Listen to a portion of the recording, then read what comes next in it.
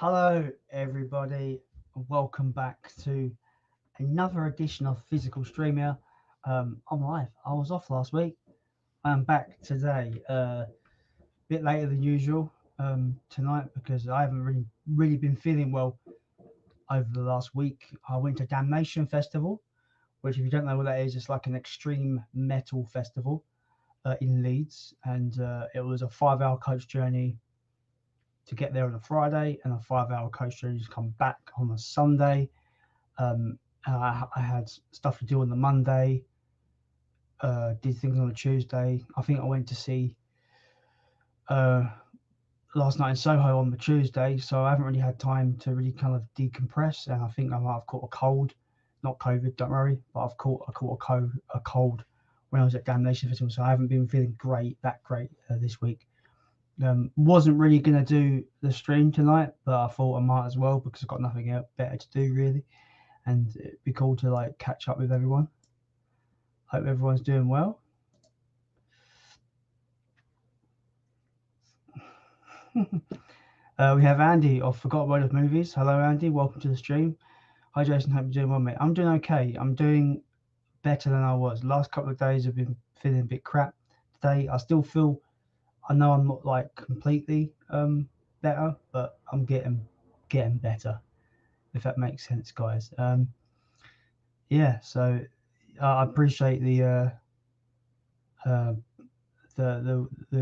concern, Andy. I do. I appreciate it.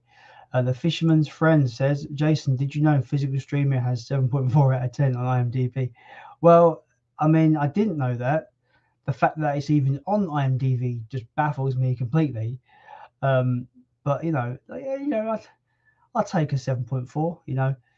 It's pretty much nothing content essentially. So, it's just me talking to the chat and answering questions. It isn't anything like mind blowing.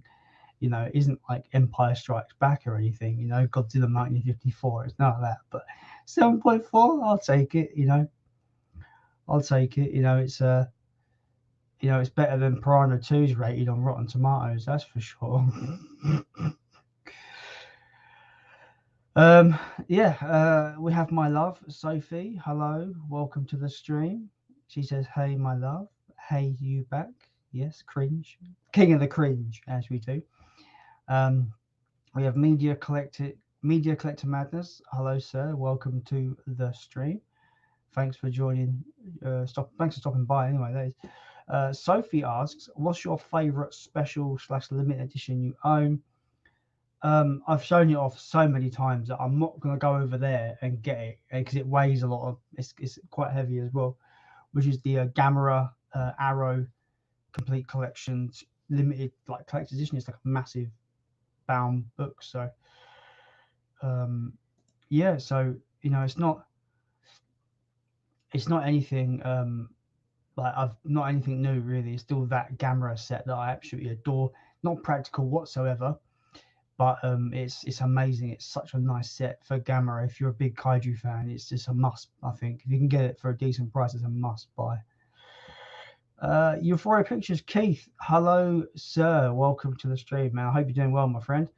Hey, Jason. I'm doing all right. I've been a bit ill this been a bit ill this week, but I'm getting over the hump, as they say. So yeah, I'm feeling a bit better today. Keith, just a big little of a thing to let you know, I will be sending you a subscribe mail at some point next week. It's been on the docket for ages. I'm not telling you what it is. It's going to be a bit of a surprise, but I think it's something you might appreciate more than me, even though it's related to a film that I absolutely adore. I think when it comes to like physical collecting, I think you'd appreciate what I'm going to send you a lot more than I will, because it's just been laying in a box. It hasn't really, I haven't really looked at it or anything. So you might just, something's coming your way, Keith. Don't worry. Subscribe mail is coming your way. To hope you enjoy. Fisherman's Friends, any guests tonight? Nothing planned, but you never know. Someone might pop up. We might have someone popping up. I don't know. I've not asked. I've asked one person. If he still wants to jump on, he's welcome to. But We'll see. I just thought I'll start solo. I won't chase people because this stream was just a last minute thing. I don't know. You know, it was like about 6 o'clock, and I still wasn't sure about if I wanted to come on live. And I just thought, fuck it, why not? Why not do it, eh? Why not do it? Walk and always believe. Hello, Brett. Welcome to the stream. Watcher Jason. Hope you well. I'm getting better. I've been ill this week, but I've been getting better. So yeah. So yeah, I'm doing all right. I'm doing okay. And we have Ryan of Let's Kicking Movies. Hello, Ryan. Welcome to the stream. How's it going, Braveheart? I don't understand where this Braveheart joke comes from, Ryan. You've got to explain it to me. I don't understand the joke. But yeah. Sophie says my Hitchcock set is now being delivered on Monday. That sucks. I hate when they tell you, oh yeah, you definitely get it. You definitely get it this date, and then they go, oh wait, no, sorry, you're gonna get it, another day. And that definitely happens. I think it really annoys me when it happens when it's Amazon Prime, because people that pay for Prime, they pay for Prime obviously for next day delivery, and when Amazon doesn't give you that, they don't adhere to that, they've taken your money basically. That's a big fuck you, and I do hate it when they promise you a date and you don't get it. But yeah, I know you're looking forward to that set, Soph. So yeah, Monday.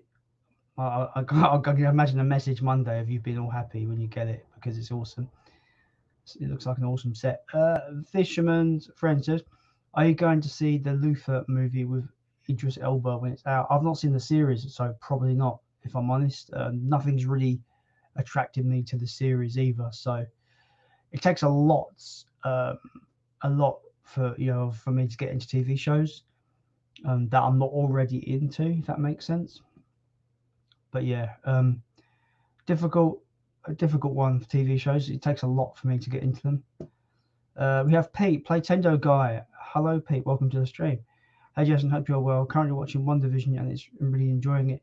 Do you know what, man? Like, that's awesome. I'm glad you're really enjoying it. But for me, I couldn't not care less about any of the Disney shows, the Disney Marvel shows. I couldn't give a shit, to be honest with you.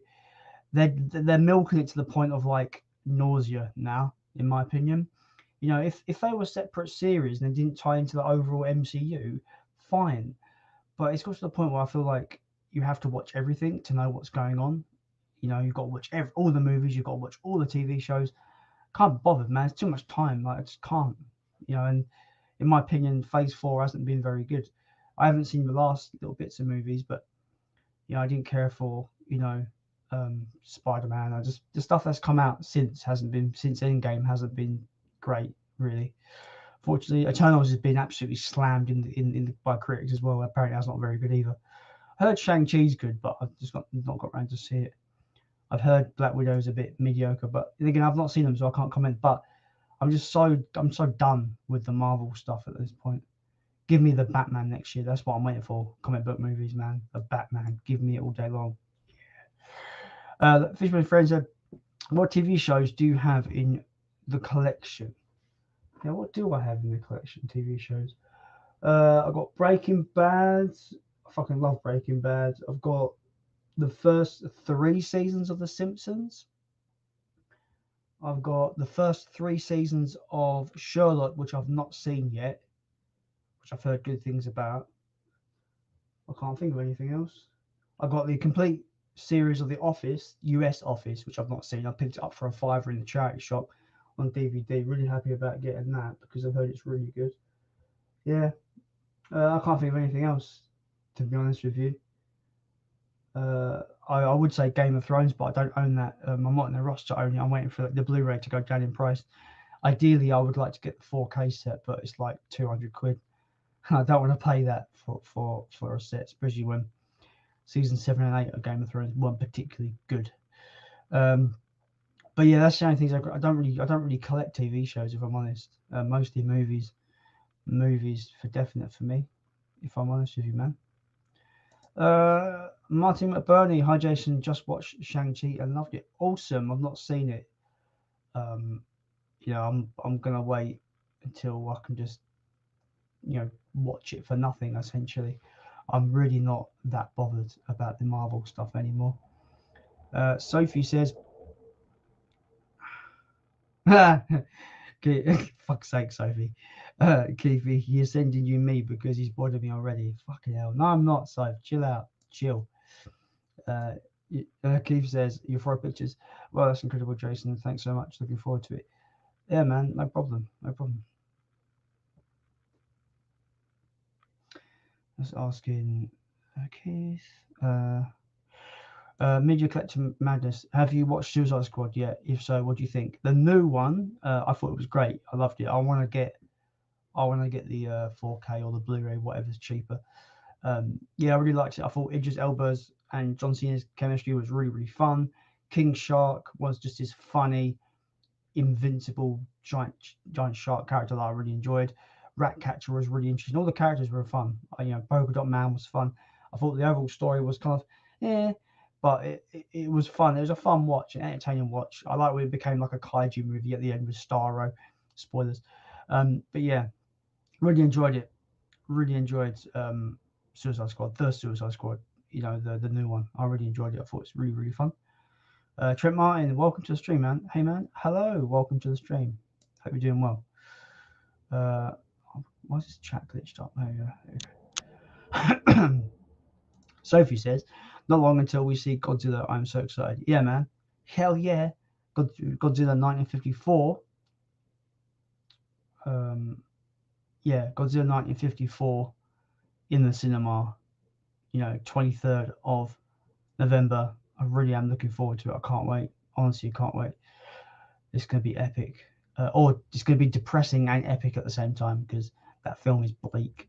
But it's my favourite film of all time. Me and Sophie are going to go and see it. It's a 4K restoration on the big screen. I cannot fucking wait. It's going to be so good.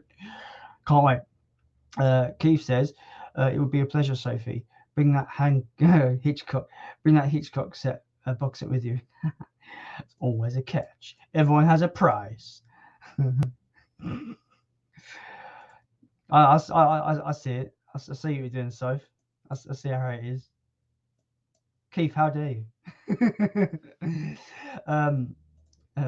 Brilliant. Fisherman's friend says, "Can you show your TV?" Not really. My webcam's here, so I can't really turn it. Just so you know, I've got a 49-inch 4K LG TV. I've had it for about 7 years. Just fine. It does the job. It looks good in 4K. I play my 4K movies through an Xbox One X. All my movies through that. So that's my basic setup for movies. Really, I have no sound system because I'm not really overly bothered with the sound. I'm quite happy with the TV speakers. So yeah, that is my TV setup. Can't actually show it, unfortunately, but that's the basic gist of it.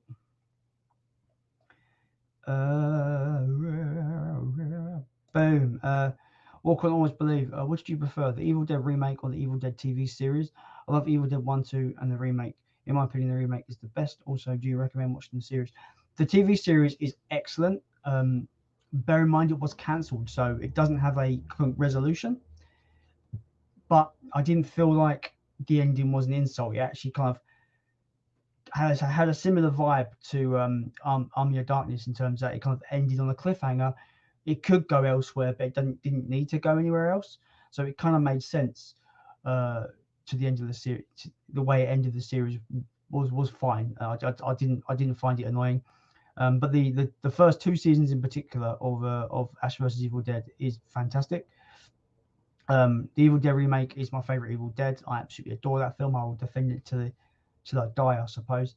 I love the first 2 Evil Dead movies as well, but the remake, something about the remake just really grabs me. I think it's so grounded and brutal and dark and violent and nasty and so good. The remake of Evil Dead is just so good.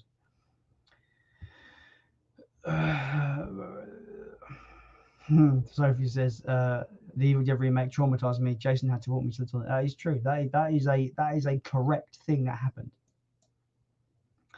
Fisherman's friend says, any pickups recently? The pickups videos with you sat by that cabinet are my favourites of yours. Don't know what he means. What cabinet? I don't have a cabinet.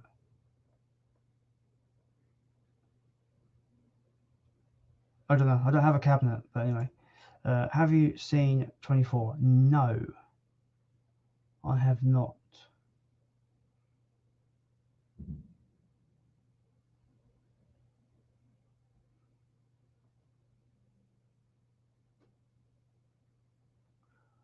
Any more questions? Let me know, guys, because these solo streams are determined by the goddamn fucking chat. Anyway, Dangerous Chris, once again, the Chris that I don't understand why he's so dangerous. Welcome to the stream. All right, Jason, I watched Gamera 2 again the other night with English dub. Was epic. Was epic. You have any suggestions on other good Gamera or kaiju movies besides Godzilla? Yeah, the Heisei trilogy, Gamera, Gamera 2, Attack on Legion, and Gamera Revenge of Iris, they're all fucking phenomenal kaiju movies. I highly recommend them. Other kaiju films aside from Godzilla, the original King Kong is I know it's not Japanese, but it's still kind of in the same genre. I think the original King Kong is a masterpiece.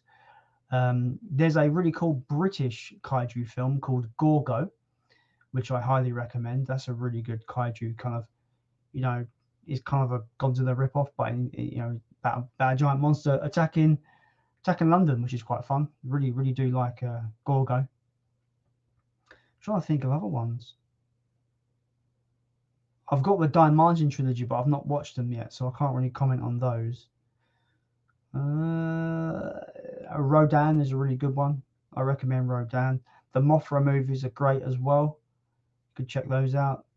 The original Mothra from the 60s is fantastic movie. And the first crossover film, Mothra, Godzilla versus Mothra, or Mothra versus Godzilla, I forget which way it is, but the Showa era Mothra versus Godzilla is from '64 is awesome.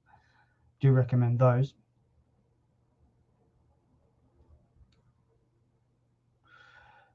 Boom, Euphoria Pictures says, I have too many Blu-rays. I don't think I have time to do a complete video on them. Yeah, I started a little while ago, a few months ago, and I just never finished the videos because I was doing it in parts, but it just got tiresome, at some point. And I've sold stuff since, and I've bought new stuff, and it just never ends, really, does it? Unfortunately, collector's problems. And the Fisherman's Friend says, favorite film from the Has Fallen trilogy. I've not seen any of those films, if I'm honest with you, man. So I can't comment. I will ask a question for you, Fisherman's Friend. Why is your avatar, or why is your picture Magpie Movies? Someone explain it. Can you explain it to me, why you have him as your picture? Because that'd be interesting to know. But yeah, I've not seen the Has Fallen series, trilogy, not seen it. Top 5 drama TV shows. I don't really watch TV shows, man. I really don't. Like, the first 2 that come to mind, the first 3 that come to mind that I really like is Breaking Bad, start to finish, brilliant. Game of Thrones from seasons 1 to 6 is fantastic. 7 and 8 is a bit Dexter seasons 1 to 4 are fantastic. Basically, there's a plot point in season 4 which made me basically refuse to watch the show after that. But yeah, don't really watch much TV shows, if I'm honest. Yeah, there's not much drama that I really watch either, to be fair. In terms of TV show dramas, I don't really watch much. Sophie says, we definitely got to go to Prince Charles Cinema to see other films, my peach. Exactly that. Definitely that. 100% that. We need to do it. I really wanted to go to one of the John Carpenter's marathons when we can, because that'd be epic. Major collective measures. Have you seen Son of Kong? I have. I liked it. It's nowhere near as good as the original King Kong, and some people say it's quite a quick cash grab, which it kind of is, but I enjoyed it for what it was. It's fine. It's a fine movie. Hard to get on DVD. I had to import mine, but I do own it on DVD. But yeah, I didn't mind it. I thought it was fine. Euphoria Pictures, Keith says, I have a contest on at the moment, Jason. You might be interested. You think you might be interested? Yeah, Sophie did mention, so I'm gonna have to check that out. I'm so behind on people's videos because I've just literally been doing nothing this week but play video games because I've just been ill. So I'm so behind on catching up on my people I'm subscribed to, like yourself, Keith, catching up on their videos.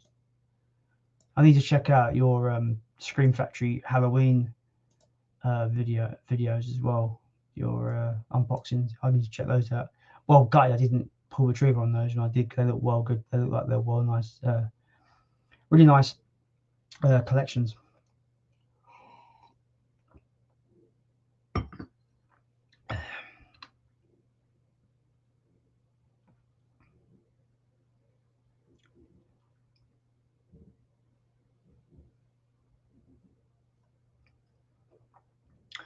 Movie Mad, hi folks, welcome to the stream. I think he's a troll. I don't think he's a troll. We'll see. The Fisherman's Friend says, just a joke because everyone says he's fishing and I don't really want my name or anything on YouTube, and I love his videos, so thought this would be a bit of funny thing to make people laugh and lives. It's cool, I suppose. He also says, I loved Dexter personally, loved season 4 ship finale, but loved the revival airing at the moment. See, obviously, I didn't watch anything after season 4, so this revival has no context for me at all. So I just don't care, to be fair. Like, I feel like seasons 1 to 4 of Dexter were fantastic, and then after that specific plot point that I'm not going to mention because it's a spoiler, it just put me off immediately. That I just didn't want to watch anymore. Did not watch anymore.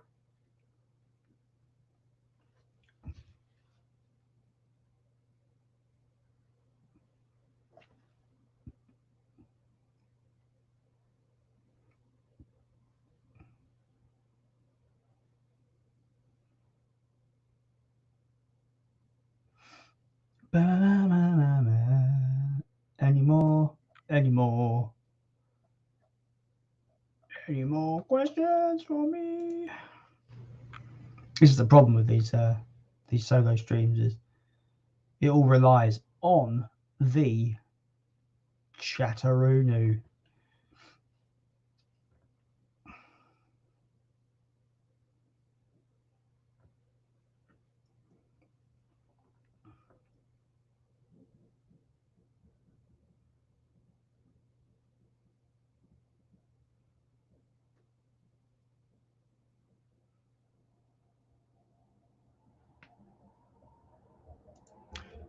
Welcome to the stream, Wesley. Appreciate it.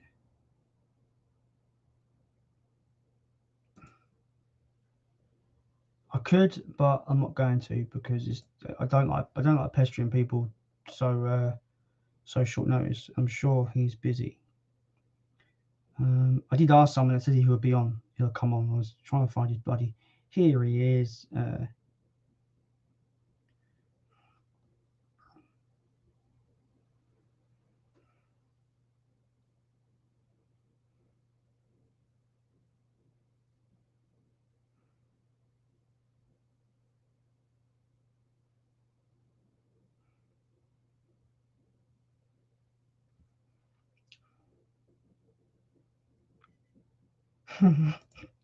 Sophie says, I could ask some random questions like, do you like mashed potatoes? I only like mashed potatoes with liquor and pie. Pie and mash is the way. Pie and mash. But that's not movie related, really, is it? Don't think it is.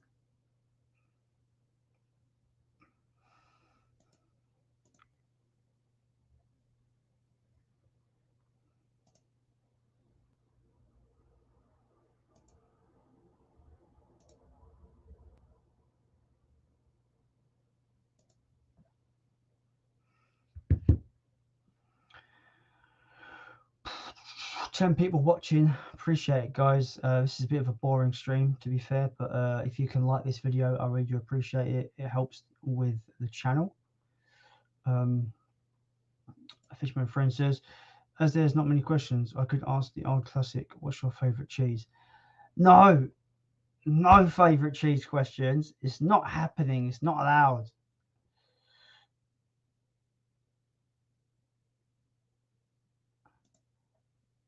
That's an interesting question. Sophie asks, favourite film with food or drink in the title? I have no clue.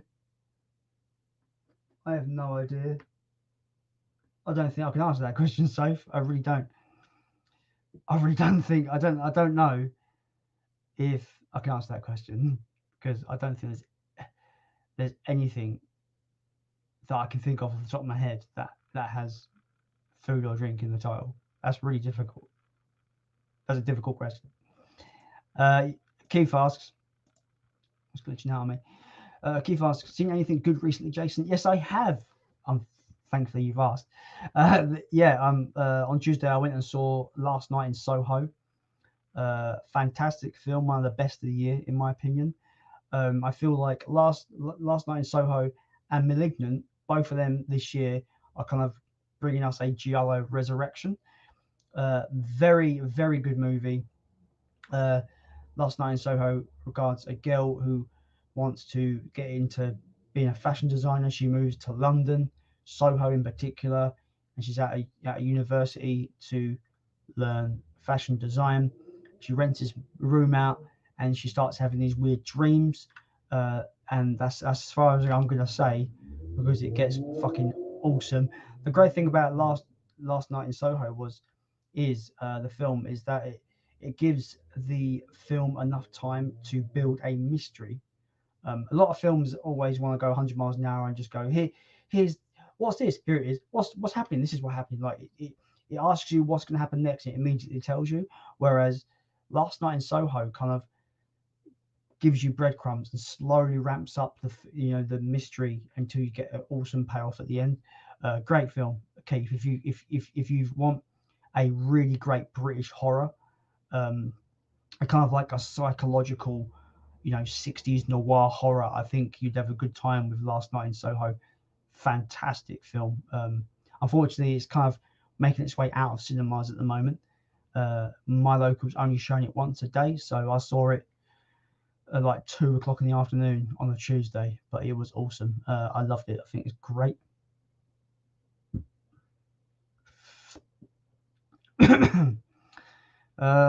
Media Collector Madness says, have you seen any of the trailers from Disney Plus? No, because I don't care about Disney Plus, unfortunately.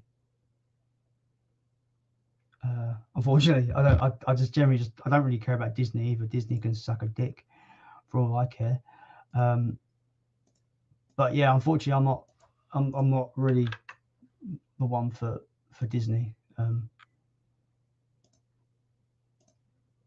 Unfortunately, yeah, don't care. Disney can suck a dick, in my opinion. So we will move on before this gets way too political. Favorite Florence Pugh film? I'm gonna go with Fighting with My Family, the wrestling kind of sports comedy movie where she plays about the true story of Paige, the wrestler. Fucking loved it. I thought it was fantastic. I'm really into wrestling anyway, so it kind of like I had that automatic interest in it, and it's just great. It's such a good film. I would say Midsummer as well, but though I think those are the only two films I've actually seen her in, to be fair. But yeah, Fighting with My Family is fantastic. A great sports movie that I really recommend everyone to watch. It's so good. Boom. Movie Man says, what do you think of charity shops? Most of mine have stopped selling DVDs and Blu-rays, or their sections already reduced. See, when I started going to my charity shops earlier in the year and starting to find Blu-rays and DVDs really, really cheap, like 3 for £1 and stuff like that, I think they've started to cotton on. They've clocked it that Blu-rays sell for more than DVDs, and they've taken all my locals have taken the Blu-rays out of their 3 for £1 deals, and they charge about £1.50 to £2 for a Blu-ray, which is fine, but it doesn't feel as awesome as a collector to find 3 Blu-ray movies that you really wanted in your collection for £1. There's not that amazing what a find kind of moment when you go out on the hunt like I do at charity shops. You don't get that kind of immense dopamine kind of vibe from it. But mine are still okay. I still find decent things. Like I found Pokemon. What was it? What one was it? Pokemon Shield for like £1 on Nintendo 3DS, and I sold it for like £12. So there are some cool finds to have in charity shops if you go in there, not super regularly. I try to go once a week at my local up the road, because they seem to have a good rotation of new stock every week. So, but yeah, they're fine. I find that people that live north of me seem to be getting really good deals, like 20p titles. There's nothing for 20p in my locals. They're always like 50p or 3 for £1. If you go to places like British Heart Foundation, they can go as high as like £4 for a DVD, which is a joke in my opinion. That's just my opinion. Especially the things that they sell something for £4.99 used DVD, like where you know for a fact you can get it for like 50p in like CX or £1 for CX. So some of the price, some charity shops are a bit abusive with their pricing, and people will argue, oh, it's going to charity, it doesn't matter. But I mean, like, I go to charity shops for the cheap finds. I don't go to charity shops to like spend, if I'm going to spend a £5 on a Blu-ray, I go to HMV and get it new, because I know I could probably get it new for a £5, for example. Anyway, that's my take. Fisherman friends, how long have you been watching Big Paulie for, and what's your favorite series, for example? You know what, right? Like, I do watch his videos, but I've not watched anyone for ages. I'm so bad at like watching people's content. So yeah, I'm so behind on everyone's content. But I do like his Poundland bin videos. They're quite fun. And yeah, I haven't got around to checking out his what do you call it, late night crap movie series. I've not even watched any of those yet. But yeah, like I said, there's loads of YouTubers that I'm so behind on content. But yeah, I still try to support when I can. But yeah, boom. Fisherman's friend. He says, I don't understand how blue tubers complain about Blu-rays being £3 to £5 charity shops, but then spend 25 on a single film in HMV. The difference is that when you're spending £25 on a single film in HMV, it's usually a brand new release, and it's usually on 4K, and it's usually brand new. Where charity shops, they're not that at all. I've never found a 4K title in a charity shop. And like I said previously, I go to charity shops for that super cheap hunt. Why do charity shops? Why do they? I always feel you go to charity shops for their cheap prices, because they have to be cheap to attract buyers, right? Because you're not just buying used stuff; you're also giving to charity. So, if they're going to have a Blu-ray for £5, but I can buy it brand new in HMV, I'm going to buy it brand new in HMV. That's just the way it is. I think a lot of people could agree with that. Oh, I need to find my lead. There we go. We have a guest, people. We have a guest, but I've got to put my headphones on before we bring him in, because we're going to have a lot of echoes, mates. Fucking yes, dickheads. A lot of fucking echoes, mateys. I think I made a mistake of putting this fucking bloody dressing gown on. Whoa. But it will have to do. Right, deal. Losing my voice already. I've only been talking for a while. Half hour. I've been talking for quite a while, to be fair. We're bringing Andy from Forgotten World of Movies. Boom! Welcome to the show. Hi, Jason. You all right? I'm doing good. I'm all right. I feel a bit better. I'm not 100%, but I'm getting there. Good. We're getting a what's the word? The wave of questions tonight. Yeah.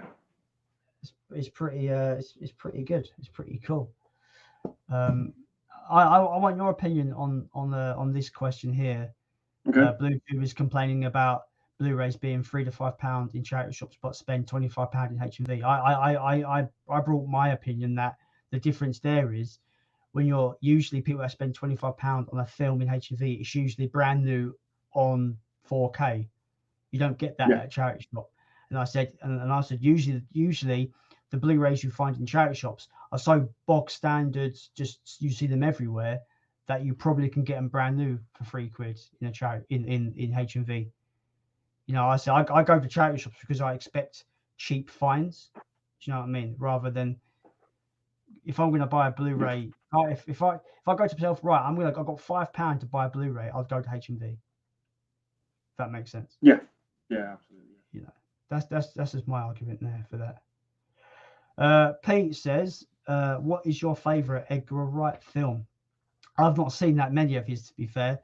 I've seen Godzilla vs. Kong, Last Night in Soho, and Shaun of the Dead. What else? He's done the Cornetto trilogy, so he's done Hot Fuzz and World's End. I've not seen those two.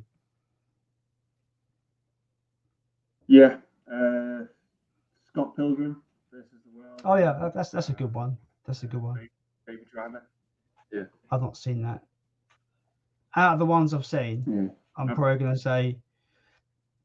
So I've seen like 3. So no, 4. I've seen Scott Pilgrim, Shaun of the Dead, Godzilla vs. Kong, and Last Night in Soho. And out of those 4, it's not going to be the obvious one, because that would be obvious. I think out of those 4, the best film out of those 4 is Last Night in Soho. It's fantastic. Yeah, I agree. I massively enjoyed Last Night in Soho. Top 3 of the year for me. Yes, it's fantastic. A great time. Yeah.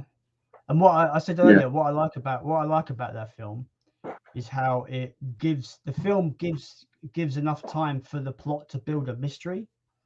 It doesn't just go, what do you think is going to happen? Oh, here's the answer. It lets you kind of wonder what's going to go on. Like, it kind of builds. Yeah, and, it doesn't spell things out for you off the bat straight away. Yeah, I felt like that third act answered a lot of questions I had in the first 2 acts. It was just such a great time. I had my suspicions, but the way, like, I thought, oh, maybe this could be this. Maybe this was what happens. I was wrong, but something about it I was right about, because I had my suspicions about it. But I think it unravels in a very satisfying way. And I like all the characters. All the characters are great. All the characters are great as well. Yeah. The sequence in the library is amazing. That whole sequence in the library is fantastic. Yeah. It terrified me. That I wasn't expecting it at all. Yeah. It really got me. It reminded me. It's a weird comparison. It reminded me of the librarian opening of Ghostbusters, for some fucking reason. Yes, I can see that. Yeah. You know, it's just like running through the shelf, past the shelves and stuff. Yeah, you get the point. Yeah. Anyway, before we carry on, how have you been, Andy? How have you been? Yeah, I've been good. Just been working from home today and just chilling with some films this evening. It's not up to much, but yeah, been really good. What have you been watching lately? Anything decent? I've been rewatching the Harry Potter films. Okay. Nearly finished. I'm up to Hallows Part 1. But I've been on a good time rewatching them. Never seen those films myself. Never seen. No, that's fair enough. Yeah, it's one of them popular franchises that I don't think is for everyone. I know people that personally hate it. And some people like yourself have never seen it, but I have a good time with them. It's just I've read the it's just never taken my fancy, if that makes sense, you know. Yeah, it's one of them. You've got to see the appeal to it, I think. Yeah, I'm sure if I sat down and watched them, I probably would enjoy them. Yeah, but getting the motivation to sit down and watch them is a different matter entirely. Because I just don't care. Yeah, I understand that. Yeah. Walk On Always Believe says, last week, one of my local charity shops, a worker, what's he say there? Okay, he must mean chucked. A worker chucked literally a ton of DVDs and Blu-rays in one of those deep bins behind the shop, then poured water on it. It's disgusting. That's a bit. Okay. It's a bit gross. I will say this about charity shops. I will say this about charity shops. They need to hire someone to check their fucking DVDs, man. The amount of me and Soph went to my local, right? The amount of DVDs we picked up to buy, we checked, and the discs were literally just destroyed, scratched to absolute ribbons. I'm just like, no one's gonna buy this. Why is this on the shelf? Yeah. That's the only thing I know. I understand that they probably get just bombarded by DVD donations. They can't go through them all. I understand that, but a little check over would go nicely, I think. Yeah, absolutely. I mean, you can't really sell damaged goods on from secondhand. It's just not. It's not good. Hell, I've pulled out a movie that I was like, you never see this film here. I pull it out and the disc isn't even in the case. So they even put empty. They don't even open. They don't even check. They put empty cases on the shelves. It's awful. Yeah, it's bad. Sophie says I missed her comment. What comment? Where?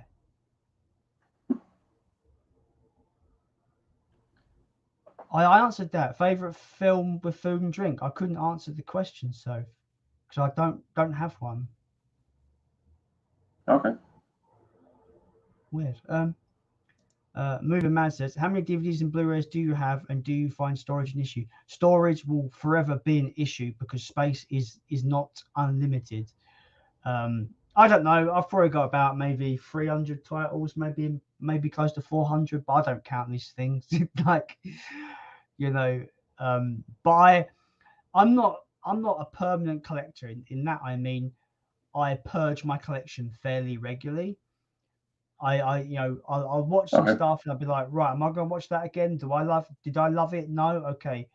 Sell pile. And I will go through and purge some of it in regular intervals. Like I try to create space while collecting, if that makes sense. Yeah. But I'll also maybe people don't, maybe like, because I've heard some people say, just in like random videos of other channels, people saying that to be a collector, you're not allowed to sell stuff. When you're collecting, you've got to permanently keep stuff. I don't believe that at all. I think it's bollocks.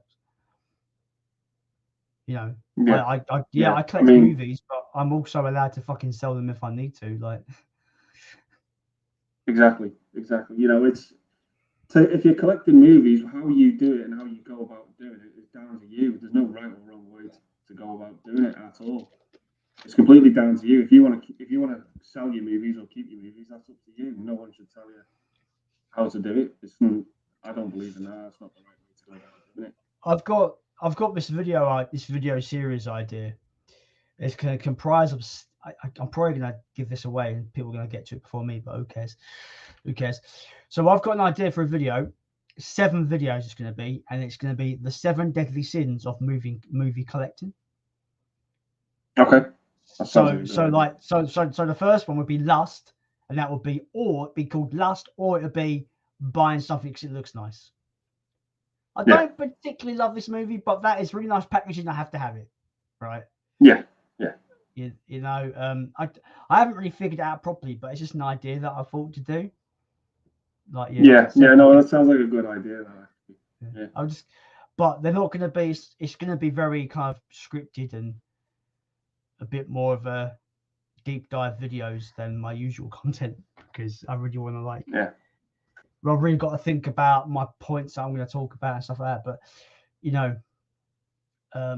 storage and all that kind of stuff is a big issue, especially for me. I live with my mum, and my room is the only space I have for my stuff. So, and obviously I've got more stuff than just movies. I've got, my computer, my desk for my computer, my beds, my games console, my games for my game. So, like the dream for me is to have my own house with a spare room that could be my dedicated movie room. And just like maximize all the space in that one room for like my movies. But that's going to take a while to get.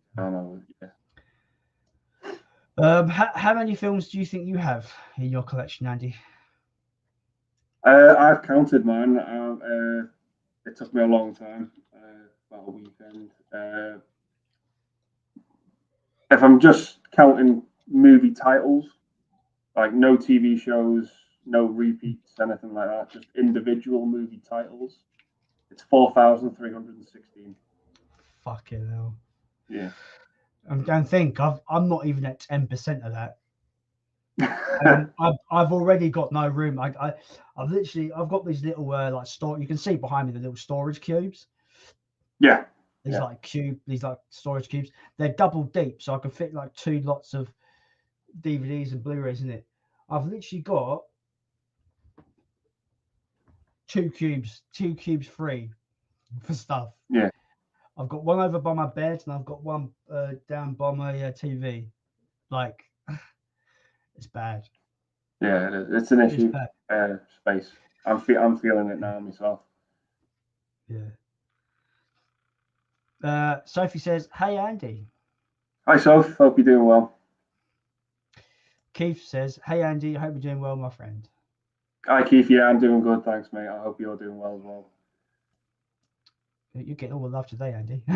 Fisherman friend says, Fisherman's friend says, "Andy, do you watch Line of Duty 24 or Luther?"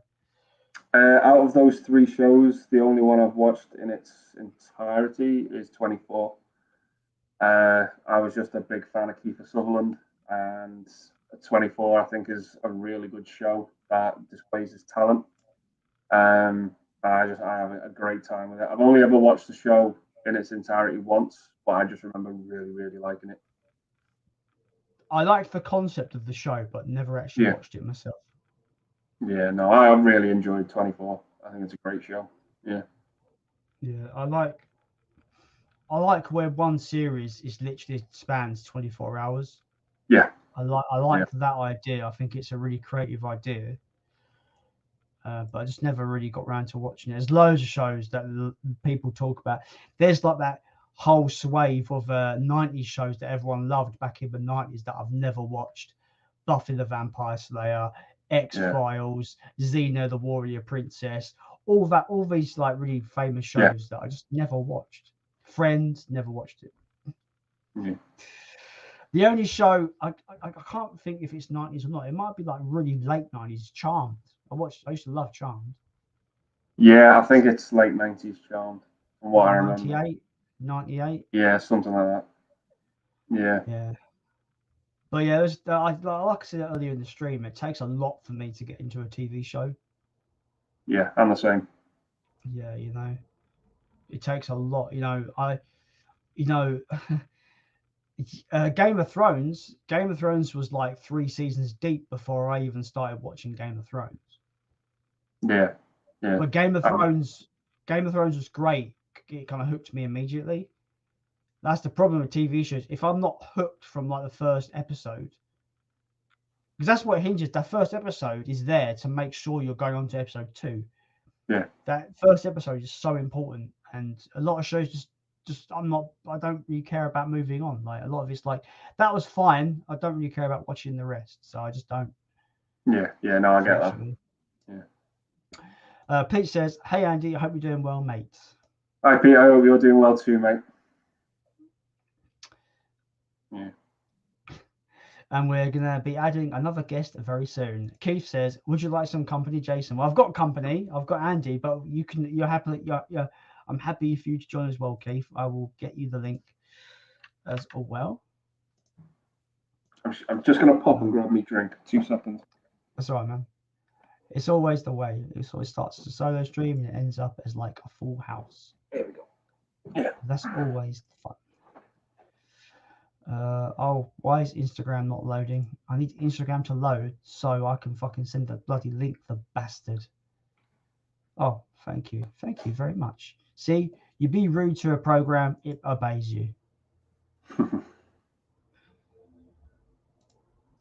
Here's my pal. There's my pal Keith. Hello, Keith. Here's the link. Boom.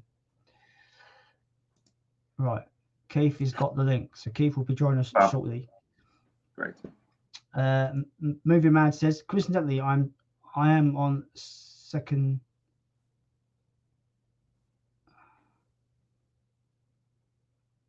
I don't know what he means.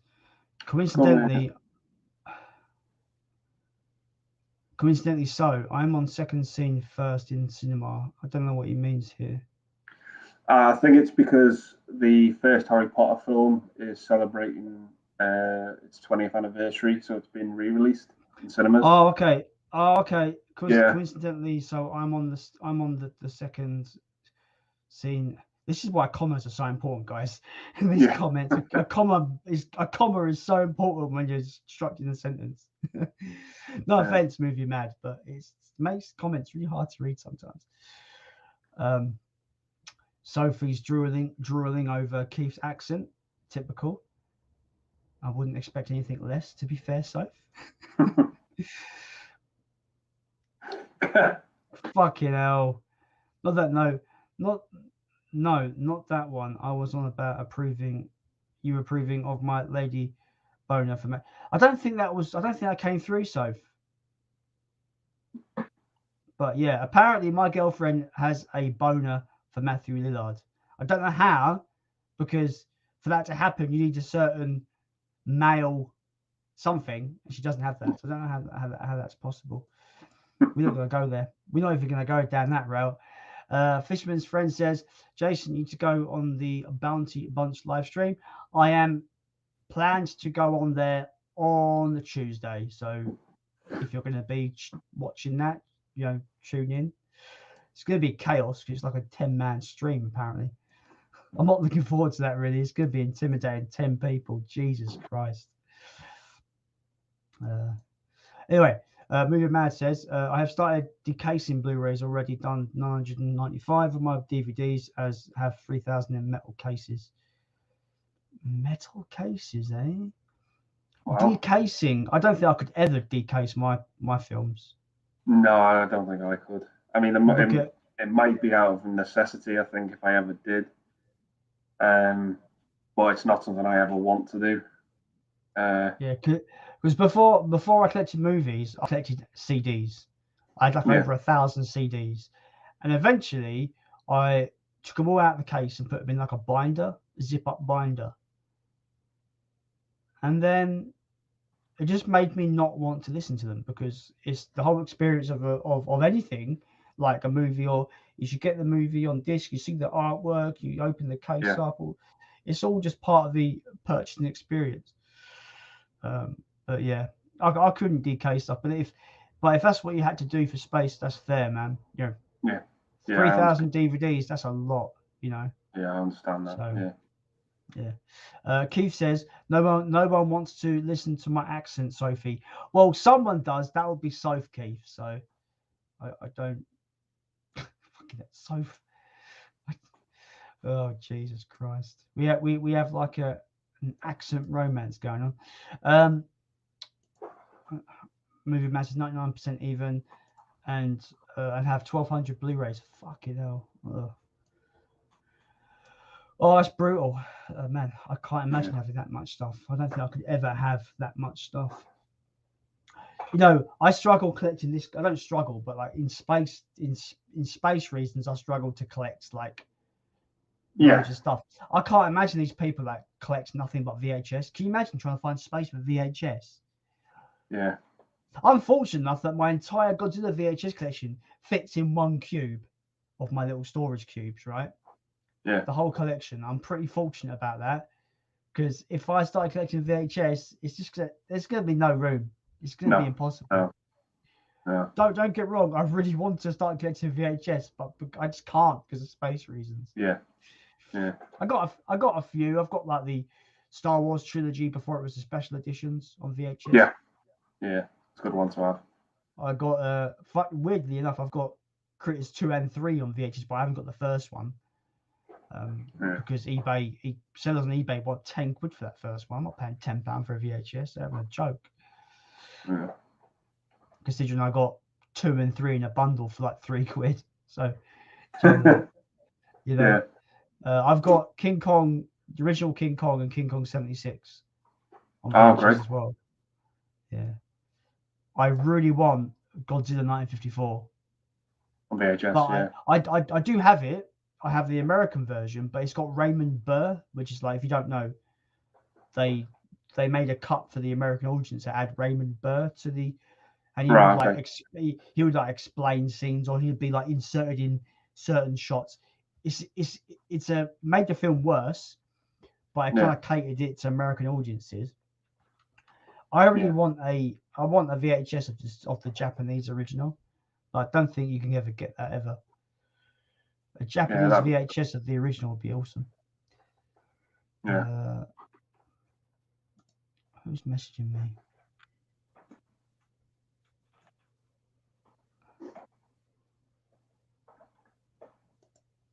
Okay, like we have an update, right? We have an update. I'm not going to delve into this update because it's quite not suitable for YouTube. But Sophie has just sent me the Urban Dictionary for Lady Boner, and it explains exactly what that is. I can't delve into that, but yeah, thank you, Soph. I suppose. We have Chris. He asks, what games have you been playing? Have you seen the Elden Ring gameplay? Looks good, but no originality, just Dark Souls with a horse. I've been playing The Evil Within. It's on Game Pass, so I've just been playing through that. I'm almost at the end. And then I'm probably going to jump onto Evil Within 2 from there.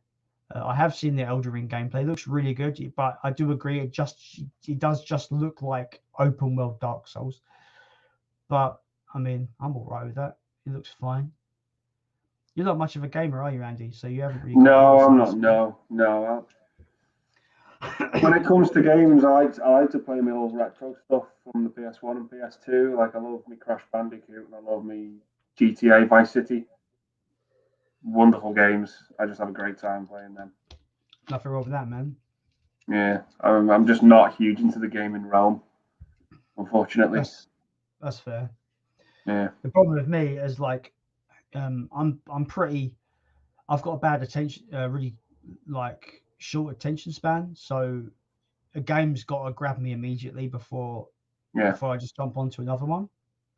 So the fact that I'm like 12 hours deep into the Evil Within tells you that I'm just like it's got me and I'm going for the duration. But yeah, when my dad died, I didn't play games for ages, for about 7 months. Just lost all enthusiasm. But lately, I've been kind of slowly getting into it a little bit more, and yeah, I bought that Xbox and stuff like that. But yeah, going back to his question, Elden Ring, I think it looks decent. But yeah, I think From Software are just doing paint. They're just going through the motions now. Like they did like pretty much all their games have just been an iteration of Dark Souls at this point, and yeah, Elden Ring just looks like open world Dark Souls to me. But my cousin will definitely buy it because he's a massive fan of those games. So no doubt he'll buy it and he'll probably 100% it within a week because he's really good at those games. So yeah. Sophie asks, Andy, how is Sully and Logan? Yeah, they're both fine. I'm with Logan today. Usually when I'm on a stream, I'm always with Sully because she's downstairs in the man cave, as it were. But I'm just looking after Logan tonight, so he's with me up here. So yeah, they're doing well. Coolio. I don't have any pets, so I'd never understand the actual emotional and kind of responsibility that you have. I've always wanted a pet. I've always wanted a dog, but Mum won't let me have one because she just never really cared to have a pet. Yeah. Because she sees it as extra work, which I can understand it probably is. Yeah, it is. Yeah. It takes a big chunk of your day out, definitely. With a dog. Cat, not so much, but a dog, yeah, definitely. Mm-hmm. Yeah. Chris, he's talking to Keith. Pete says, watched Sweet Home Alone. Well, that was a mistake. It's awful.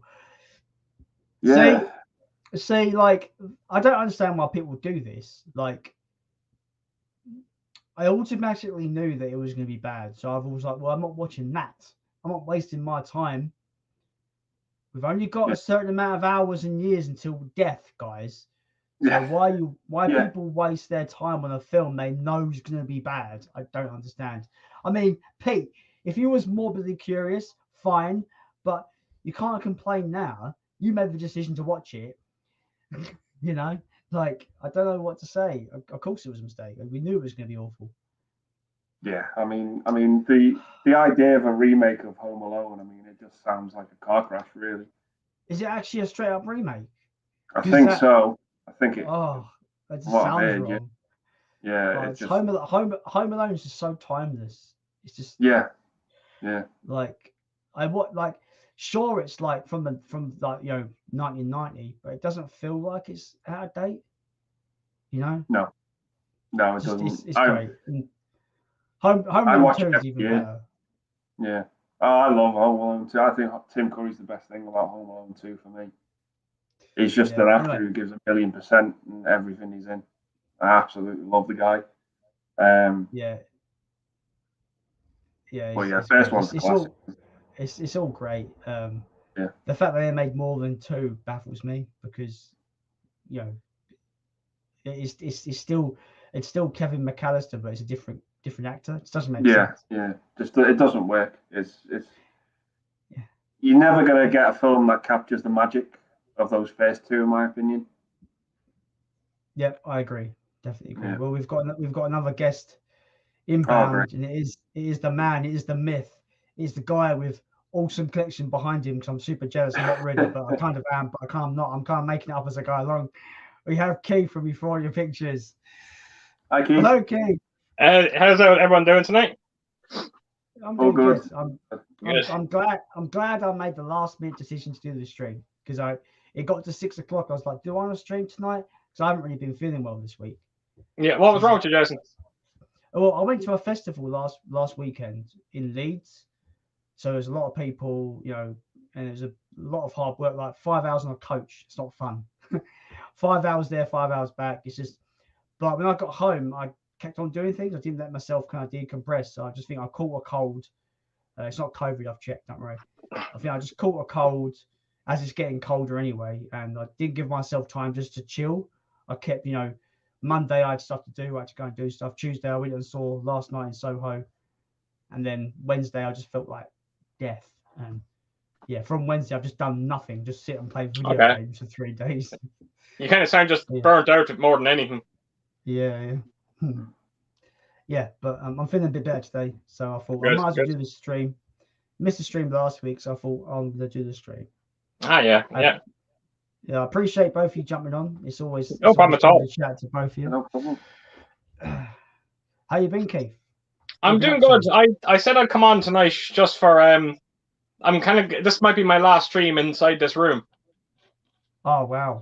Yeah, my movie pod we just got word today that my movie pod room now is coming in the next probably week or 2. So I think I'm going to start dismantling everything now. A bit of an end now. Yeah, it's a bit. I kind of like this background, and it's kind of a shame that it's not going to be behind me anymore. But look, hopefully it'll look better when I get everything put together. Not looking forward to it though. But I am looking forward to it, and I'm not. It's a lot of work. It's gonna be a lot of work, isn't it? It's a lot of work. Like I just copped what Andy there said. Like he was there when he talked about just counting his collection, how much work it is just to count it. Now imagine trying to take it all apart. It kind of gives you an idea. It's going to be rough. Yeah, I can imagine. But the end result is going to be epic, right? So Yeah. Well, that's it's one of those things that we're not going to rush into it. It's going to be take your time, get it right. Don't get it done quickly just for the sake of getting into the room. Do it properly, take your time, and that's exactly what we're going to do. So, are you gonna like chronicle it as you go along? Like, we're halfway through now. It's getting so you got I do footage, so as you can put a video together where you like dun dun dun dun dun as like the time. Yeah, of it actually filling I kind of had that. I was going to kind of do it where you'll see the shells fading. You'll see my shells disappearing, but I'm not going to put myself into it because something's telling me there's going to be a lot of fuck, you stupid fucking, but why did I bother getting this fucking room? So I'm not going to do that. It's going to be my shells disappearing. I'm going to play it safe. Yeah, that's fair. Well, I look forward to the reveal, man. I look forward to it. Yeah. I'll say it'll be sometime next year. to be honest, by the time we're done. Yeah. Thanks, man. But I know it means the world to you, because we spoke about this before when you had the plans to do that. Oh, it was. You know, it started becoming very real this week. You know, we started getting everything. I got the cinema recliner chairs in there last week. We got the mini fridge that came in. That's actually on its way. We're hopefully going to get that tomorrow. So we're getting all the pieces together, and it's just a matter of now just putting it all together. So it's been getting it's becoming real now. It's yeah. It feels like it's finally happening. That's cool. That's awesome. Mm-hmm. Yeah. I look forward to it, man. It's cool. I can't wait myself. Movie Mad says, I have 40 VHS. There is a video on my channel, but you're right. Too much space. I guess he's saying text. Yeah, I can't imagine it. People that collect VHS, how they store it, I don't know, because can you imagine your space, Keith, but replacing it all with VHS? I can actually remember, because, like I said, I used to collect VHS. I had I think I had around 3,000 at one time, and I'm still to this day wondering where the hell I stored them. I'm still wondering where they're all gone. Actually, now that I think of it. I'm sure you're the same. I'm sure you both start collecting VHS as well when you first started. Yeah. Where is yours, Andy? Mine at the minute is actually in the boot of my car. It's where I'm keeping them at the minute. But yeah, some of them are still in my parents' loft. But my absolute favorite ones that I used to rewatch all the time as a kid, I've taken out and I've brought them to the house I'm in currently, and I'm just keeping them in the boot of my car at the minute. Right. I think that's just the best place for them, where I can keep them at the minute, because we don't have the biggest loft. So yeah, that's where I'm just keeping them. Okay. Yeah. So like when I was growing up. Sorry, Jason. No, go on ahead, Jason. Sorry. When I was growing up, we used to have this massive, in our front room. We used to have this massive wide shelf. It was a DIY job. My dad made it, right, and it went from the bottom of basically sat on the floor. It went from the floor all the way up to the ceiling, right. It just had VHSs all along it. Yeah. My mum was obsessed, because I was a kid, because we were like 4 or 5 years old. My mum would get, every time a new Disney VHS would come out, she'd buy it. And obviously that was back then in the 90s. It would be like the film would come out in the cinema. You'd wait a year before it would even come out on home video, And I remember like when, because I don't even remember my parents getting rid of all the VHSs, but they just did. And I remember saying to my mum, I was like, "Do you have any of those VHS tapes left?" She's like, "No." I was like, "What do you do for them, child?" We just threw them out, because charity shops wouldn't take them and stuff. And this is before I really got into collecting. So now, in hindsight, I'm just like, she threw them out.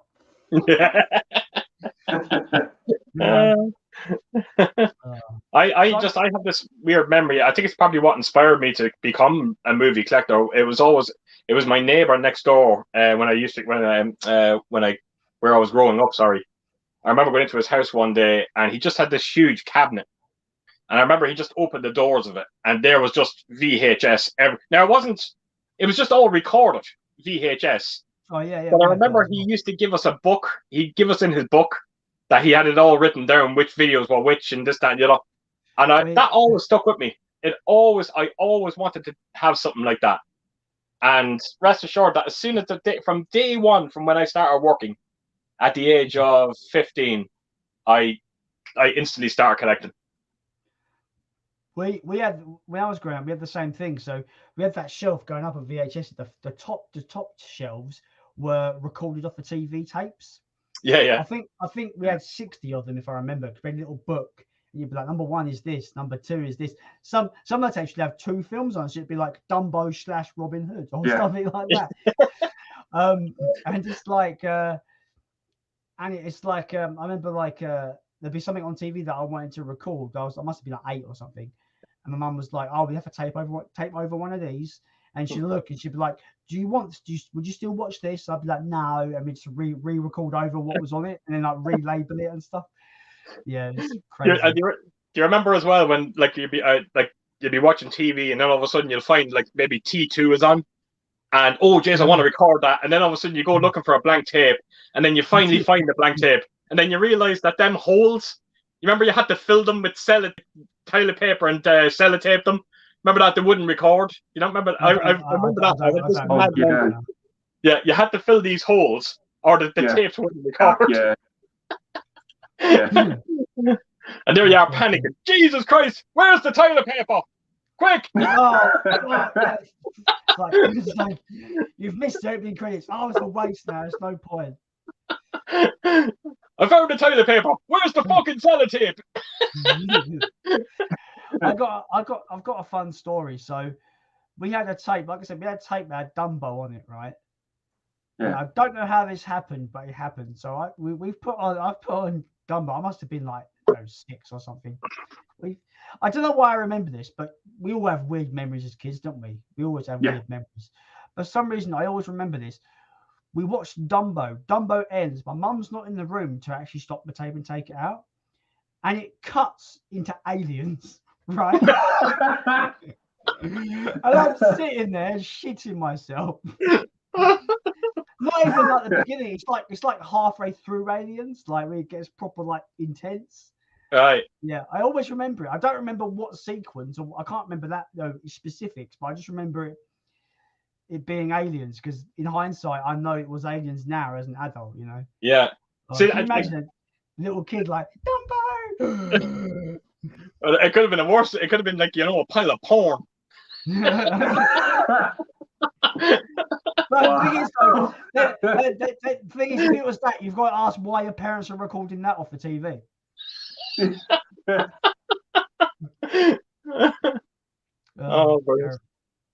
Terrible.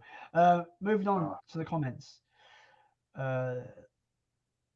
Dangerous Chris says, I won't get Halloween 5 4K though. That one sucks.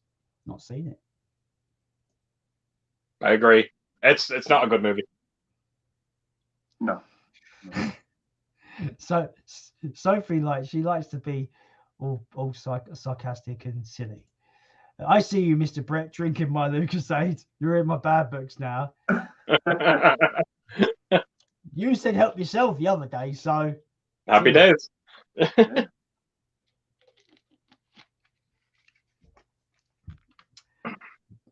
Dangerous Chris says Evil Within 2 is awesome. It has a Silent Hill vibe, but unfortunately not as good as the first. I really like the DLC with Kidman for part 1. Yeah, I'm currently playing through Evil Within 1. So I'm almost. I actually thought the sequel was far better. I actually thought. I've not played it yet.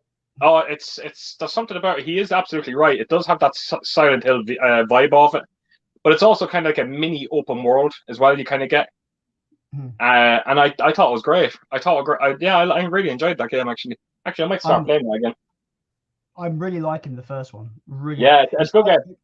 It's funny because it came out. I didn't like it. I thought it was clunky. I didn't like the graphics. I didn't like the gameplay. But now I've just jumped because I've got an Xbox One X and I can play it in 4K. I just gave it a second chance. Now I'm 12 hours in. I'm on chapter 12. Stuff like that. So I'm towards the end now, and I'm just having a good time with it. It's fun. They're very underrated games. It's literally Resident Evil essentially because it's made by the same dude. Yeah, that's right, yeah. Yeah, it's good fun. I've not played. I'm looking forward to number 2 because I've heard it's superior. But yeah, I didn't know. I thought it was better, even though I have to admit them clunky controllers and the dodgy looking graphics are still there. Like, don't get me wrong, it's not an ugly game.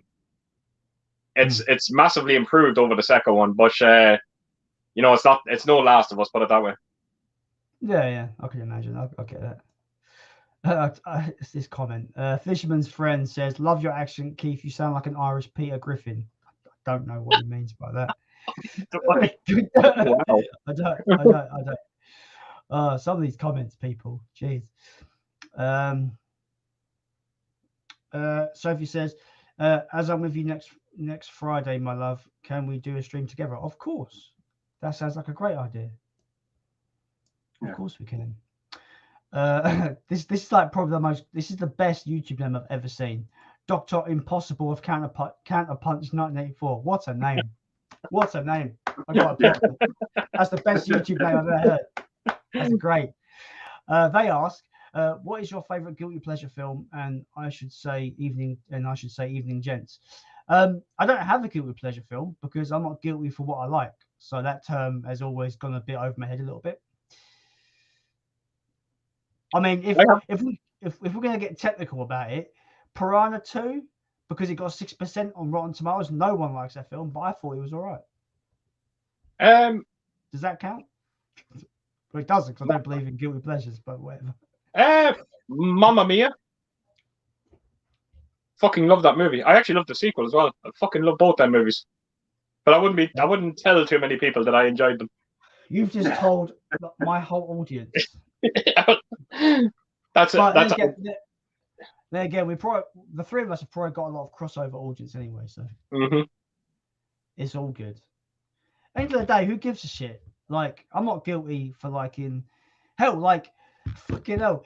Me and Sophie, we watched the Evil Dead remake. Sophie was traumatized because she thought it was a bit too intense for her, which is fair. It's a fucking intense movie. So like, this is like 2 a.m. we're sitting there watching Sooty. Who gives a fuck, right? You know, sometimes you need a palate cleanser. You need your Care Bears. You need your fucking, you need stuff like that. So, guilty pleasure, I don't really believe in that term. I think it's bollocks. Why should you be guilty for what you like? It's bollocks. It's weird. Every time I think of someone, when someone asks me about a guilty pleasure, I don't know why, but I instantly run to musicals. Like I'll never have like a guilty pleasure horror movie or an action movie. So when someone says guilty, my head goes to musicals. I don't know why.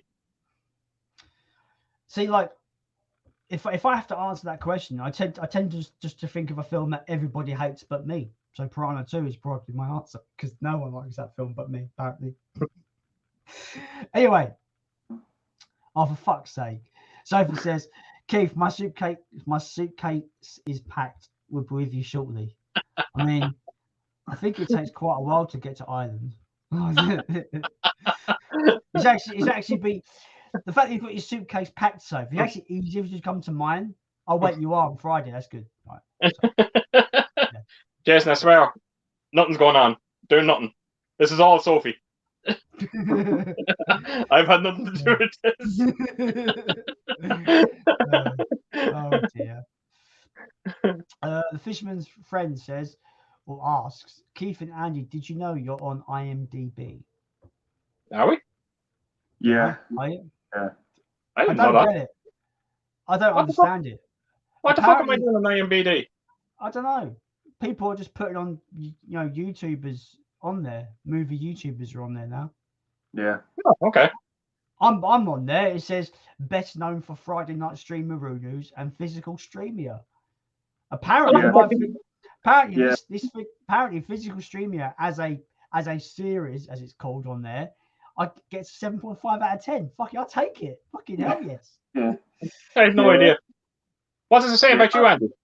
It's because I did a stream with Jason a couple of months ago. It says Forgotten World of Movies is an actor best known for Streamaroo News. Put that down the CV. Put that on the CV. Yeah. I'll have to check that up later. Yeah. The only other credit is I bought the the In Search of Darkness documentaries that came out, the first 2. Yeah.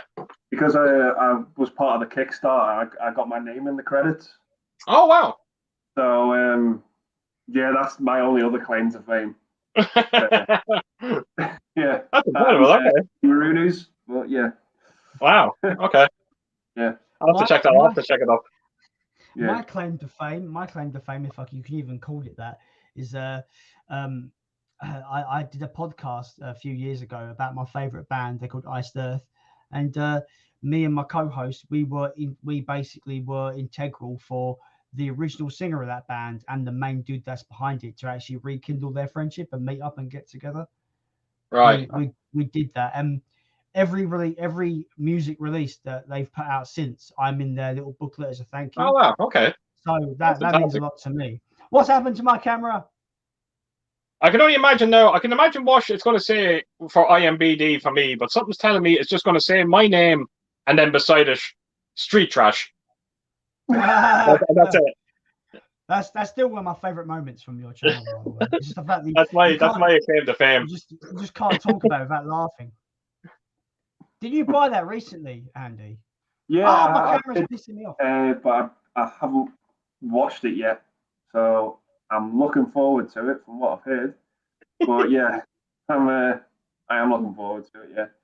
Yeah, it's weird. It's because a lot of people they go on about that movie. Every time that film gets mentioned, Street Trash, that film, The Stuff, always gets mentioned. And I love The Stuff. I think it's a great movie. But yeah, Street Trash, maybe it just got me on a bad night. I don't know. I just didn't like it.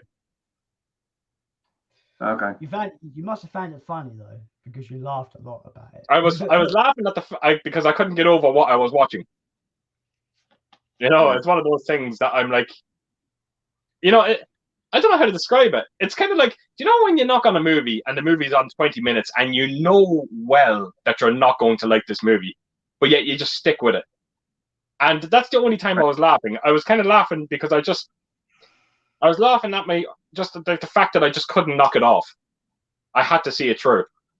I've got a film like that, but it's actually quite a cult film, but I thought it was utter shit.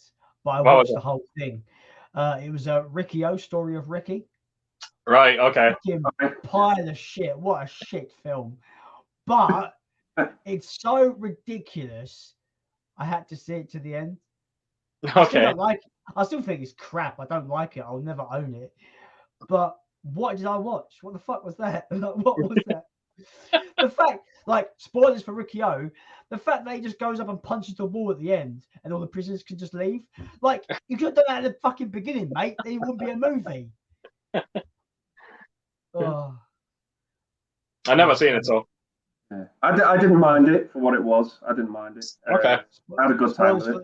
Spoilers for the end. He punches a wall. Spoilers. But yeah, Keith, it's got ridiculous practical gore effects. Yeah. It's ridiculous. It is ridiculous. Okay. What am I watching? Ridiculous. I'll tell you. Speaking of just kind of like ridiculous, well, not ridiculous. I was going to say ridiculous. They actually weren't bad.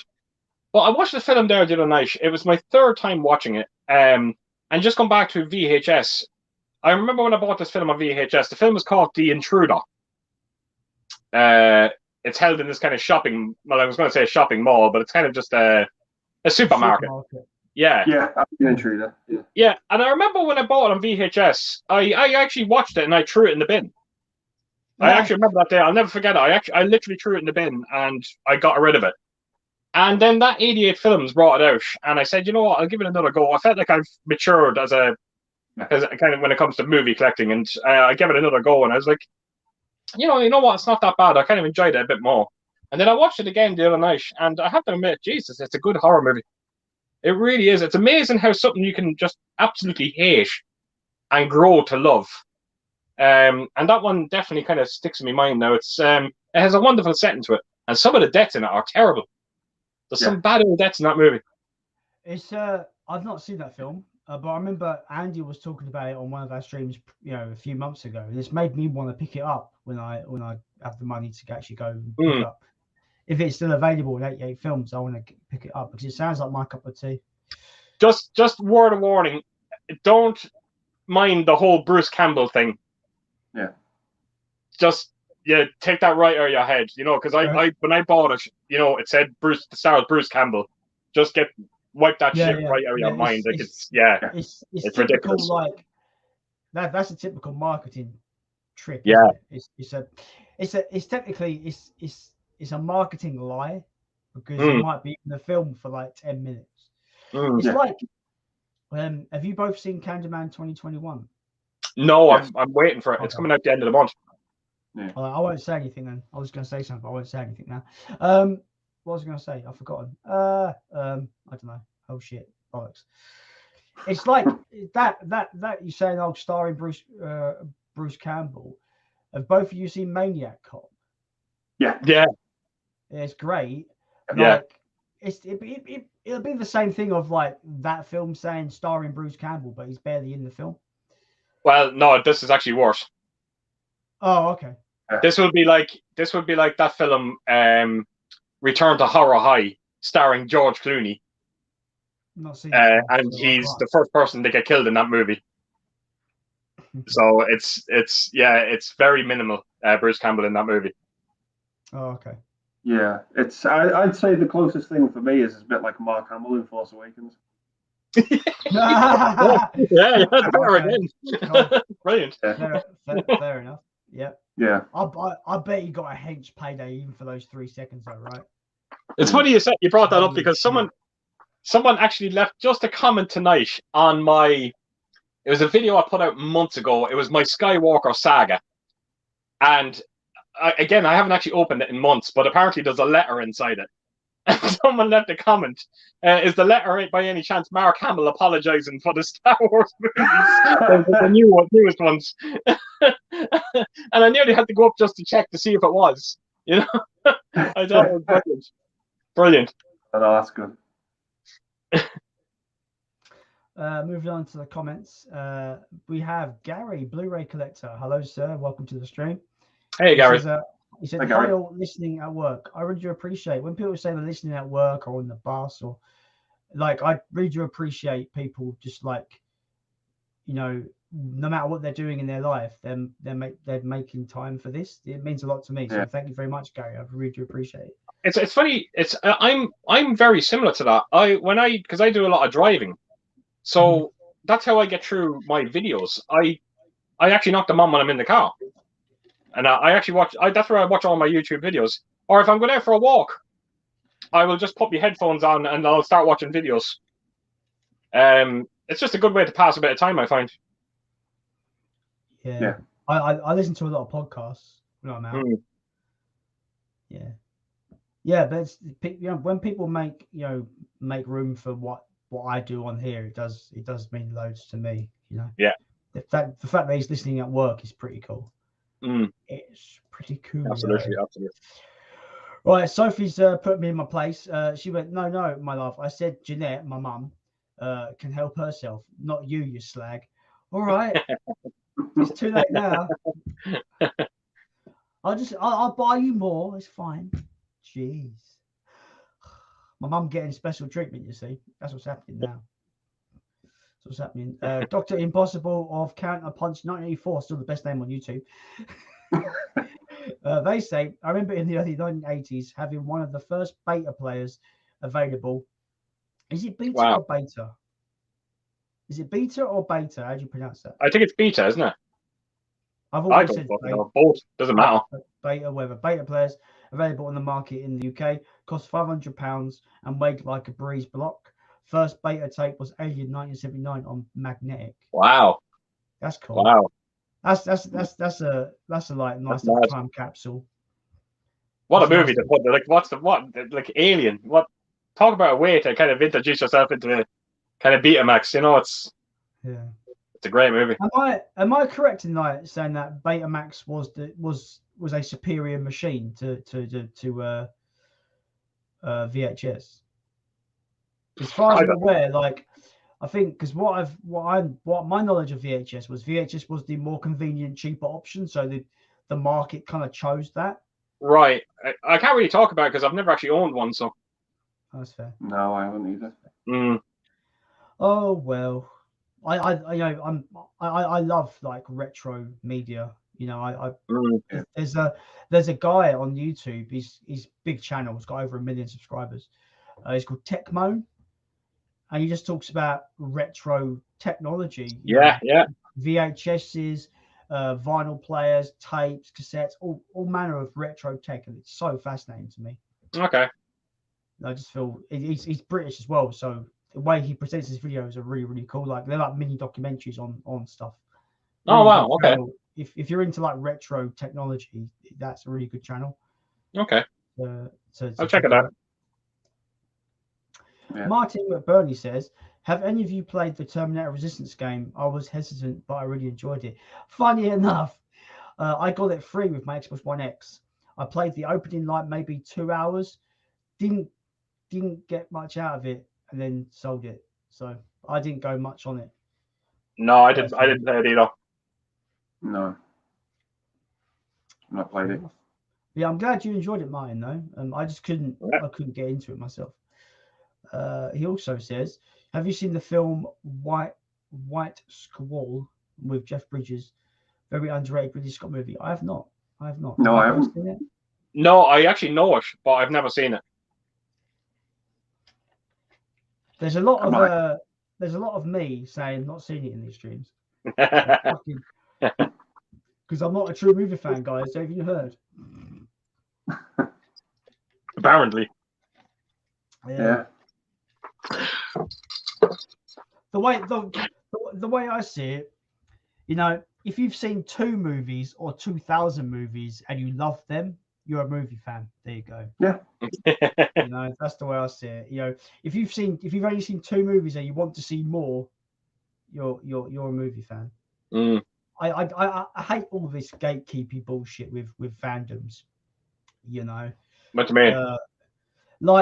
For example, Godzilla. People going, there's people that come on this group I'm on that say they haven't seen the original. They've seen like the newer films. They haven't seen the original, but they've seen 98, which people think is the worst, but it's not the worst one.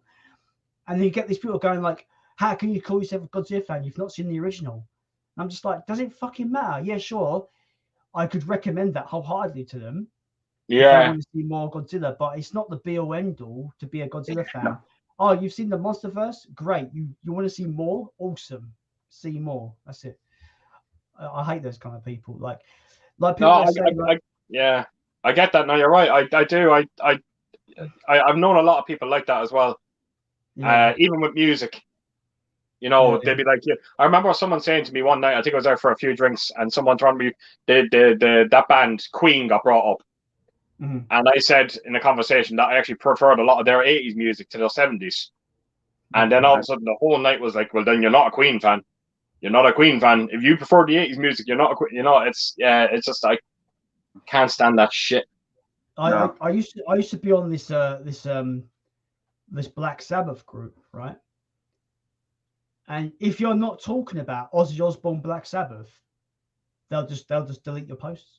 You can't talk about Dio era Black Sabbath, which is one of the best eras of that band, in my opinion. Yeah. This whole group is gatekeeps to Ozzy Osbourne is the only Black Sabbath. That's what we're going to talk about. You can't talk about any other eras. I remember posting there going, if that's the case, this page fails at a Black Sabbath page. Yeah, well, it would. Absolutely. Yeah, Black Sabbath is more than just Ozzy Osbourne. Yeah, absolutely. It's terrible. Yeah. Like that kind of gatekeeping really annoys me. Mm. It's very prevalent in the music industry as well. I found it's probably more prevalent. Mm. I just, like I said, I roll my eyes to it and I just move on. I can't listen to that kind of crap. Yeah, it's just it's really bad for like new fans, I think. Because for example, like everyone remembers the first horror film they saw that got them into horror. Yeah. You can't just like see a horror film and someone say if you've seen like 2 horror films, say you've watched, like I got into horror in the 2000s, so I saw stuff like Final Destination, Hostel, Saw, right? That's when I got into horror. Then I went backwards and checked out all the old stuff. I think a prime example would be I'm nearly sure I'm right in saying this. Pete. When Pete turned around and he said that I remember I was badgering him to watch Halloween. Yeah. Because he's seen the 2018 Halloween movie. So when he told me that he's seen that, you're not going to turn around and say, "Oh, you're not a true Halloween fan because you didn't see the original." What I do is I just pester them to watch it, and I would never turn around and say, "Oh, look, you're not a Halloween fan." It's ludicrous. I'll just badger people. Come on, look at it. Yeah, and he looked at it and he enjoyed it. So yeah. And now I'm badgering him to watch part 2. This is actually a great segue because have you seen Halloween Kills? Yeah. Oh man, did you like Andy? I wanted to ask Andy what he thought of it because I know you're a massive Halloween fan. Like, I wasn't the biggest fan of the 2018 one, if I'm honest. Neither was I thought that was it was okay. You know, it didn't annoy me or anything like that. Nowhere near in the same league as the Carpenter one. So I didn't have high expectations for Halloween Kills. Right. So I wanted to go and see it at the cinema because I've never seen a Halloween film at the cinema. Yeah. So I want to go and have that experience and see a Halloween film or see Michael Myers on the big screen. So went to see it, came out, and I was like, it was all right. It wasn't anything special. I enjoyed it for what it was. I can see a lot of people finding it annoying in some parts. Mm-hmm. But I didn't hate it. I didn't love it. I was just very sort of average for me. Yeah.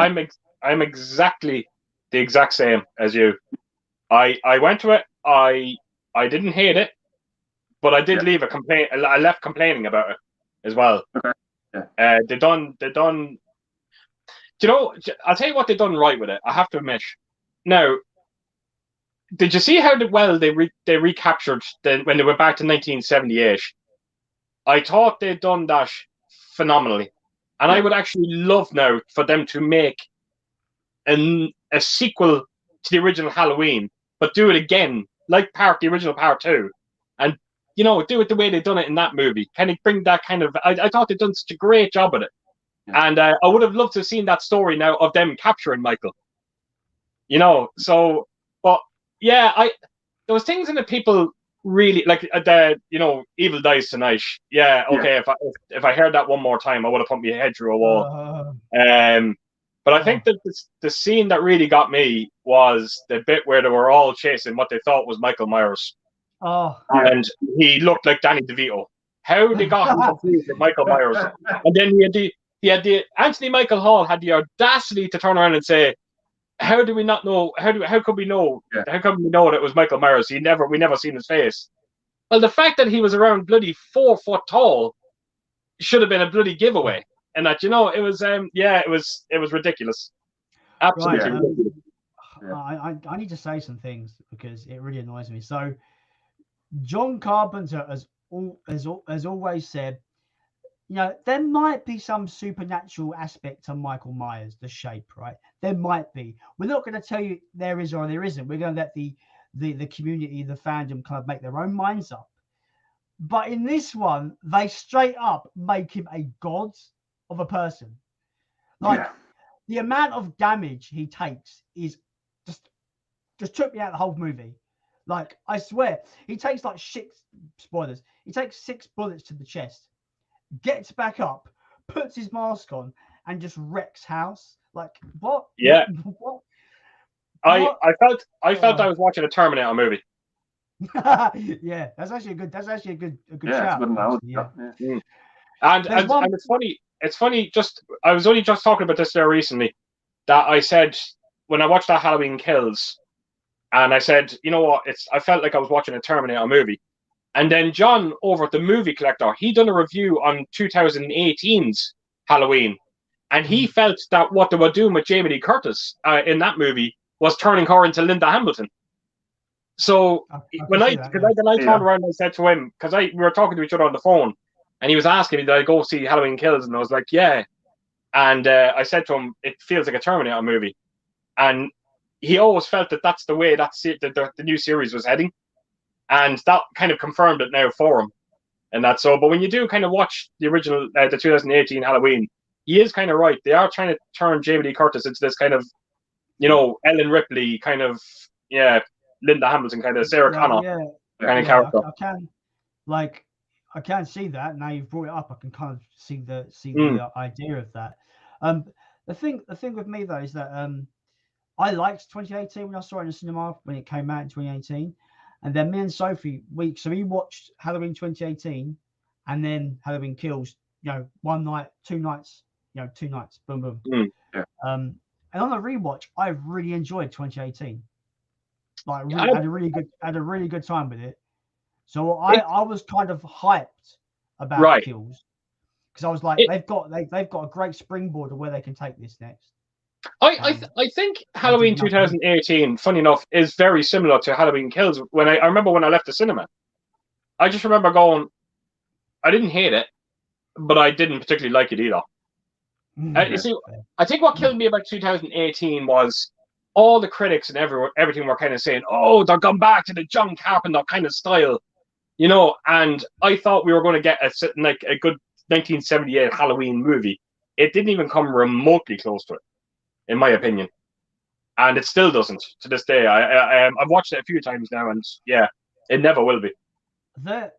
There's major like little story elements in Kills that really kind of just like makes me just laugh at the town characters, all the characters in the town that want to go like, yeah, let's gang together and yeah, we can do it, we can kill him, yeah. And then you hear the radio, 11 people have been killed by this mass murder. I'm like, if he can kill fucking 11 people by himself, the town have got no fucking chance. Yeah, well, this is my problem with the new Halloween movies. I think this is the best way to put it. John Carpenter and that turned around and said they wanted to ignore part 2 because they felt in part 2 they destroyed the mythology of Michael Myers by giving him purpose and meaning. You know why he's going after his sister. Now that never bothered me. It never bothered me. But they were just going back to that word, that mythology. And I think now they've literally just completely destroyed his mythology in that Halloween Kills. It's absolutely ludicrous. Could you imagine if the Michael Myers in Halloween Kills was in the original Halloween movie? That film would have been over in 5 minutes. You know what I mean? Yeah. Like, think about it. Where is all the stalking? Where is he? Michael Myers used to stalk his prey. I always said that. I don't care what anyone says. He stalks his prey. That's what makes him scary. None of that is going on in these movies. He's just fucking... You know, I kind of said to Ellen, when my fiance, when we went to see it, I keep going back to that scene with the car, with the 4 people in the car, where Lindsay was in. You remember that scene in Halloween Kills where there was 4 of them in the car? And I said, now, there's no way Michael Myers in Halloween 78 would go near that car when there's 4 people in it. But in this one, he just goes in, he takes the whole lot of them out. It just never feels right to me. Never feels right.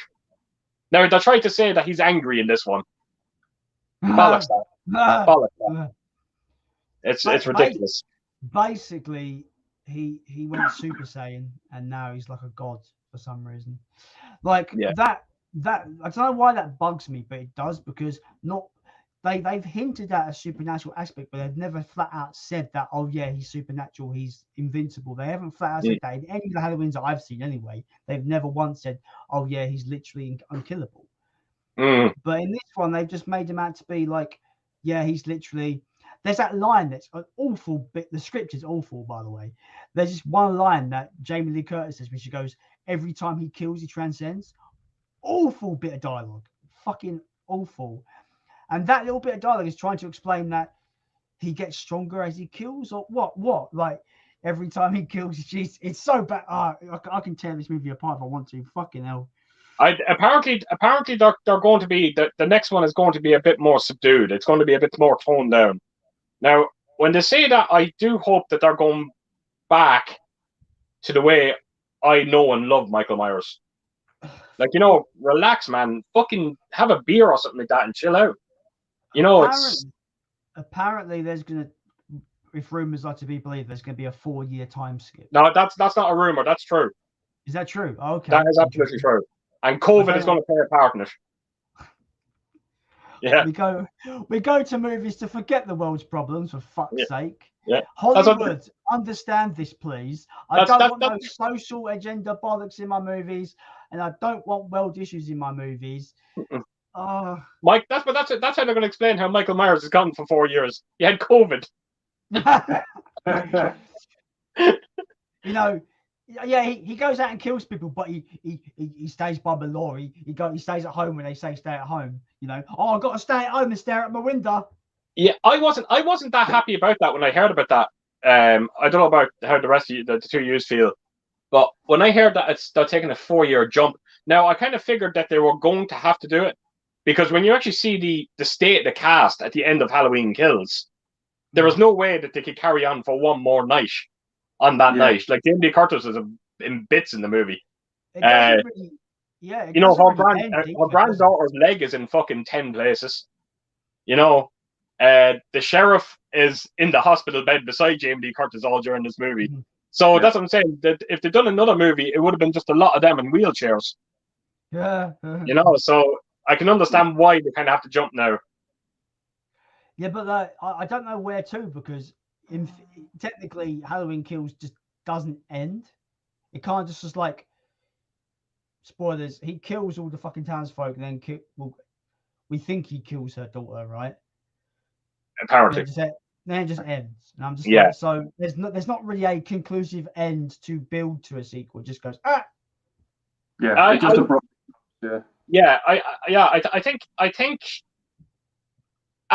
the more I think about it, it is a shame that they're taking a big jump. I think what made Halloween 1 and 2 great was because they were held on the same night. And I would have loved to have seen that trilogy end on the same night. You know, but like, look, when you see the way the movie went, they have to do some sort of time jump. There's so many little. I'm just gonna bring this up quickly, and then we can move on. Like, there's some little things in this movie. Like, I think the whole opening firefighter kill scene is one of the best sequences in the movie. The shot when he walks out and he just is like holding, I forget what he was holding something, and he just pans out. That cool shot, really cool shot. Looks good, awesome. Logically a mess. Why would these firefighters engage him? Why would you fucking get out of there? Why would they engage? Doesn't make sense. You wouldn't engage with him. Like, fucking hell. It's laughable. I'm actually embarrassed. I'm actually embarrassed by some of the things that I missed in that. Not things that I missed, things that I didn't cop onto during it until the next day someone said it to me. Starting off with that kid. Do you remember at the start of the movie when they went back to 78 and it showed that kid, Lanny? Yeah. And I was like, what the fuck he's doing introducing a new character for? What's the? I had no idea that he actually was in the original 78 movie. Yeah. He was. They were knick-knacking his house, wasn't it? Isn't that the three kids that go up there? Yeah. It's that bit where Donald Pleasance tells him to get off the porch. He's like, get so Yeah. I didn't know that until the next day that was his character. I'm embarrassed by that. There was something else as well that I didn't actually. Yeah, I turned around to Ellen and I said to Ellen when we were watching it, I said, Jesus Christ, Donald Pleasance, the CGI in him is incredible.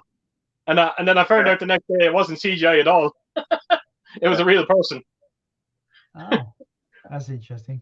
Yeah, no, it was an actual real person. Actually, it's amazing. And I'm actually, tell you the truth, I'm actually hoping to get him back for the next one. I'd like to see a bit more of Dr. Loomis in it.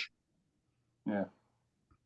The actually, I'm not going to say anything. Let's move on from this conversation. So, I think I disliked it more than you guys, by the sounds of it, because I there's a lot of so many problems. Yeah. I think. Look, I'll leave it at this. I'm not happy about it, but I'm excited for the last one. They've done enough to get me interested to the last one, and see this through. I couldn't care. That, right. I really couldn't care less now. You know, I've got that box set with Halloween, 1 to 8. I know there's some bad ones in there. I've not seen them all, but it's got 1 and 2, and they're the best ones. So yeah. Where was we in the comments? All right, Sophie we're so behind now. But anyway, Sophie says, I just want Keith for the accent, nothing more. I am sweet and innocent. Keep saying that, Soph. Keep saying that. You're not sweet and innocent at all. You are sweet, but you're not innocent. Innocent is not what you are. Gary says, what's your thoughts on Planet Terror as Death Proof? Earlier, I got a very nice edition from Nova Media. I think Keith will like it as it's red and black steelbook. I love Planet Terror. I think Planet Terror is great. I've not seen Death Proof though. I need to see that steelbook. Yeah. Sorry, Andy, go on. I was just going to say I'm the other way around. I've not seen Planet Terror, but I've seen Death Proof. Oh. Yeah.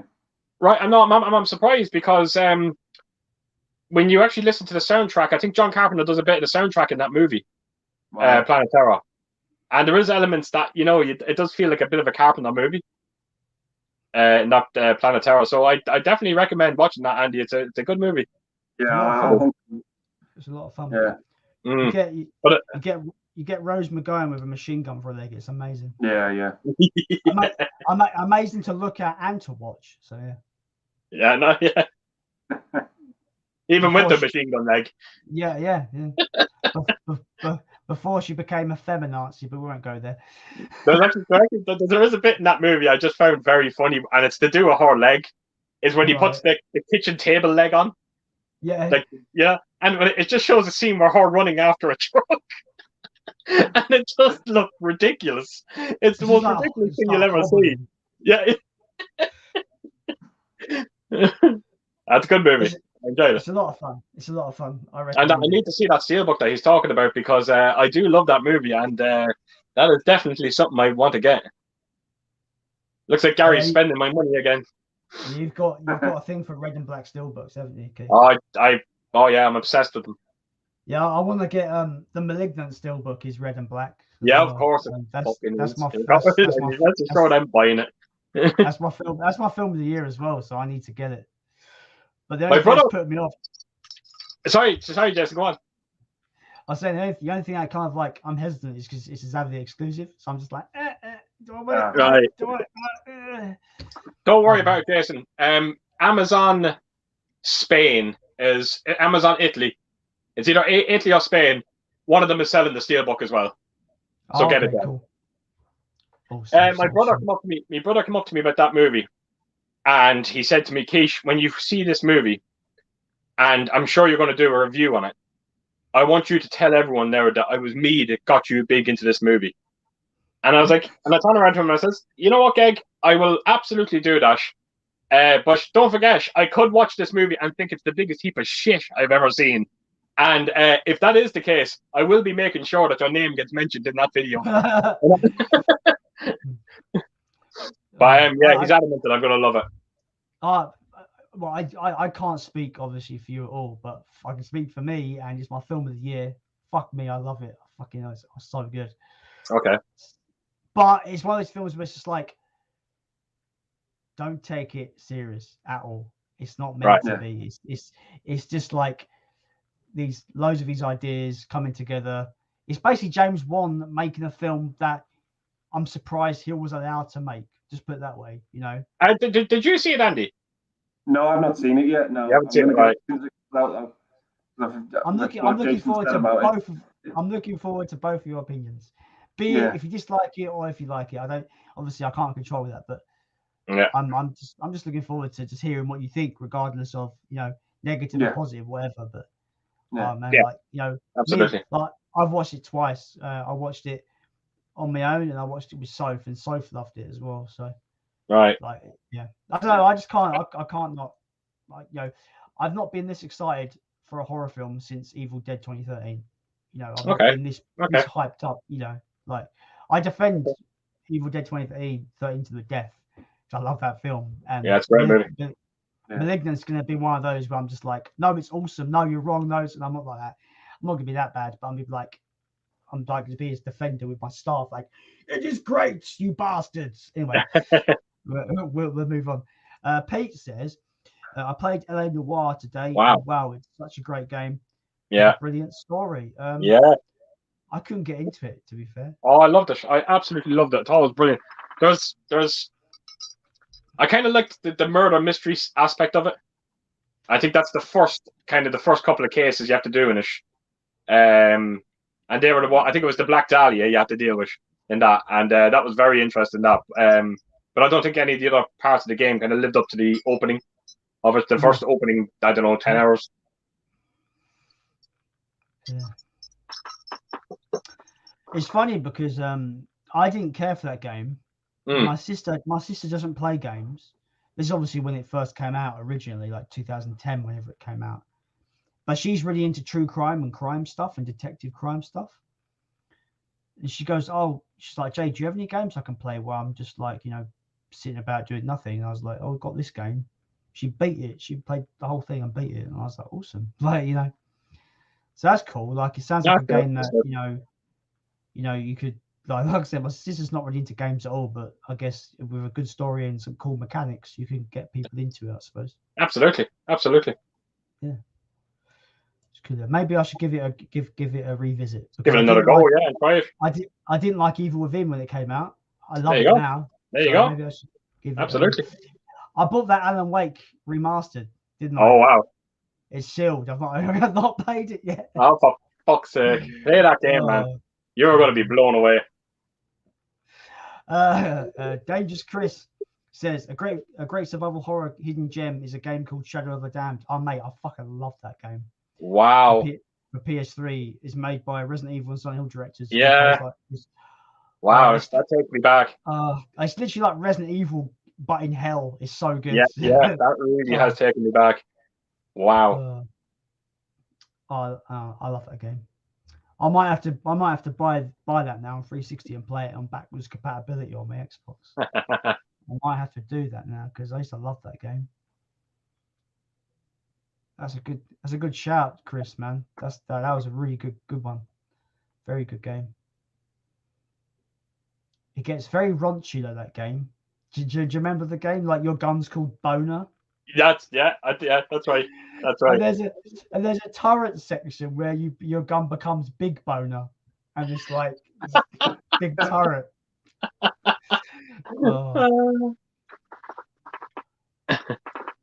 It's silly, but it was a good kind of like tongue-in-cheek kind of horror game. It was really fun. Playtender guy Pete says, I watched the Arrow release of Dream Demon last week and had a great time with it. Certainly one of the most underrated titles on the label. I've never seen it. No, I've not seen it, but I do own it. I do have it, but I've not actually watched it yet. I actually know what the cover looks like and everything. I just never got around to seeing it. Yeah, I looked it up. Before I bought it, I kind of like because this goes back into the Easter sale when I bought like 28 titles back in April, and that was one of them. And I remember being in HMV and reading the back, and it kind of sounded similar to like almost Nightmare on Elm Street-esque about she goes into her dreams and she's seeing horrible things. But like it does sound like that. But from what I've seen from accounts, it's more of an exploration of anxiety and stress, and that sounds really interesting for a horror film. Okay. That sounds quite cool. So that's what made me pick it up. Is that it did sound quite interesting. I'll have to look into it. Yeah. Dr. Impossible of Counter Punch 1984. I'm going to keep saying names. Awesome. Best name on YouTube. Blue Peter badge, my friend. Boom. They say,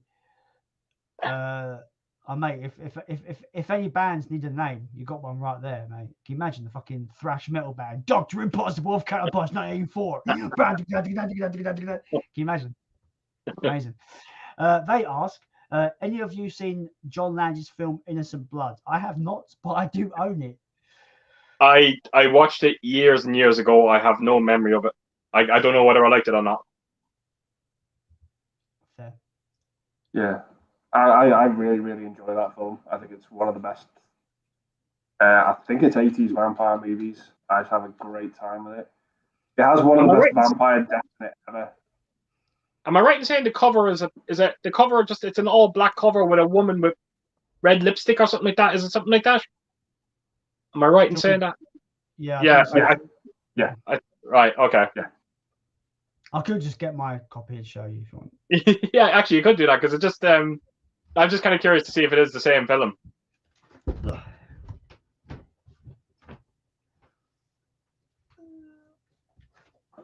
So how many days? Sorry, Andy, I only caught you when you were talking about when you were counting your collection. How many days did it take you? Yeah, that's it. That's the one. Yeah, very good. How many days did it take you to count up your collection? Yeah. It only took me the one. I spent an entire Saturday counting. Wow.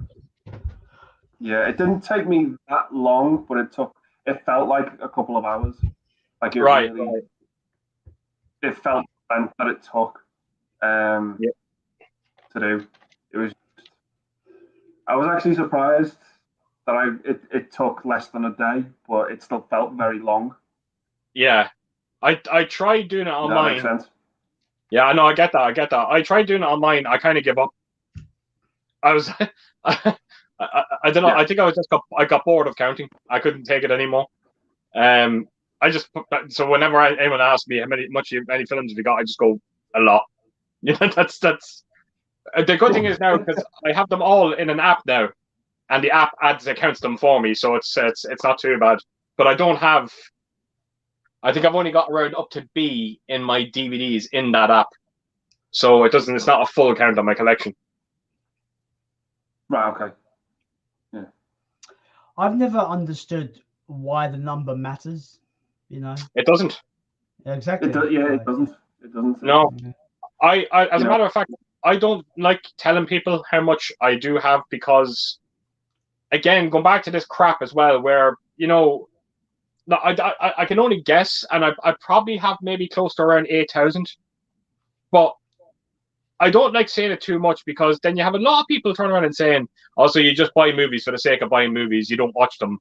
You're a shelf filler and this, that, and the other." And you hear a lot of that on YouTube as well, and that pisses me fucking off. And I buy movies because I fucking love them, and I watch everything I buy. Mm-hmm. I mean, like I'm probably really bad at actually getting to watching my stuff, really bad. Right. But I will eventually get through it. I don't buy things for the sake of it. Like you said. But I'm not going to judge you if you do. Yeah. You like buying fucking movies. You like buying movies. If you don't watch them, so be it. You're still a movie collector. I don't judge. Whatever you do with your money is your business. Yeah. I got into a bit of an argument with someone on my channel there the other day. I don't know if you've seen the video. I posted up a video of the 3 deluxe Halloween editions that I bought. I don't know if you've seen them. Yeah. And someone just left a comment and went, "Did you not just do videos on the individual releases?" And I was like, "Yeah." And I said, "I know you bought them deluxe editions." And I was like, "Yeah." And he says, "But the standard editions that you showed off are inside them boxes." And I was like, "Yeah. So what?" I said, "I wanted them for the deluxe boxes." And he says, "And why could you not just take them out of the deluxe boxes, put them into your shelves, and then display the boxes?" And I says, "Because I don't fucking take my collections apart. I would never do that." And he just thought it was the biggest waste of money. So I kind of just ended the conversation. I was like, "Man, don't tell me what I can do with my fucking money. I'll spend it whatever I fucking want. I wanted them deluxe editions, and I will fucking buy them. And I will do it again." I actually know what I said to him. I says, "Do you not know my channel? Do you not know how much I love Halloween? I will buy fucking anything that's Halloween. I don't care how mundane it is. I will buy it." And I wasn't winning that argument anyway with him. He just didn't understand it. Yeah, it's a shame, that. Yeah. The thing is, those are the kind of people that, there's the kind of, I'm trying to word this correctly without getting in trouble with people, that those kind of people, they try to project what they consider to be value onto you. So they're saying, "Oh, what you've spent money on has no value to me, so thus it's a waste of money." It's bollocks. Yeah. It's do you know what he said? I'll tell you what your man actually said to me. Get this now. Try and make sense of this. So when he posted that comment up saying, he said you have the standard releases now. You bought them deluxe boxes that actually have the standard releases in them. And then just before he said that, someone left a comment on the same video, and this fella turned around and said, "I bought the new Evil Dead, the Groovy edition. I have it coming hopefully now in the next couple of weeks." And then the same fella left a comment under that one saying, "Oh, I pre-ordered that as well, even though I have Evil Dead 1, 2, 3 on 1, 2 on 4K and on Steelbooks, and I also have the TV series of Ash vs. the Evil Dead." So when I started replying to that message that he sent me, I kind of turned and says, "Well, no, in fairness now, you just told someone that you just pre-ordered the Evil Dead Groovy edition, even though you own all the movies and the TV series that's in it." So I said, "So how is it any different to what you're saying to me?" And he turned around and he started saying, "Oh, I can display this box set." And I was like, I can display these box sets. He just wasn't making any fucking sense. It was just, do you know what it was? It was just a chap that just wanted these Halloween editions. He doesn't want to pay for them. And it's just pure fucking jealousy. Simple as. That's it. Half the time, it's all jealousy. Down to jealousy. Yeah. Agree. I was talking to Andy earlier when he came on, and I've got this idea for a video series. It's going to be 7 videos, and it's going to be the deadly sins of movie collecting. So, for example, lust is going to be, because they're going to be things that I know that I'm guilty of. You know, like for example, lust is going to be buying because the packaging looks nice. I might not be super into the movie, but that's a really nice fucking packaging. Buy it. Or I don't know, I think greed might be. I don't know what greed could be, but like fear of missing out, so you buy 2 because you're a cunt. I don't know. Like, do you know what I mean? Like, so I don't know. Like, I haven't really figured it out properly, but I think that'd be a really cool series because, you know, there's things in the collecting community that we all can relate to, that we know are kind of bad habits, but we just laugh at it because we can't help ourselves. And I think that'd be a cool little video of, you know, relating the sin to certain collecting habits. I think it'd be pretty fun. Yeah, I think when people start kind of questioning why you buy 2 copies of a certain movie, then I question, you know, whether or not they are collectors themselves. If they're asking me that question, then they mustn't be collectors, because if they were, then they'd understand it, they'd get it. Me personally, it's, you know, there's films out there I will always. Just there recently, I bought two editions of The Howling. I did. I bought the Steelbook and I bought the collector's edition. Anything that's collectible for movies that I love, I will buy 2, 3, 4. I only just found out there, someone said it to me, that Halloween box set that I showed there the other day, that is the 5th time I have Halloween on 4K. I have Halloween on 4K 5 times. And I don't give a shit. That's cool. Yeah, that's awesome. Love it. I think like you saying you've got Halloween on 4K 5 times. Yeah. I'm putting my thumbs up, so I've got nothing to say, because there's nothing I'm going to say. What? Great, I suppose. Like, whatever. Like, you're happy. That's cool. Like, you know. I just keep saying that when I think it was me brother that said it to me, and I was like, yeah, roll on the 6th one. Wherever it comes from, because it's going to happen. You know what, right? These people that question, you know, things, like, I used to be in a job where everything I was into, what I consider to be the typical dollars dishwasher London-based man, which is a kind of man that all they do is watch football and drink. Look, I'm not saying it's bad. If that's what you want to do for your life, that's cool. But this person in particular at my old job, he was your typical 40-something man. All he did was drink beer and watch football. That's what go to work. That's his life. But he'd question, oh, why'd you like this? That's for children. Why'd you like this? That's for children. Why'd you do this? That's a bit gay, isn't it? All that, right? And just be questioning all my choices, all the things I enjoy. He'd question, but not once did I judge him for what he liked. Couldn't give a shit. Like, oh, you can watch football, fine, cool. If you like, that's great. No, that's not what I want to do. I'm into Godzilla. I used to be into anime quite a lot. I'm into all these things, but apparently to this guy, oh, it's for children. They are. You a kid or something? Like, no, get in the fucking sea. Yeah. Tell you the truth, when they came to them Halloween, that conversation that I had with that fella over them Scream Factory 4K releases of Halloween, I actually didn't tell him the truth to why I done what I done. Why did I buy the standard releases and then go out and buy the deluxe editions? The real reason to why I actually did do that, believe it or not, I had part 4 and 5 ordered off Amazon.com. And then I also had the 3 deluxe editions, the first 3 movies, and they were ordered off Sacred Bones Records. So they weren't getting released until the 18th of October, and they were coming from America. And the reason why I bought the first 3 in standard is because I wanted to make sure that I got them before Halloween. because I knew the deluxe editions weren't going to be here before Halloween. So that's actually why I went out and I bought the standard ones. I wanted to make sure that them movies were there for Halloween night to watch. That's fair. And that's actually I didn't say that to him. I have to admit, I actually didn't say that in the message, but that was actually the real reason to why I done that.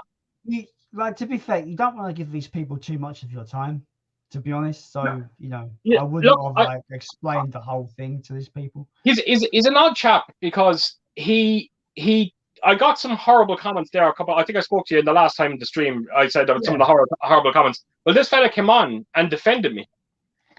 He did, but then he does come on to my channel a lot, and he criticizes a lot of things that I talk about. 9 out of 10 times he's actually criticizing what I say, but he did come on that day and defend me. So, you know, for that reason, that reason alone, I could never kind of ignore him or block him or anything like that, because I thought that was incredibly nice of him to do that. Yeah, cool. I love like playing games with these trolls though.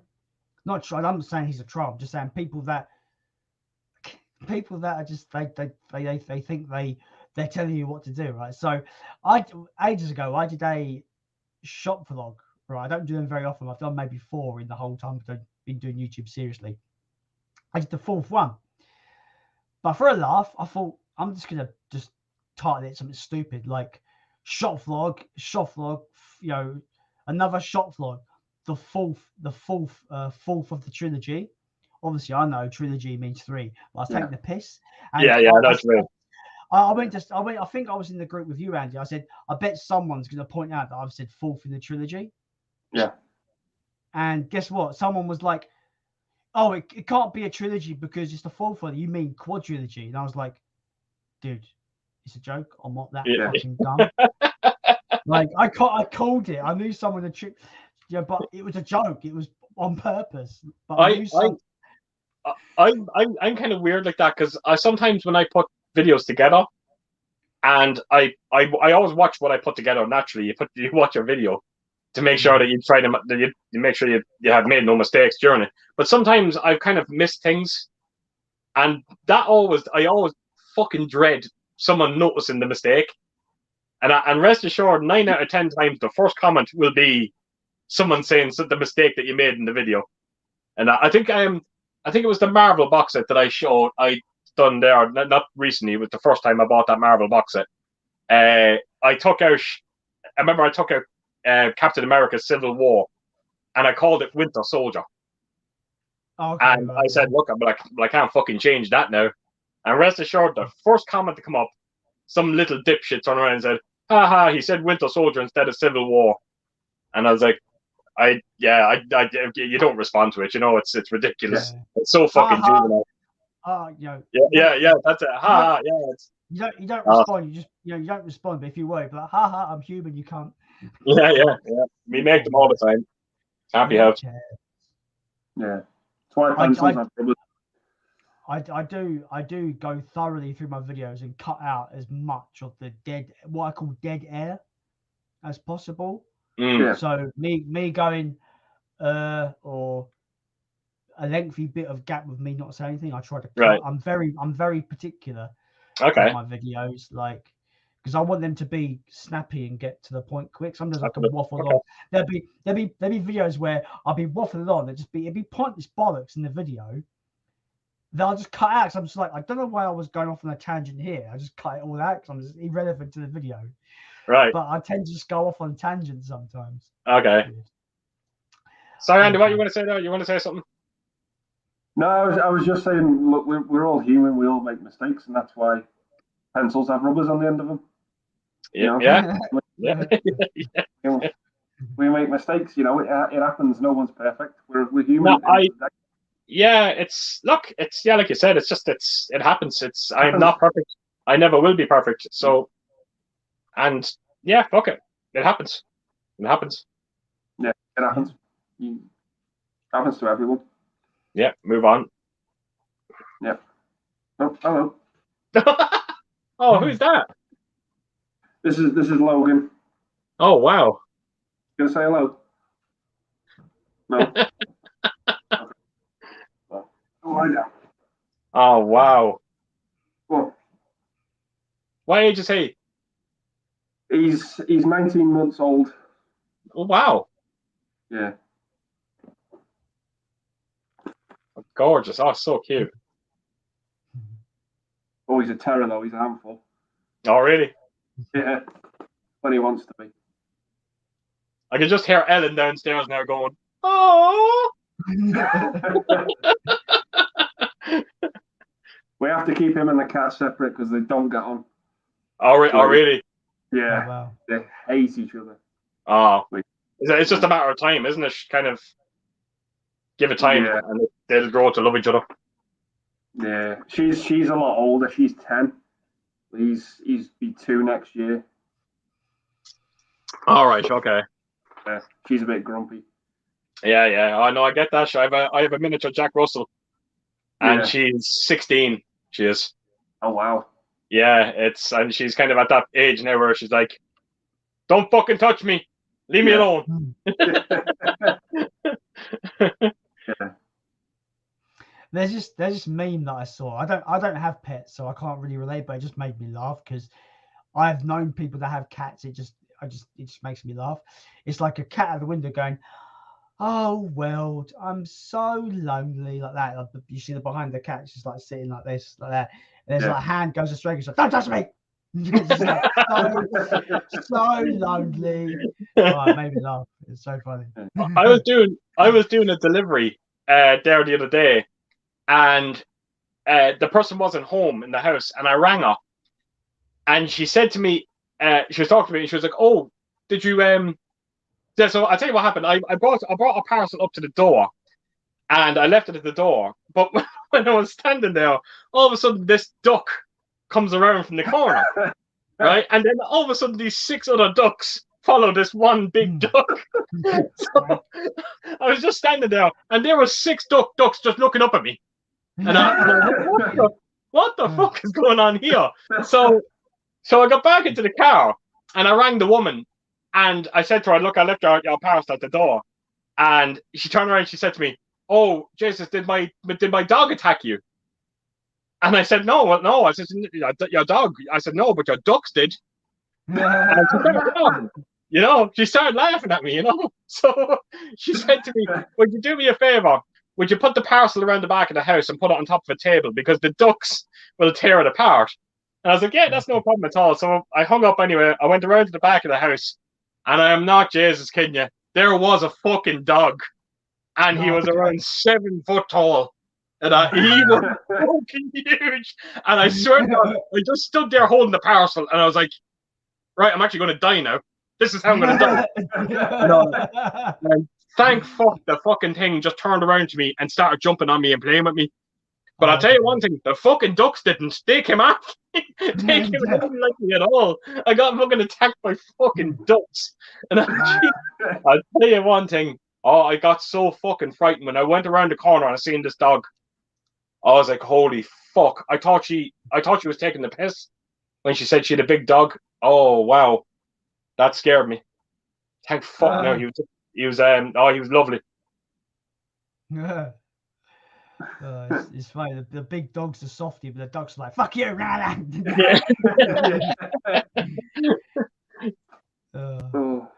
where was we? Movie Mad says, "Movie taste definitely change over time." I 100% agree. Yeah, definitely. Absolutely. Agree. Yeah, it's weird because I remember when I watched Aliens for the first time, I naturally be careful. Yeah. Oh, let me finish, damn it! Let me finish. So I watched Aliens for the first time. Naturally, I moved on to Alien 3. All right. Really didn't like Alien 3 when I was younger because I watched it like pretty much the day after Aliens, so it's just like very in quick succession. But I love that film now. I absolutely love it. One of the most underrated horror films ever made, in my opinion. Right, because I was like you. When I seen Alien 3, I fucking hated it, and I'll tell you what, I still fucking hate it. I can't stand that movie. I hate it. I mean, you're entitled to your opinion, but you're right. Ah, no, of course. Dangerous. How did you find about it? And what's your thinking behind Alien 3? Alien. I'm not a fan of it, if I'm honest. You're right. Yeah. Did you prefer Resurrection over Alien 3? I do. Choose your words carefully. I do like Alien Resurrection a little bit more, and here's why. It's a lot more silly, and I get that's why I hate it. It's awful. It's like a cartoon. I hate it. Oh yeah, it absolutely is. But I love it for that. The cast of characters in it, I think, are a lot more animated and yes. I thought Ron Perlman was a good choice in that movie. Yeah. Like, I love there's a scene with Ron Perlman, and he's like got his can of soup, and he's like, home recipe way more dangerous, or something like that. He has like a corny line like that in it, and the one bit that makes me laugh about Ron Perlman is I think there's a scene in it, correct me if I'm wrong, where they go up against an alien and they take the alien out, and then all of a sudden he encounters a little spider, and the spider scares the shit out of him, and he just blows the spider away. But do you remember that? I think I remember. Yeah. It has been a very long time since I've seen 3 and 4.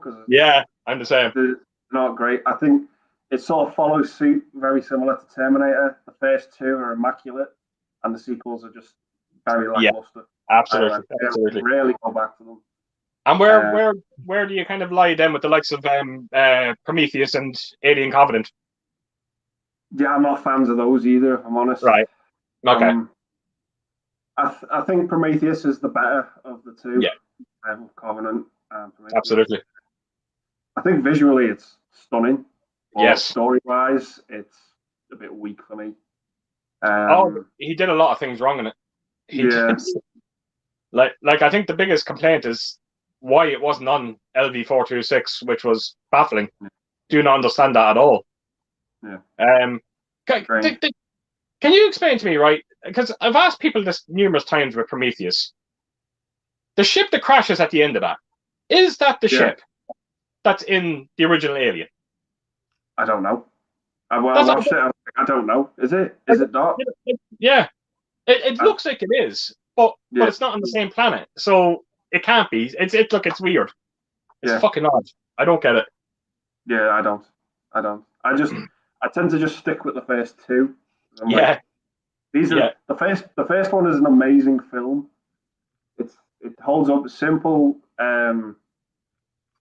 concept to it. It's very much like a sort of sci-fi Die Hard before Die Hard. Yeah.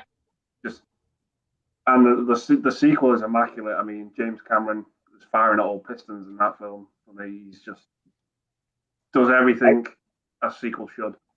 Yes. Great.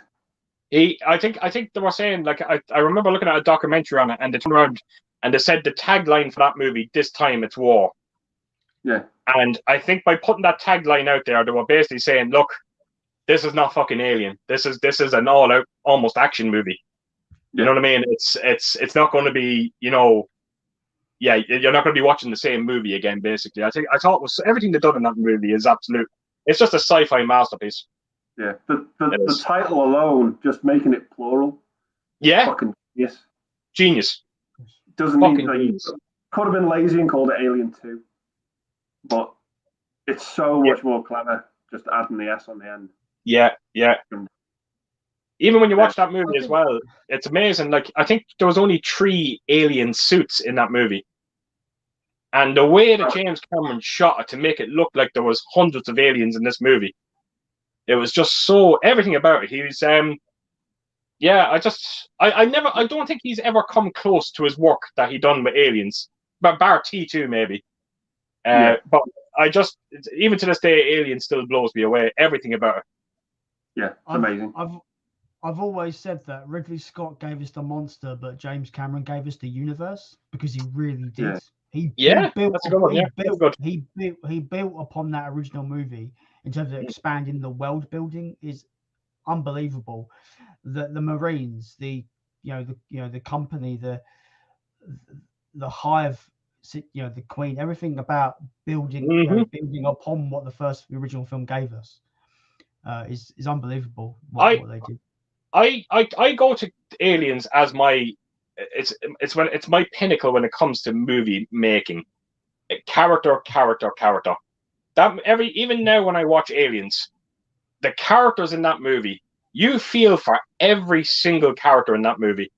Even now, when I watch the scene where Hudson gets pulled through the ground, it kills me every time I see that scene. Every time I'm watching it, it's weird. I'm kind of going, oh, maybe this time he won't die. You're hoping that he doesn't. But it's that. And then when Fazquez in the air duct with Gorman, when the two of them blow each other up, it's so powerful. It is. Mm-hmm. It's like I said, James Cameron was just firing on all cylinders in that movie. If we're gonna bring up I'm just gonna bring up kind of the modern day social issues into the conversation. It baffles me that Aliens is not the poster child for feminism in movies, because the film is about this badass fucking woman who's been through hell, goes back into hell again, and it's all about motherhood. She loses her daughter because 57 years later, and it's about her finding someone to fight for, which is Newt. It should be that fucking why this isn't like feminism. Go watch Aliens. That's what it should be. Fucking hell. The weird thing about it's funny you mentioned that. Like it's straight because you were talking about her losing that child. Like that wasn't in the original movie. Yeah, no, it's in the director's cut. That was the special edition. That was never. Yeah. You never knew that she was a mother until that special edition came out. Yeah. But no, it's a sci-fi masterpiece. It's one of them rare occasions where the sequel outdoes the original. And funny enough, James Cameron done it twice. Yeah.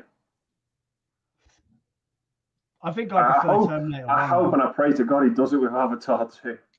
He won't. No. Come on. I hope he does it. But I can't see it. I really want that film to surprise me, and I hope it does, but I just don't see it. And how did you feel about Avatar? But it's a visual masterpiece, but it's a story that's been done to death. Yes. Yeah. So I've only ever seen it once. Yeah. I've seen it a couple of times, but it's just such a shame. It's a recycled story. I've said this on numerous streams with numerous people. I don't get his fascination with doing these sequels now.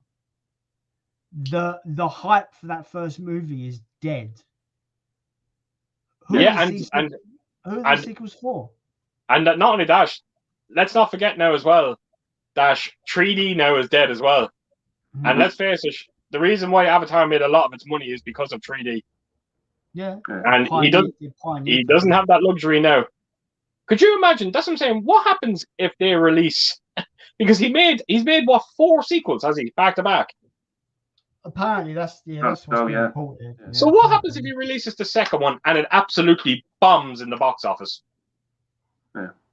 What happens there then?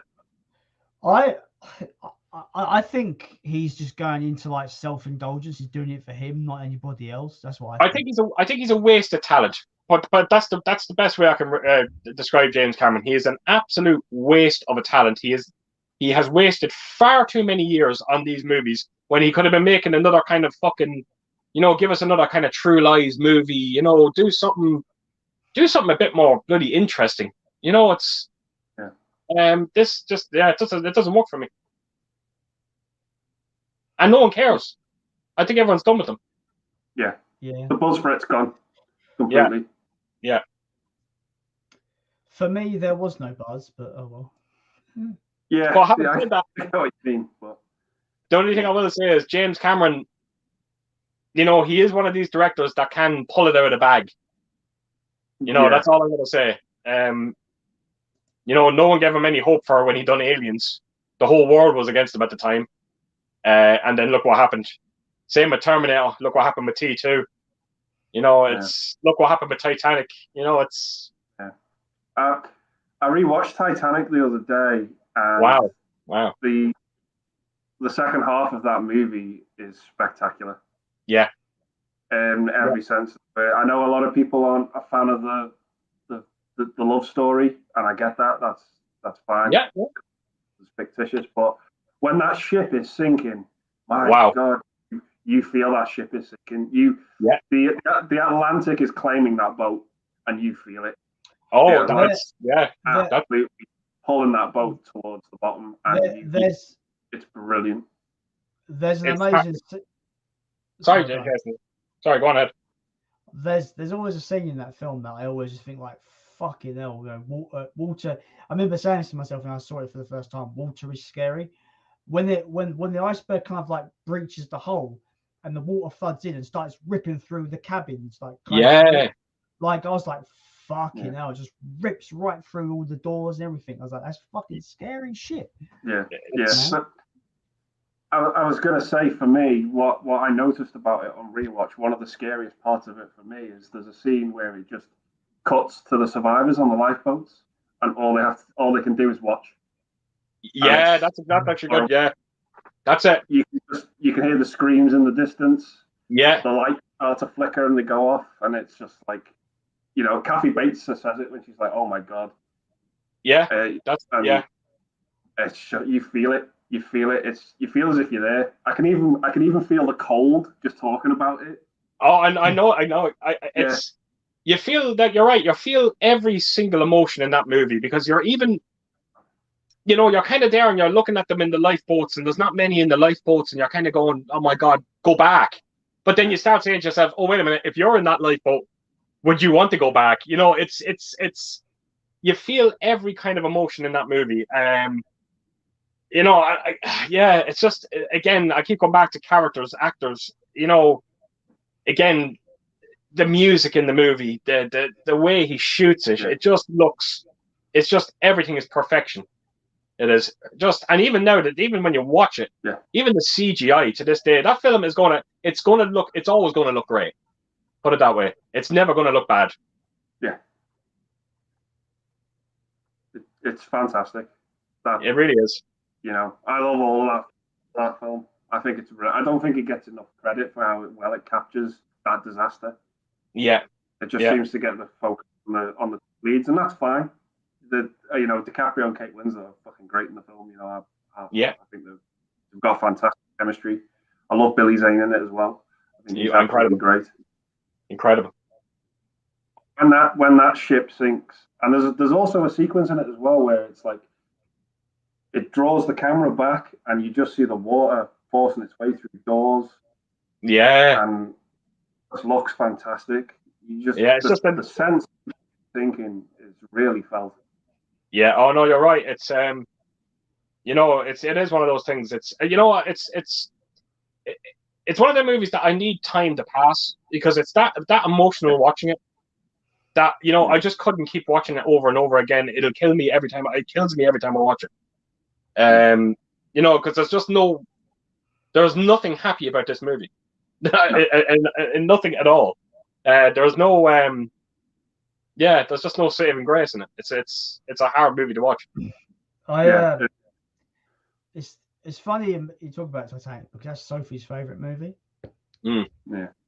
And my favorite movie is Godzilla 1954. So both me and Sophie have both got very bleak and very emotionally draining movies.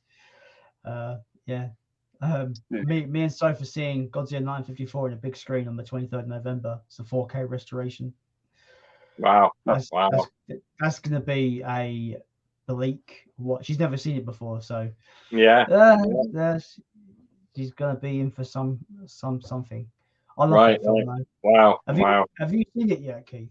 I still haven't got around to watching it, Jason. Even though you gave me the DVD of it, I still haven't watched it. Because I think even more so now, because you said that you're going to see a 4K screening of that, is it? I believe so, because it has been advertised as a 4K restoration. Right. So if there's a 4K restoration, then that means that it's only a matter of time before it comes out. Because they've done it with all the John Carpenter movies as well.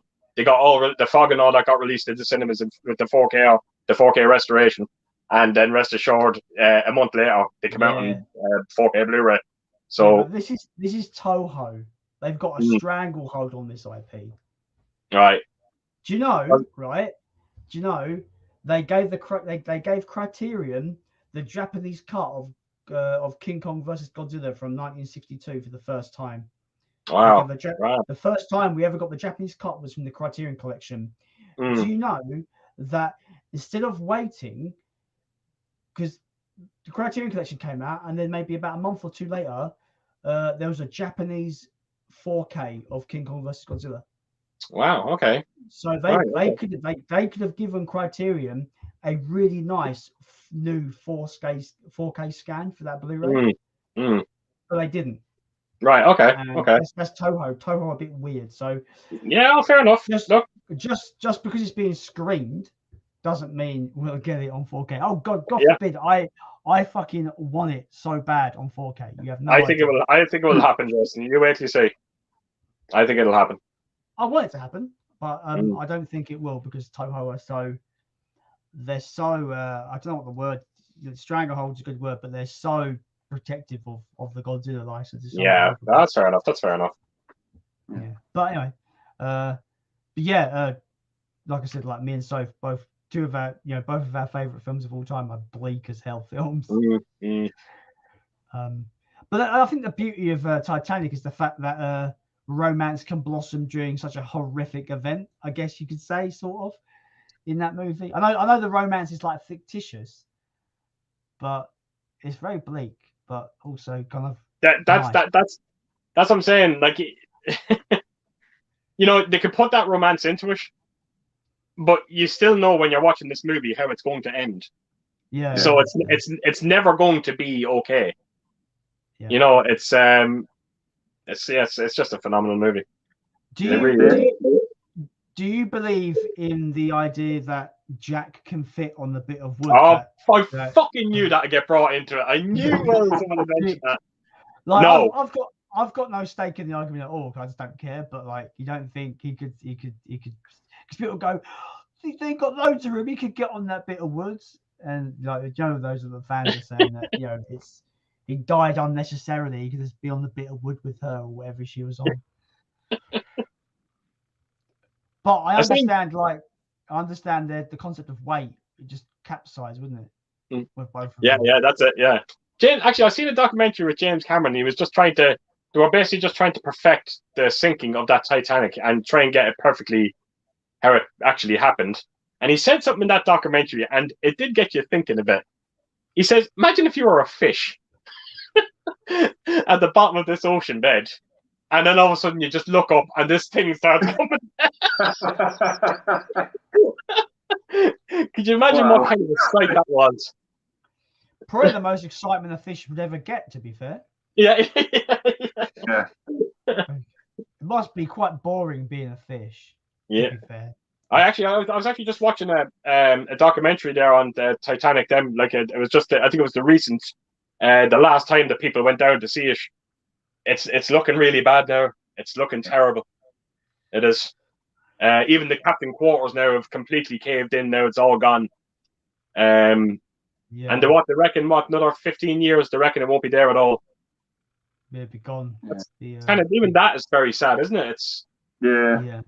I always felt they tempted fate with the Titanic, saying God couldn't sink it and all this, and I just think it wasn't meant to be at all with that ship. Yeah. But even its bloody sister ships, the two of them sank as well, didn't they? I think so. Yeah. One of them got torpedoed. Didn't they skimp on the materials? Like they were meant to make it in like this super hardened material that basically is impenetrable, and then they kind of cheapened it. And that's why it sunk. Is because they cheapened out on. Oh, I don't know. I kind of agree with what Andy said. I think they just tempted fate, and I think no matter what they'd done with that ship, it was just always going to sink. Yeah. No matter what they'd done. But on its first voyage, though, it's fucking crazy, right? I think the biggest mistake they probably done was the lifeboats. I think that's the biggest. That was the big mistake, the huge mistake. Yeah. Not enough lifeboats. That's crazy. The actual story is crazy though. The film is good. The film is good. Where else read the comments? Where was we? I've lost where we are. No, I haven't. Here we are. This is going to be a difficult question. I don't know how to answer this, but you guys might actually have an opinion. Dangerous Chris asks, what's all your favorite and worst live action video game movies Mine would be worst would be the worst Super Mario Brothers and best Mortal Kombat 95. Wow. Yeah. Do you want to go in there first, Andy? I'll let you go. Okay. Okay. I'll start with best. I do enjoy the 95 Mortal Kombat. Yeah. One that would really surprise me recently was probably be the Sonic movie. I had a really good time with that. Worst though, I'm probably going to have to say Mortal Kombat Annihilation. Oh yeah. Wow. That movie is something. Yeah, that's a bad one. It's bad, but it's entertaining bad. Yeah. If you watch it as a comedy, it's amazing. Yeah. Because it's got some of my favorite line delivery ever. Shao Kahn goes into like the throne room. He's like Earthrealm is under attack and it is glorious. The way he just delivers that line is fucking just amazing, but amazingly terrible, you know. Mother, you're alive. Too bad you. I always remember that. I always remember that line. What the fuck what was the director thinking? Jesus Christ, with somebody acting in that movie. There's a bit in that film where basically, like Rain, the character Rain, he fails his mission and gets thrown into this pit of fire. And then when Liu Kang's fighting Baraka, he throws Baraka into the pit of fire. But when it cuts him falling into the pit of fire, it's Rain. It's the same clip from earlier being thrown into the fire. So bad. Oh God. What about you, Jason? What would yours then be? Oh man, there's some really bad ones, man. Like I think Super Mario Brothers and Annihilation are kind of the easy kind of picks for worst, but you know, I have a good time with both of those because they're that bad. They're quite entertaining. The first thing that comes to my mind that I generally thought was absolutely dog shit would be Max Payne. Awful movie. Wow, really bad. And I'm flip flopping with best. I would say it's probably between Detective Pikachu or Sonic as probably the best ones. Okay. I think. I would go with. I wouldn't be a movie collector if I didn't mention Uwe Boll. So I have to put one of his films in. Which one? You've got House of the Dead, House of the Dead 2, Far Cry, Blood Rain 2. Alone in the Dark. Alone in the Dark, I think, is the one. That between that or House of the Dead would definitely be in my worst. My best, and it still is my best. It probably will always be my best. Is Silent Hill. Okay. Silent Hill is one of the movies that the director did everything to get that movie made. So you knew that the director loved the game, so he was always going to be faithful to the source material. And yeah, I just love that. Even though maybe the last quarter of the film I'm not too mad about. But yeah, I just think I thought it was a great movie. I loved it. Do you know what? I keep forgetting that there was a Silent Hill film. I've seen it. I thought it was good, but I'd always forget about it. There's probably been so many that I've probably even didn't think of. Actually, I thought the last Tomb Raider movie was quite decent. I thought I was going to hate it, and it wasn't near as bad as I thought it was going to be. Yeah. Did you see that early promotion? Did you see the early promotion poster for that film where her neck was abnormally long and people were taking the mick out of it because it was clearly a Photoshop job of her neck being like a giraffe? But they did that thing again, you know, with that Tomb Raider, because that's based off the latest Tomb Raider games, and you know they toned it down again. You know, this thing with Hollywood. Why do you always have to tone these things down? You know, the game was a 15s, 18s game. You know, don't make a bloody PG-12 movie out of it. That first game, even though I liked it, there's not much tomb raiding in it, and she essentially becomes Rambo within the first 10 minutes. Yeah. Pretty much. Fun game. Am I imagining this now, or did I dream it? But was there a sequel? Is there a sequel being made for that? What, Tomb Raider 2013? Yeah. Yeah, there's Rise of the Tomb Raider. No, sorry, no, the film, I mean. Oh, I don't think so, no. Did I not see a trailer to it, no? There's two Angelina Jolie Tomb Raiders from the early 2000s. Yeah, but then the other one. Yeah, I think there's only one. Oh, I thought I'd seen a trailer. So I must have been imagining. If there's plans to do a sequel to that, I'm not sure. I've heard rumors and things like that, but I'm not. Right. Okay. Yeah. Speaking of video game talk, Pete says not long till Resident Evil Welcome to Raccoon City comes out. The trailer looks awful. But that trailer was one of the worst trailers I've seen in a very long time. I've said this to numerous people, right? The fact that we got a trailer a month before it comes out tells me they have no faith in this movie. It looks so cheap. The thing that baffles me is that it cost the same to make as the original 2002 Resident Evil movie, $40 million. But where'd that money go? It looks cheap as chips, mate. I hated the trailer. I fucking thought it was, even the song that they used, the Four Non Blondes song, bloody awful. It made no sense whatsoever.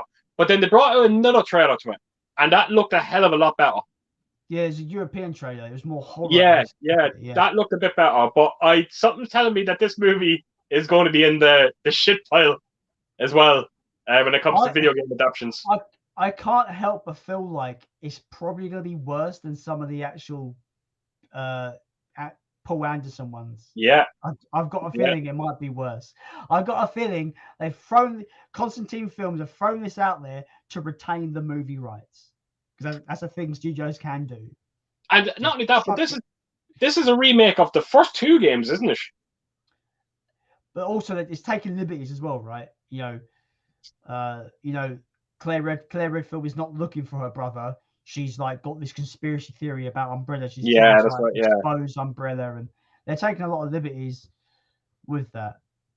But like that thing that you said there as well about them releasing the trailer a month before, I hope there's not an element of truth behind that because they just done that with Scream. Scream 5's trailer just dropped, and that's getting released in January. The difference is Scream 5 looks good. That's the difference. I don't know. I think it looks good. It looks. I don't know. I like when my teenagers look like they're in their 20s. The teenagers in this look like they're just teenagers. I'm very straight. We've spoken about this numerous times. I love my slasher movies where, the 16-year-old, the people that are playing 16-year-olds look like they're in their 30s. Like I miss them days. Yeah, I think I was talking to Sophie, right? Because she's just watched Scream the other day for the first time. Oh, wow. And she loved it, which is great. So I was really happy about that. And we were talking about Neve Campbell and how she's like well good looking in that first movie. I mean, she's good looking in general. But now I got worried because, like, wait, how old is she in that first movie? Oh, she's 22. Oh, thank fuck for that. Yeah. Like, I got a bit guilty. You're like, oh, yeah. Because she looks super young in that first movie. I was going to say there's a movie with her and Denise Richards called Wild Things. Yes. Check out, Jason, if you've not seen it. All I'm going to say is you watch that film and you think, Matt Dillon, you lucky bastard. Put it this way, Jason. I have that film on DVD, and there's a lot of scenes in it that they won't play on that DVD anymore. Oh, okay, yeah. And that's all I'll say. I thought you were going to say you had it on 4K 5 times.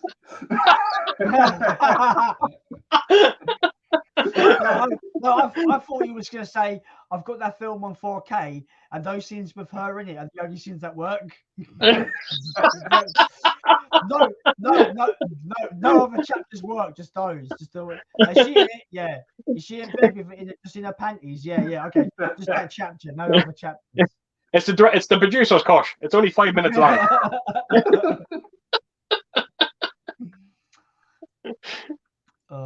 Yeah, you need to check out that film, Jason. Yeah. What a film Scream is, though, man. Wow. No, incredible. Yeah. I love the. I always got something from them movies. The Part 3 is definitely by far the worst one I've seen out of the 4. Oh, it's awful.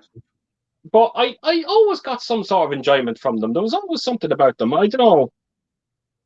Wes Craven, he's very talented. He was a great director. Even when he was making bad movies, I always found something redeemable about them. And again, what's the betting? I put money on it, and I said this to my fiance as well. What is the betting that one of the three will be killed in this movie, the fifth one? I put money. As a matter of fact, I might even go as far as to say two of them might get killed in it. This is the thing, right? So Sophie watched Scream, so now she's really hyped for the new one without seeing the sequels. She watched the trailer for the new one, and I was like, you've just spoiled the sequels completely because they all survive. Yeah. That's yeah. I'm intrigued. I like what they're doing. I like that the Ghostface is not after Sidney Prescott in this one. He's after this young girl, and Sidney's in to help her. Yeah, that's cool. So that's kind of different. It kind of gives me like Elm Street 3 Dream Warrior, where she's kind of like she's guiding these people through. Yeah. Like, yes, yeah, very good. That's actually a great comparison, Jason. Actually, that's exactly what I got from it. Yeah. I'm hoping it's good. Yeah. Right, moving on because we're so behind on the fucking comments. We're about over an hour behind the comments. It's typical. This is what happens on this stream. It's fine. Dr. Impossible of Counterpunch 94.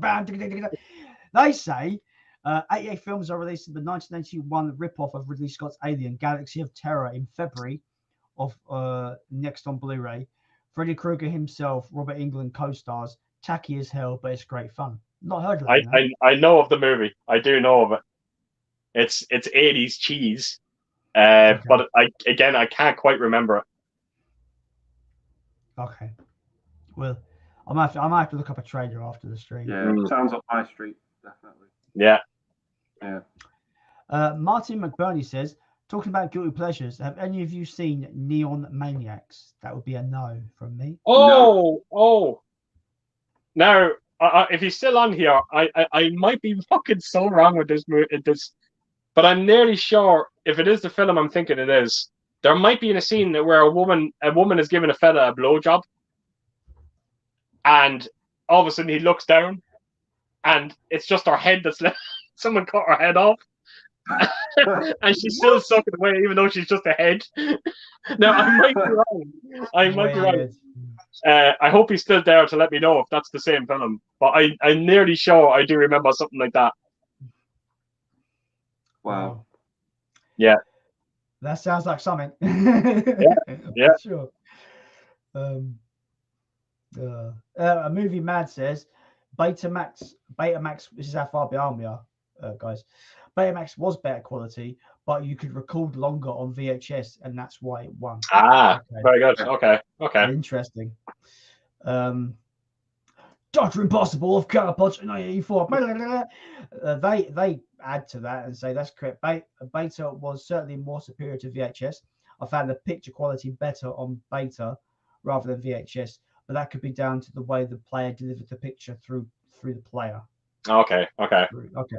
That's cool. See, I'm always interested in retro technology. It always fascinates me. Martin McBurney says, I pre-ordered Don't Breathe 2 because I loved the first one. And Snake Eyes because I really enjoyed the first two G.I. Joe movies. I've seen none of those, to be fair. Oh, you didn't see Don't Breathe? I've got it. I've not watched it yet. Wow. Jesus. It's definitely a different spin on the whole home invasion movie, I have to admit. I've not seen anything. So, not to be a pun, because I know it's about a blind dude. I'm going in blind. That's just... Okay. So I have to admit, that's Stephen Lang. He's a very underrated actor. I think he's probably one of the great things in Avatar as well. Going back to Avatar, and I thought he was great in that Don't Breathe. Yeah, that's his name, isn't it? Stephen Lang. I think that's his name. He was. Do you remember the James Woods Michael J. Fox from The Hard Way? He was the villain in that. Yes. Thank you. Yeah. Wow. I remember seeing that. He was really, really fun in that film. Yes, absolutely. Psycho villain. And I think he was in Tombstone as well. Yeah, you have a small role in Tombstone. Right, I can't. It's funny you mentioned Tombstone. I actually literally just bought not pre-ordered. I bought it yesterday on 4K on Steelbook from Amazon Italy for €11. Wow. No, seriously cheap.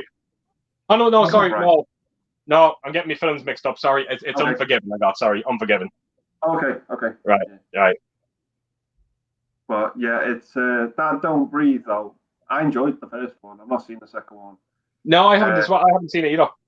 Yeah, but the ending to that was something. Absolutely. Yeah, I didn't know it was going to take that turn. But yeah. No, absolutely no. That was a great ending actually to that.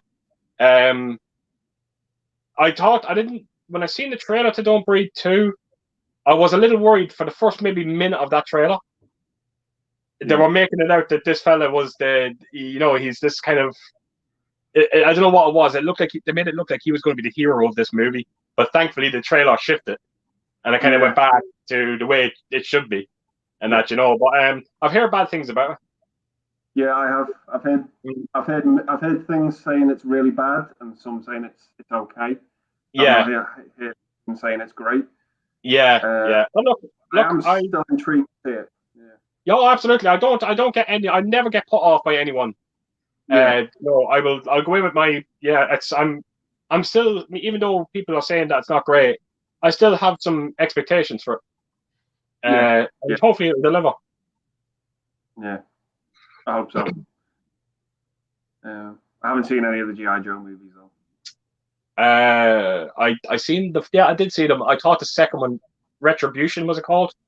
Or Retaliation or something like that. I can't remember. I hated it. The first one was okay. Okay. Yeah. Coolio. Moving on. Dangerous Chris says, I originally hated Halloween 3 because it not had Michael Myers, but after watching Euphoria Pictures review saying give it a chance, I decided to watch it, and wow, what a great movie, and ordered the 4K. The soundtrack is also a masterpiece. Yeah, it's that's what you have to do with that movie. You just have to, like, it shouldn't even happen today. It shouldn't even be a topic today. Everyone should know now what Halloween 3 is. The internet's there for you to know that Michael Myers is not in this movie. You don't have an excuse now. And it's a fantastic standalone movie. You say that, but I've got a friend who lives local to me that he doesn't like it even to this day. Just have Michael Myers in it, and I was like, could you not be so narrow-mindedly dumb? Because it's a lazy excuse. Yeah, it is a lazy excuse. And look, John over at Mondo Chalovic, he was the same. He was devastated when he went to see that movie, and they hated it. And he didn't revisit it until I sent him the Blu-ray. Oh wow! And he watched the Blu-ray and he was fucking blown away by it.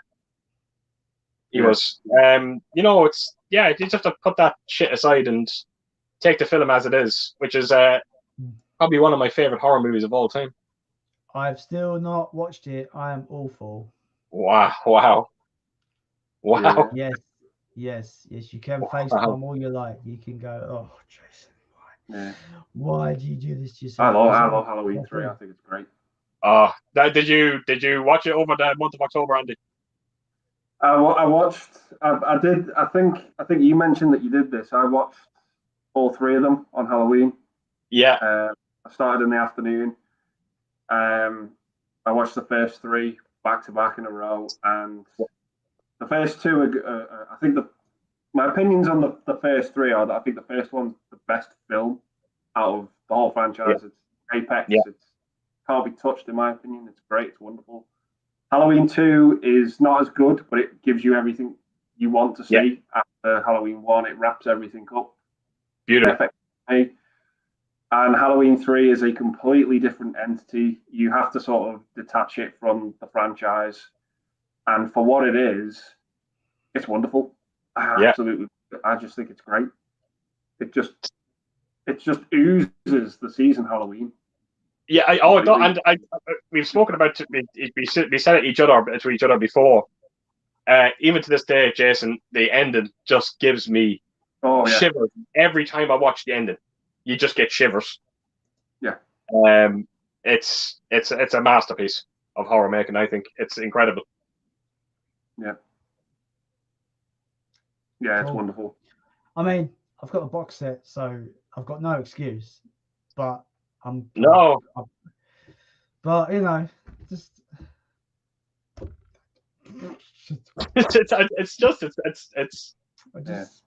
Jason, you call yourself a Halloween fan. You're not a Halloween fan until you've seen Halloween.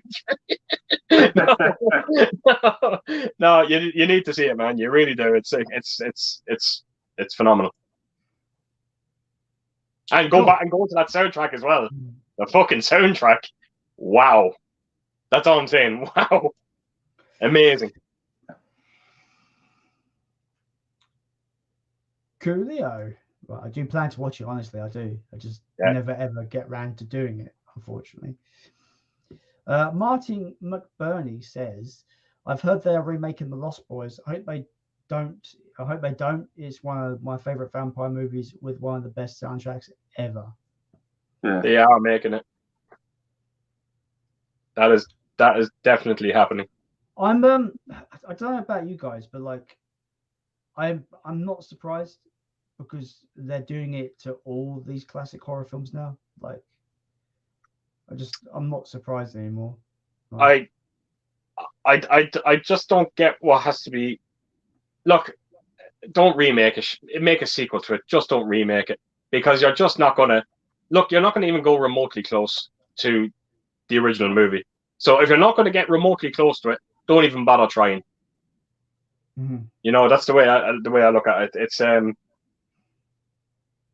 even though I haven't said that, I did see something today that kind of got me, because I'm very excited for the new Ghostbusters movie.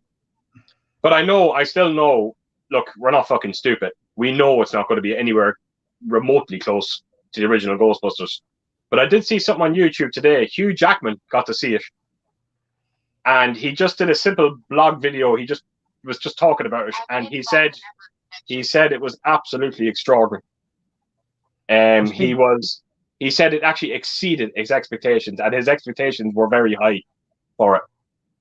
So I'm very intrigued now with this one.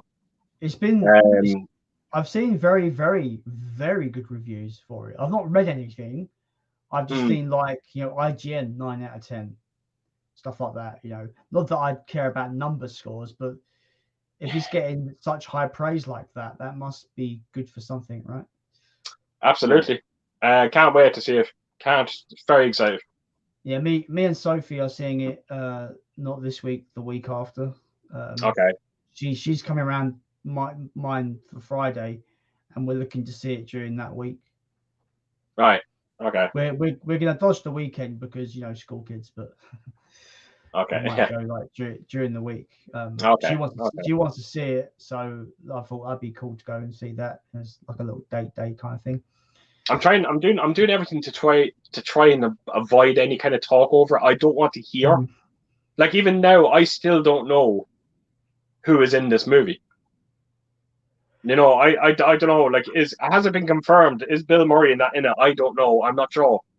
And I don't want to know. It's one of those things. Even if he's not in it, I don't want to know.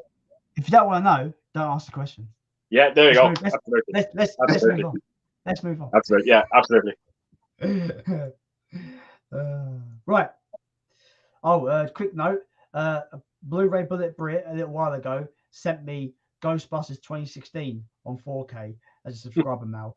Never seen it before, but Sophie likes it. You never know. I have no height. I have my expectations are like as low as you can get. Yeah, trust me, Jason, they're not low enough. No, the thing is, it's got Melissa McCarthy, and she's the most unfunny person I've ever seen in film. Her humor is not funny. Yeah, I agree with that. So I'm not gonna find any of this film funny. I don't know what else it's gonna have. I keep saying about this, the one thing about this movie, because it was a huge issue because it was an all female cast. But it's an absolute fact though with this movie that the funniest person in this movie is Chris Hemsworth. I'm sorry, but it's a fact. He was the funniest thing in the movie, and it's nothing to do with him being a man or them being women. It's just a fact that he was the funniest thing in it. But like I've seen like the woke culture say if you don't like this movie, you're sexist or something fucking shit like that. Yeah. You know? It was just awful from the get-go. The trailer, the very first trailer, it looked like something from fucking Nickelodeon. It was just absolutely terrible. That's why I haven't seen it, because I saw the trailer in 2016 and thought this looks like shit. I didn't watch it. I pride myself in the fact that I always say, and I've said it numerous times in my videos, that I always give a movie a second go. I just don't think I could do it with that movie, unfortunately. Or anything from Yui Ball. Yeah. It's for me, Melissa McCarthy, though, she does great movies when she takes a more serious approach. Yes. There was a movie a couple of years ago, I think it was called Can You Ever Forgive Me, with Richard E. Grant. Yeah. Fantastic film. Absolutely. I didn't see it, and I know her, and she got fucking serious praise over it as well. Yeah. And she's great in it. She's really, really great and solid in it, and it's a fantastic little film. And there was another film, funnily enough, with Bill Murray she was in, called St. Vincent. I know it. I thought that was a great film as well. When she does these serious roles instead of the comedy crap, because she's not funny. She's never had it in my fun. Yeah, I agree. It's just not for me. But when she does these serious roles, my God, they're good movies. Really good. Right, okay. Yeah. But see, I didn't help as well, because I'm not a big fan of that Saturday Night Live. I just don't find it particularly funny. So when they got a cast that was basically from that Saturday Night Live, I was just like, yeah, this is just not going to work for me. Now, some people could turn around and say, oh, wait, Bill Murray and all that, did they? A lot of them came from Saturday Night Live, didn't they? Yeah. And that it's just not the same thing. It's just just two different types of humor now. Yeah. It is, I find. It's just not. It never worked for me. And the ghosts look terrible in it. So the CGI is absolutely deplorable in it. Yeah, it is. I've never seen it. I don't plan on seeing it. I've had no interest. I've just See, I feel like I have to watch it because it was a subscriber mail. Oh no, yeah. I get that. I guess that. Yeah, it's only fair.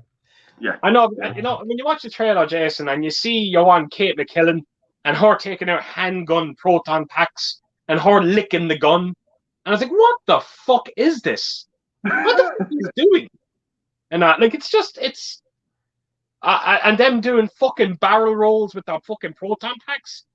I was like, "My God, am I watching a fucking Bad Boys movie now?" It was pathetic. Everything about it is pathetic. The fact that you're saying that, doing barrel rolls, like, do they know they've got nuclear accelerants on their back? They've got fucking untested nuclear accelerant. No. Wait till you see their fucking proton packs in this one. It looks like something a fucking plumber made. You're gonna hate it. You're gonna absolutely hate it. You are. Everything about that movie is shit. The fact that film came out, what was it, a year after Harold Ramis died? Was an insult, right? Yeah. I've not seen the film, but I've heard that it was quite insulting to his legacy. Yeah, but not just that. But here's a better one for you. You won I don't know, was it Kate McKinnon there? One of them came out and turned around and said, when the new one got announced, they turned around and said, "Oh my God, I cannot believe they're ignoring the events of our movie." And I was like, why not? You ignored the events of the first two movies. Yeah. So you know what? You don't have a fucking leg to stand on. And that, you know, it's just pure bloody fucking noise. Well, I'm gonna have a good time with that movie. Yeah. Moving on. Something a bit more, or something even as depressing as that, but it's got a cool name. Dr. Impossible of Crown Pass 94. They say Hollywood is totally shit all over past franchises, reworking or revising past history of characters and timelines. I think they're referring to Halloween Kills, maybe. Perhaps, maybe. It's not too sure. Yeah. In general, Hollywood in general. I think it's funny. It's weird, but it is amazing though when you think about it. Like when you talk about remakes, I don't know about you two, but if I was to put 5 of my greatest remakes together, chances are that it'll be horror. You know, it's strange when I think of, you know, when you think of like, you know, like just I don't know, like what I think it's weird. I can't even think of a remake of a movie that's not horror. I'm actually drawing a blank. Total Recall. Yeah. Yeah, not saying it, but yeah. Yeah, it's terrible. Completely unnecessary because that is my favorite Arnie film as well. So, and it's one of the best of Verhoeven movies for sure as well. I think. Oh yeah. RoboCop, pointless, watered down. It was like piss water. It was literally fucking awful. Like, think about it. RoboCop, the original, was probably one of the most violent films I ever saw when I was younger. I think it's a masterpiece. For the whole one. Yeah, it's fantastic. Yeah. And then the remake, it's like we've got to bring in like the kids, so they just water it down to like his fucking nothingness. That's it's funny you said that because two of the movies you just said there were both Paul Verhoeven movies, and both of them got watered down. Total Recall as well, completely fucking watered down. I'm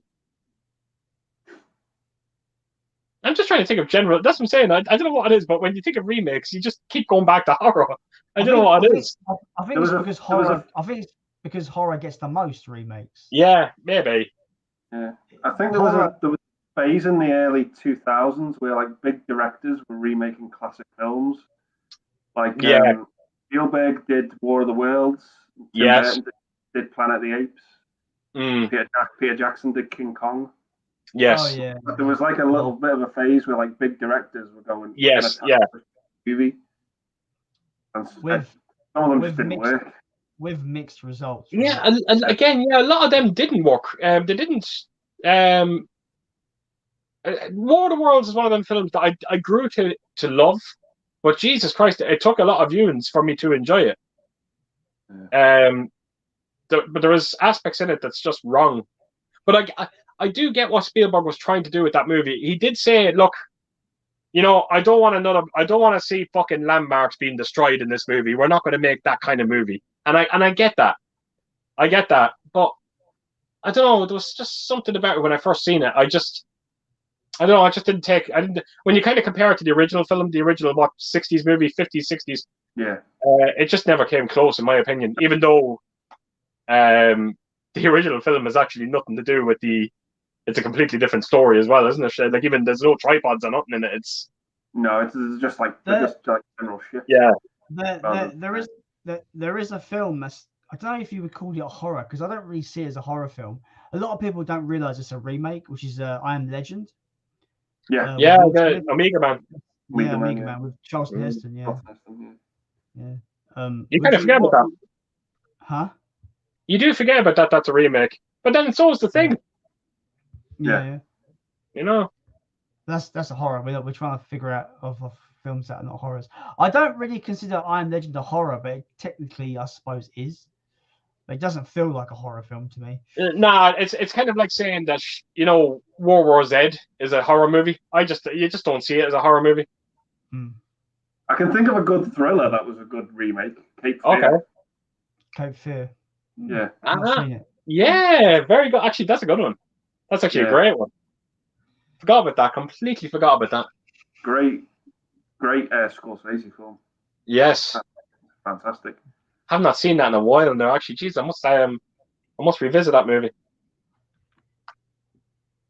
Yeah, that's a good one. Yeah.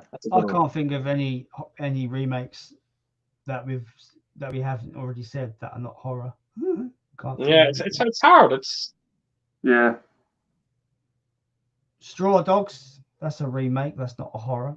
I can't remember if it was any good or not. I can't remember. I really can't. I need to rewatch the original. I really love the original. Yeah. I watched it a very long time ago, the original, so I don't really have much of a memory of it. I need to give it a rewatch. I've got it on DVD. So. Right.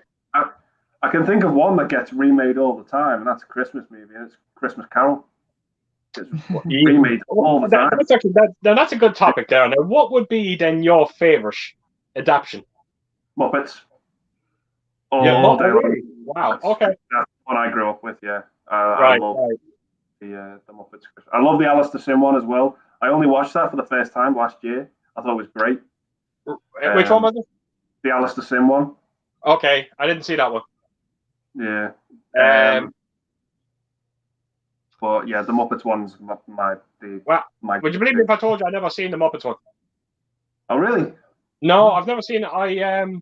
I thought the Jim Carrey one was quite good, even though it was a bit dark. I felt for, but then that's a Christmas Carol, isn't it? It is what it is. But the one that sticks out for me that we only just recently, I think we've seen it in the last probably maybe 3 years ago for the first time. I can't think of the actor's name. He was in The Changeling. Oh, that's gonna annoy the shit out of me now. Is it? It's not George C. Scott, is it? Which one? George C. Scott. Thank you. That's it. Yeah. Yeah, that's the one. I think that was my favorite adaptation. Yeah. There was one with Patrick Stewart as well. I think it was a TV movie. Yeah. That's right. Yeah. I think that George C. Scott, I think that was a television movie as well. Yeah, I think so. I think there's one with Albert Finney as well, I think. Wow, there is a lot of them out there. Yeah, I quite like. It's not like, I don't think it's like a straight up like Christmas Carol, but I do like Scrooged with Bill Murray. Yeah, I quite enjoy that. That's one of my favorite Christmas films. Funny enough. Great. Sorry. Richard Donner. I here as well. It was just a great Richard Donner film. I don't know what it is. I'm every time I watch the ending of that movie, it leaves me in almost tears when I watch it. It feels like the whole end scene is all improv. Yeah, it does, and I think it's such a lovely scene. It gets me every time. It does. Love that movie. Love it. And I noticed right before I came on, you were talking about Home Alone. So I presume someone must have said something about seeing the new one. Yeah, Pete said he watched it. Yeah. Wow. Why would you subject yourself to that? Yeah, it's apparently bad, but it looks bad anyway. So yeah, like I'm not gonna watch it. I'm not gonna waste my time. Someone turned around on Twitter today. I don't know who it was. Said I can only get through 20 minutes, and he said his son was watching it with him. He can only last 7 minutes. And then someone left a comment. Under it. I couldn't even watch the whole trailer. Is it meant to be a remake of the original Home Alone? I don't. Buzz is in it. Yeah, Buzz is in it. Yeah. Yeah. Oh, what, the actual actor who played Buzz? Yeah. Yeah. Oh, interesting. That's interesting. And I did hear this. I don't know if this is true or not, but there was rumored that Macaulay Culkin was going to make a cameo in it. Okay.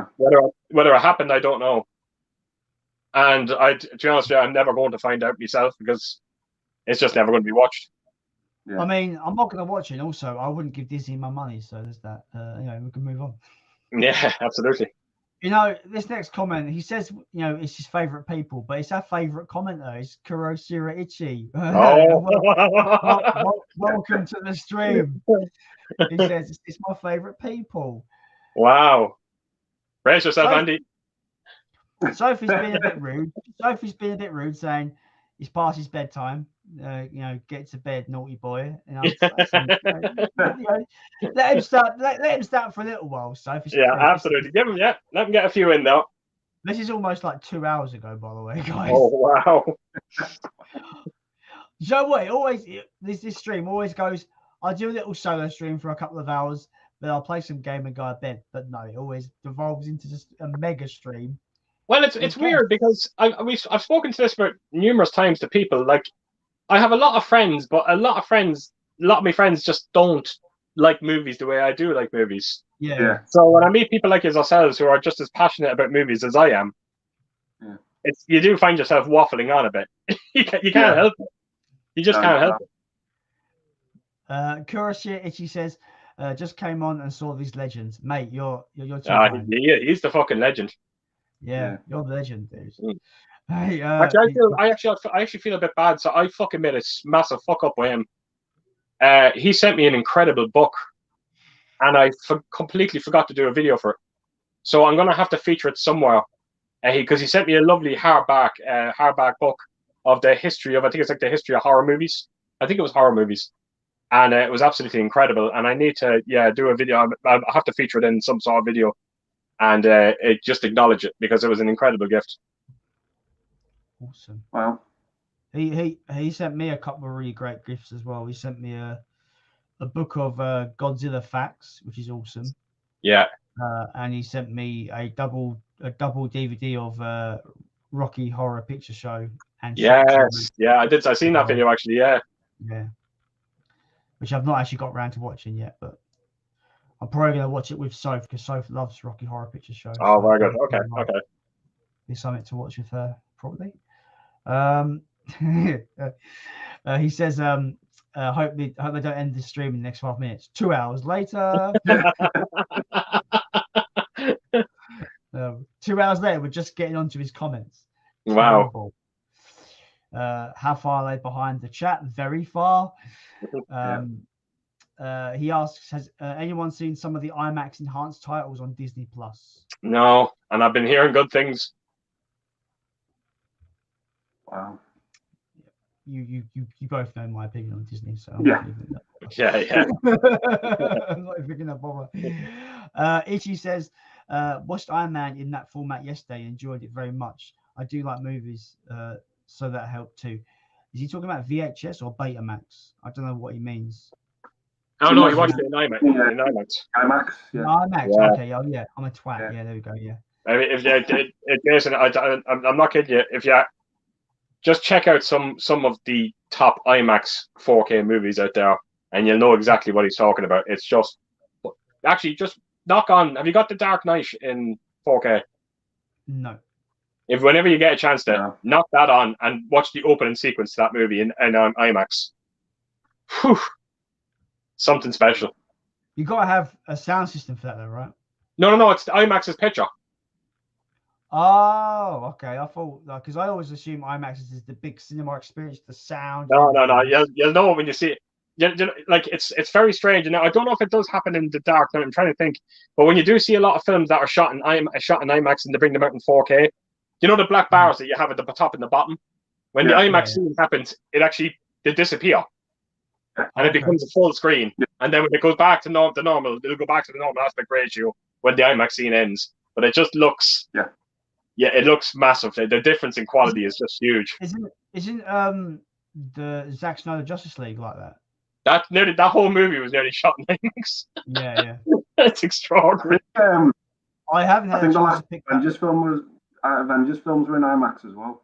Yeah, that's it. Yeah, actually, they weren't near as good though. I have to admit, because I when it comes to these big CGI movies, I think they lose something. When it comes to IMAX, they just don't look as impressive as the likes of, like, for instance, a Christopher Nolan movie. Yeah, I see what you mean. I keep picking up the Zack Snyder Justice League 4K because I've had vouchers for CX for ages, and I keep picking it up and going, oh, do I really want this? And I liked it. I thought it was a really good big upgrade on the Joss Whedon cut, massive upgrade. The 4 hours was needed. It gave the characters a lot more screen time, gave more importance to characters that needed that to be important, and stuff like that. But I think picking it up on 4K and going, will I really rewatch this though?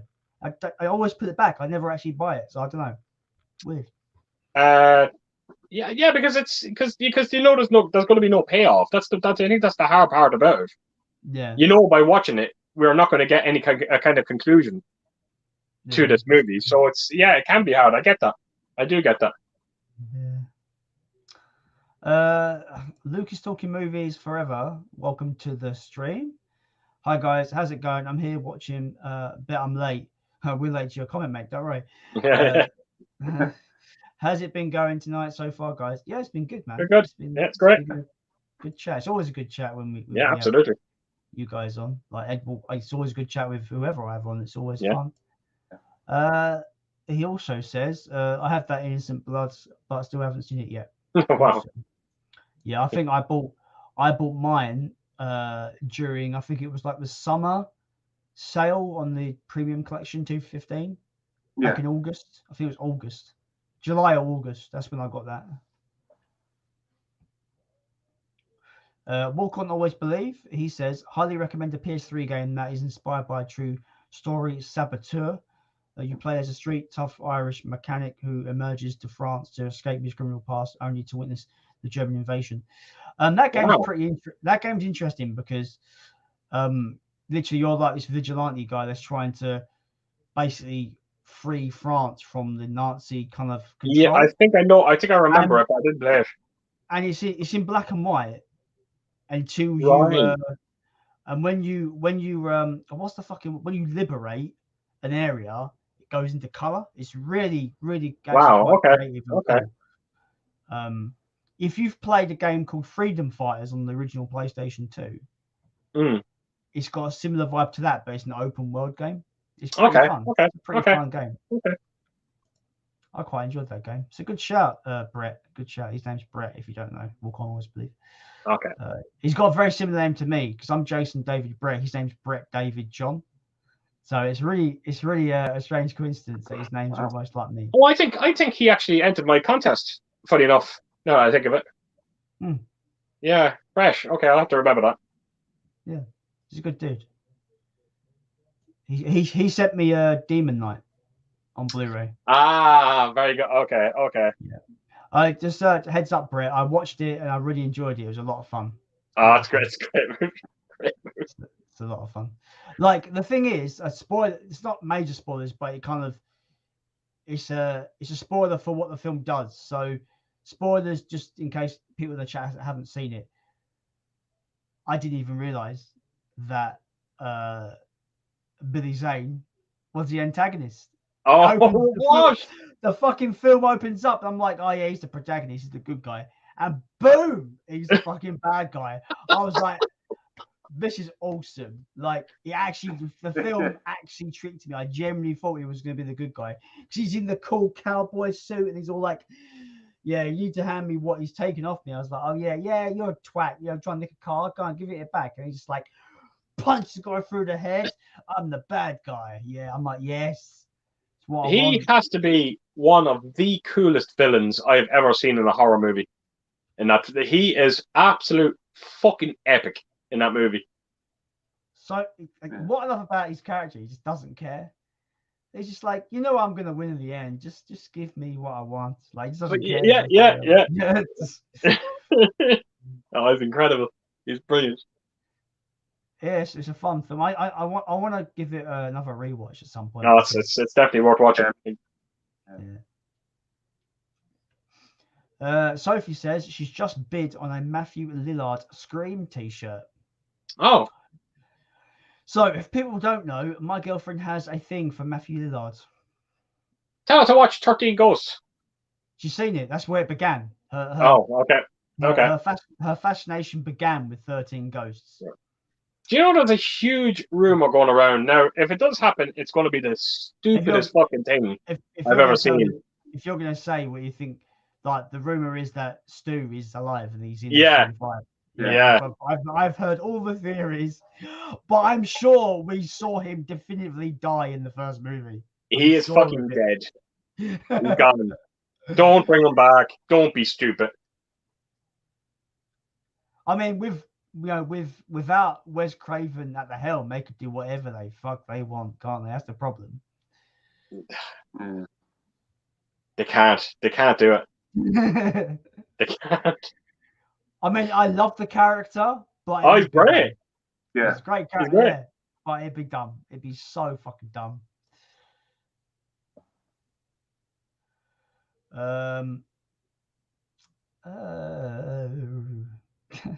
Itchy asks, so did he wear it? For fuck's sake. Anyway, they're talking. Fisherman's Friend says top 5 action TV shows. I don't have any. I don't really watch TV shows.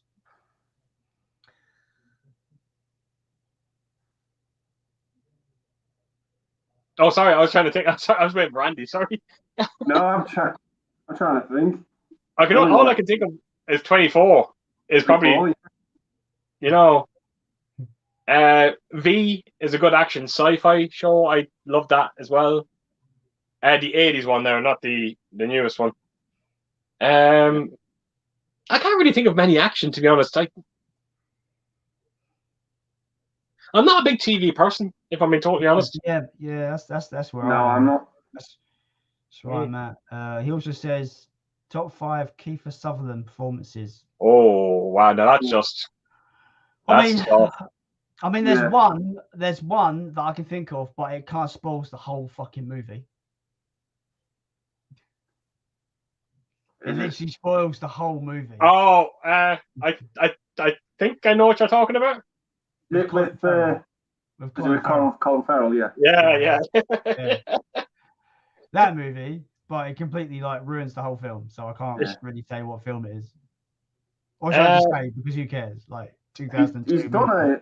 He's done a load of films with Joel Schumacher. Absolute ton of films with Joel Schumacher, and Joel Schumacher really got some good stuff out of him. Flatliners, Time to Kill. Incredible. I've got Oh, love that film.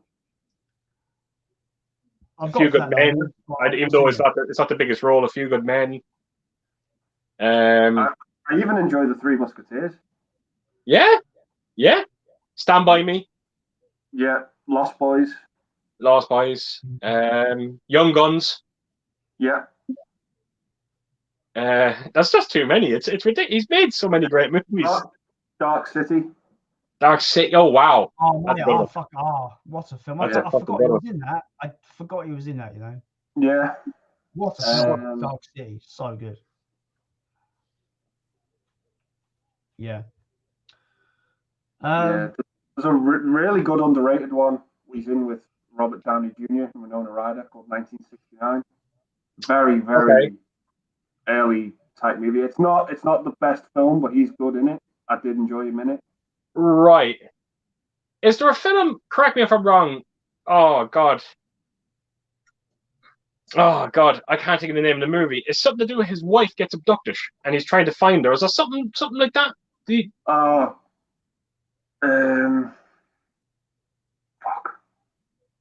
I can't remember. I think I know what you're on about. I can't remember. Yeah. Fuck, you can't remember it. I cannot remember it. I couldn't pick a top 5. I really couldn't.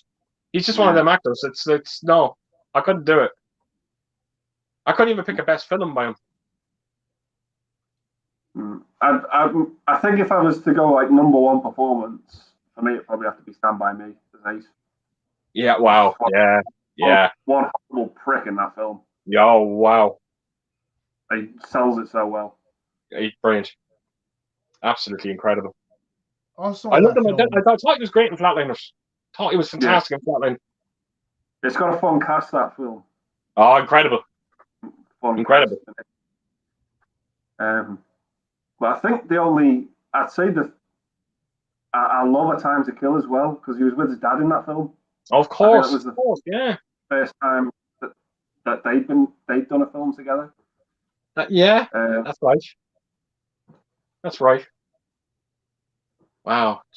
I guarantee if you check his filmography, there's 101 films you'd be kind of go, oh, jeez, I forgot he was in that. Oh, that he's just one of them actors. He's just been in so many great movies. Yeah. He's a very, very fun actor. Yeah. His later movies now, I wouldn't be like the likes of Mirrors and all that. Now, I wasn't too mad about. Yeah, I've not seen much of his later stuff. Yeah, Pompeii and all that kind of stuff. I wasn't too crazy about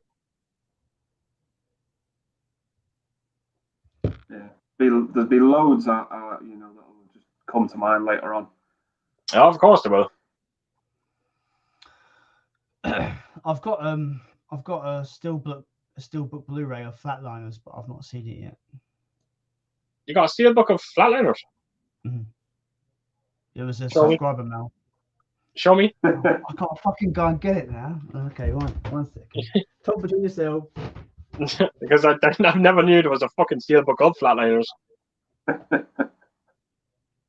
It'll be mine.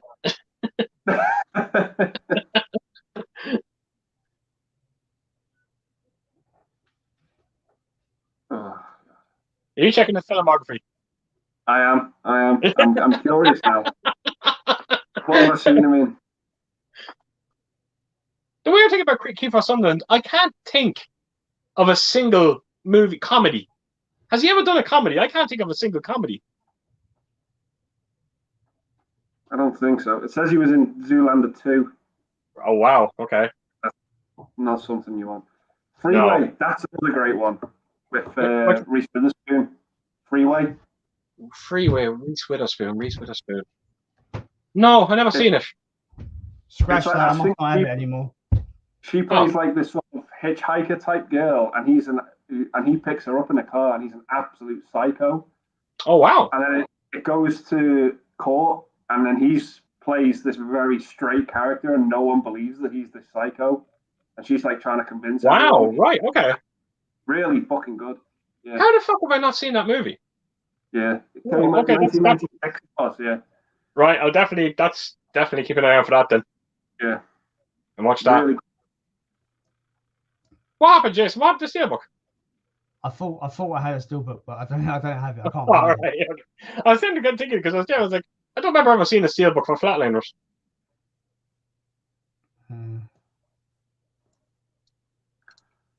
I do. Is he in that film? I can't remember. Oh, there's a film he's in that I really like. Mirrors. I just said that. I didn't like it. Yeah. It's later movies. Yeah. Doesn't matter about it. That film kind of fucked me up when I was younger. I was like, fuck it hell.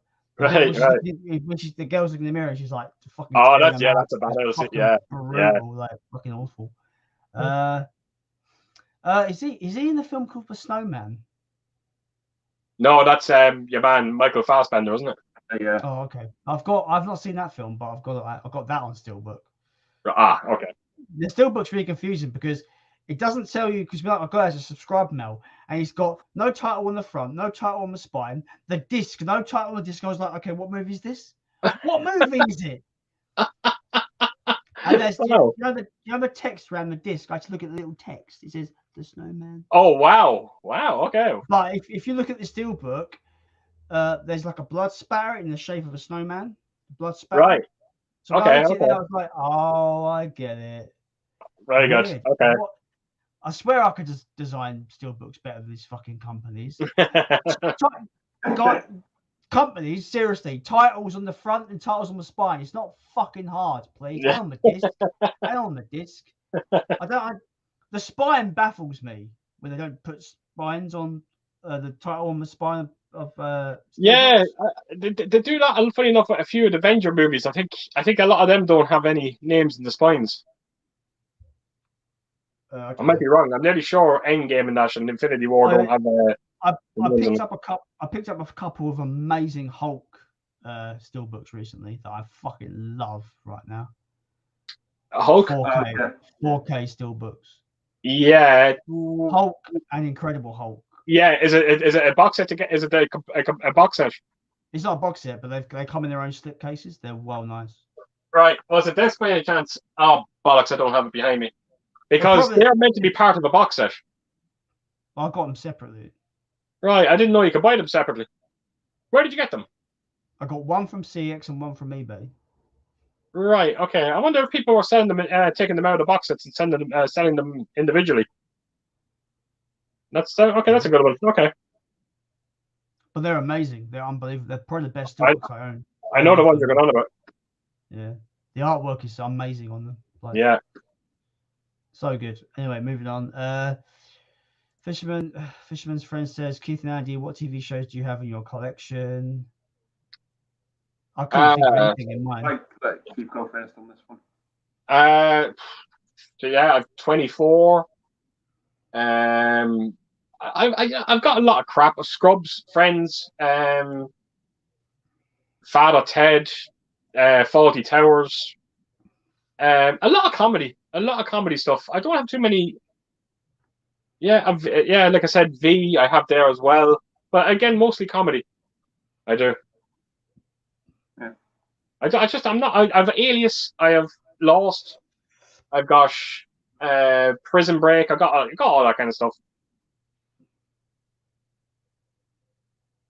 Yeah, I've got a few sets on Blu-ray.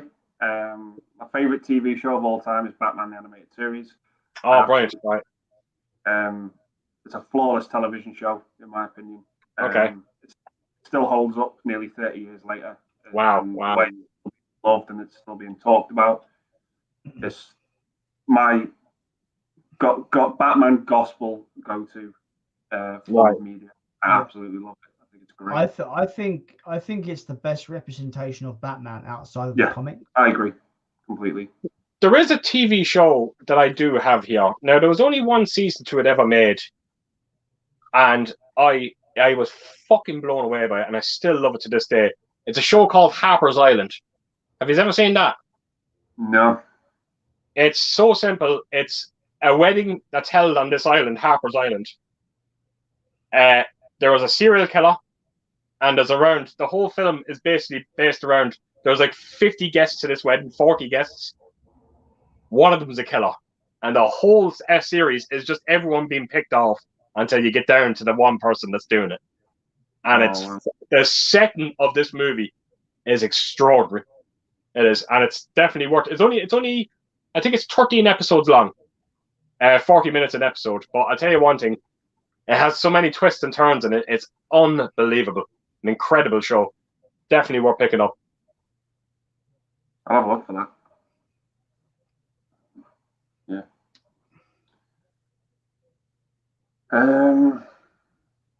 So what else? I've got the 60s version of Batman as well. Oh wow! Do you have that deluxe box set of a? Yeah, it comes with the die-cast Batmobile and the car. Oh, yeah, I missed that. I fucking missed that. I should have got it when I had the chance to. Yeah, I need to change the battery in it though because the sound. That's gone, is it? Ah. Yeah. I've got Game of Thrones on Blu-ray. A lot of stuff on DVD as well. Like, one of my favorite shows I've got on DVD because I love the box set it comes in because it's quite hard to find. Malcolm in the Middle. Oh wow! Okay, wow, okay. Right. Yeah, just a fantastic comedy show. Really, really. Okay. Breaking Bad. One of my favorite shows that I only got into a couple of years ago, Twilight Zone. Wow! Oh, how many seasons have you got the Twilight Zone? How many seasons have you got? You got the 5. Yeah, I've got the 5 on DVD. Yeah, I think the first season's the strongest. Which ones do you have now? Do you have the? Is it the 80s ones or the original, the Rod Serling ones? Yeah. Oh, sorry. Yeah. Okay. Yeah, got all those on DVD. I think the first season is fantastic. Right. There's some episodes that are just brilliant. I think the one with Burgess Meredith, and he's not to get into spoilers, but with the glasses, that episode is yeah. Okay. Yeah, and that is one of the best episodes of television I've ever seen. I think that episode from Twilight Zone. Because I fucking had the first 2 when I just back when I didn't know better. I had the first 2 deluxe. I had deluxe editions for the first 2 seasons of Twilight Zone, and I fucking sold them, and I regret it to this day doing it. But I have the complete collection of Outer Limits. Okay. I do. I've never seen Outer Limits. Oh, sorry? I've never seen Outer Limits. Yeah, that's why I brought them up. I just thought because there's a lot of similarities to Twilight Zone and Outer Limits. To just every time someone mentions Twilight Zone, my mind goes to Outer Limits. There's something about the two of them. They just they always just remind me of each other. You know, they're actually quite good. There's some great episodes in Outer Limits. There is TV shows that I would love to see. Like they've done a TV series of Friday the 13th and Freddy's Nightmares. I would love to see a lot of them. Because I don't have much memory of them or what they were like. Weren't they like more like anthology kind of horror stories? Yeah, that's right. Yeah, kind of like Goosebumps, but obviously more kind of adult, I suppose. And as far as I remember, Robert Englund, like he was the presenter, wasn't he? He was kind of presenting the stories at the start of it, as far as I remember. I think so, yeah. I've not seen them in a very long time. Right. I don't think I've seen any of the Friday the 13th series. I don't think I did either. Apparently, I heard it's about a shop, and it's just like these weird things happen. They just called it Friday the 13th for some reason. Oh, okay. I seen. Weird, I don't know. I was watching Creepshow recently as well. I started watching the first season of that. It's very cheap, but there's some good stories in there though. I really want to see the other Tales of the Crypt movie. What's it called? Bandaro Blood. Yeah, whatever. Yeah, I want to see that, but I also really want to actually watch the series. You can get you can get an import of the DVD set for about 50 quid. Don't do that. No. Whenever you try to think about buying things like that, make sure you just ring me first, because if you go to Amazon Germany, Amazon Germany are selling a deluxe box set, complete every single episode on Blu-ray for 50 quid. Oh, okay, cool. No, don't pick up the DVD. Pick up the Blu-ray. I remember seeing one episode of that when I was in Florida when I was about 8. And right. There was one episode that came on, and it was the episode with Tim Curry. Oh, wow. Where he plays all the parts of this family. I know the one you're on about. Well. And that's the first and last time I've ever seen that episode when I was about 8. Yeah. I still remember it vividly. Right, yeah. I looked up the TV series after watching Demon Knight. I think like the day after. And I was astonished by how many famous names are in Tales of the Crypt show. Yeah. Oh yeah, it's unbelievable. It's like just so many people that I know who they are. You know, it's crazy. Like never even like look at even the film Demon Knight. Look at some of the fucking directors behind that. Like Robert Zemeckis is behind that movie. There's serious talent. I'm nearly sure Richard Donner has something to do with that movie. If I'm right, I might be wrong. I'm nearly positive there's 2 big directors behind that movie, but they don't direct it. I think they produce it. Mm-hmm. So I'm sure I might be wrong on this, but I'm sure I've seen a video that some of the episodes, I think some of them were directed by Arnold Schwarzenegger. That's what. Yeah, that's absolutely right. Yeah. That's correct. That's crazy. Yeah, it's amazing. Yeah. Actually, going about just TV shows as well now. Ash versus the Evil Dead. Oh, fucking incredible show! Absolutely. The first, I feel like season 3 is kind of all right, but the first 2 seasons are fucking amazing television. Every time I mentioned, I don't know why. Don't ask me why, but I keep going back to that episode, the morgue scene. Oh, I was on the floor laughing, man. I could not stop laughing. It was one of them scenes where I was like, okay, I see what they're going to do, but there's no way they're going to show it. And I was like, okay, now they're really showing it. You know, it gets so like the visual, the sound design is the most disgusting thing, but I was just laughing so hard. Like, do you know when his head goes completely in? All I kept thinking about was the day they were shooting that scene. How many takes did it actually take them to get that scene? Because I can only imagine if I was standing there, I'd be in tears laughing, looking at Bruce Campbell fucking inside this thing. It's the most ridiculous thing I've ever seen. Absolutely fucking genius. Andy, have you seen? Do you know the context? I've not seen any of the Evil Dead series. I'm afraid. No. Can we tell them that scene? Yeah. So just context. Yeah. So a character has hid the Necronomicon in a body in this morgue, and so basically Bruce Campbell's gone in there to basically find it. So he's cutting open corpses and stuff, and as soon as he finds the actual body with the Necronomicon, it kind of spawns the intestines of these monsters, and they strangle him. They pull him towards the corpse, and the corpse opens its legs, and just all shit and crap comes out of his ass, and it just goes up his ass. It's so funny.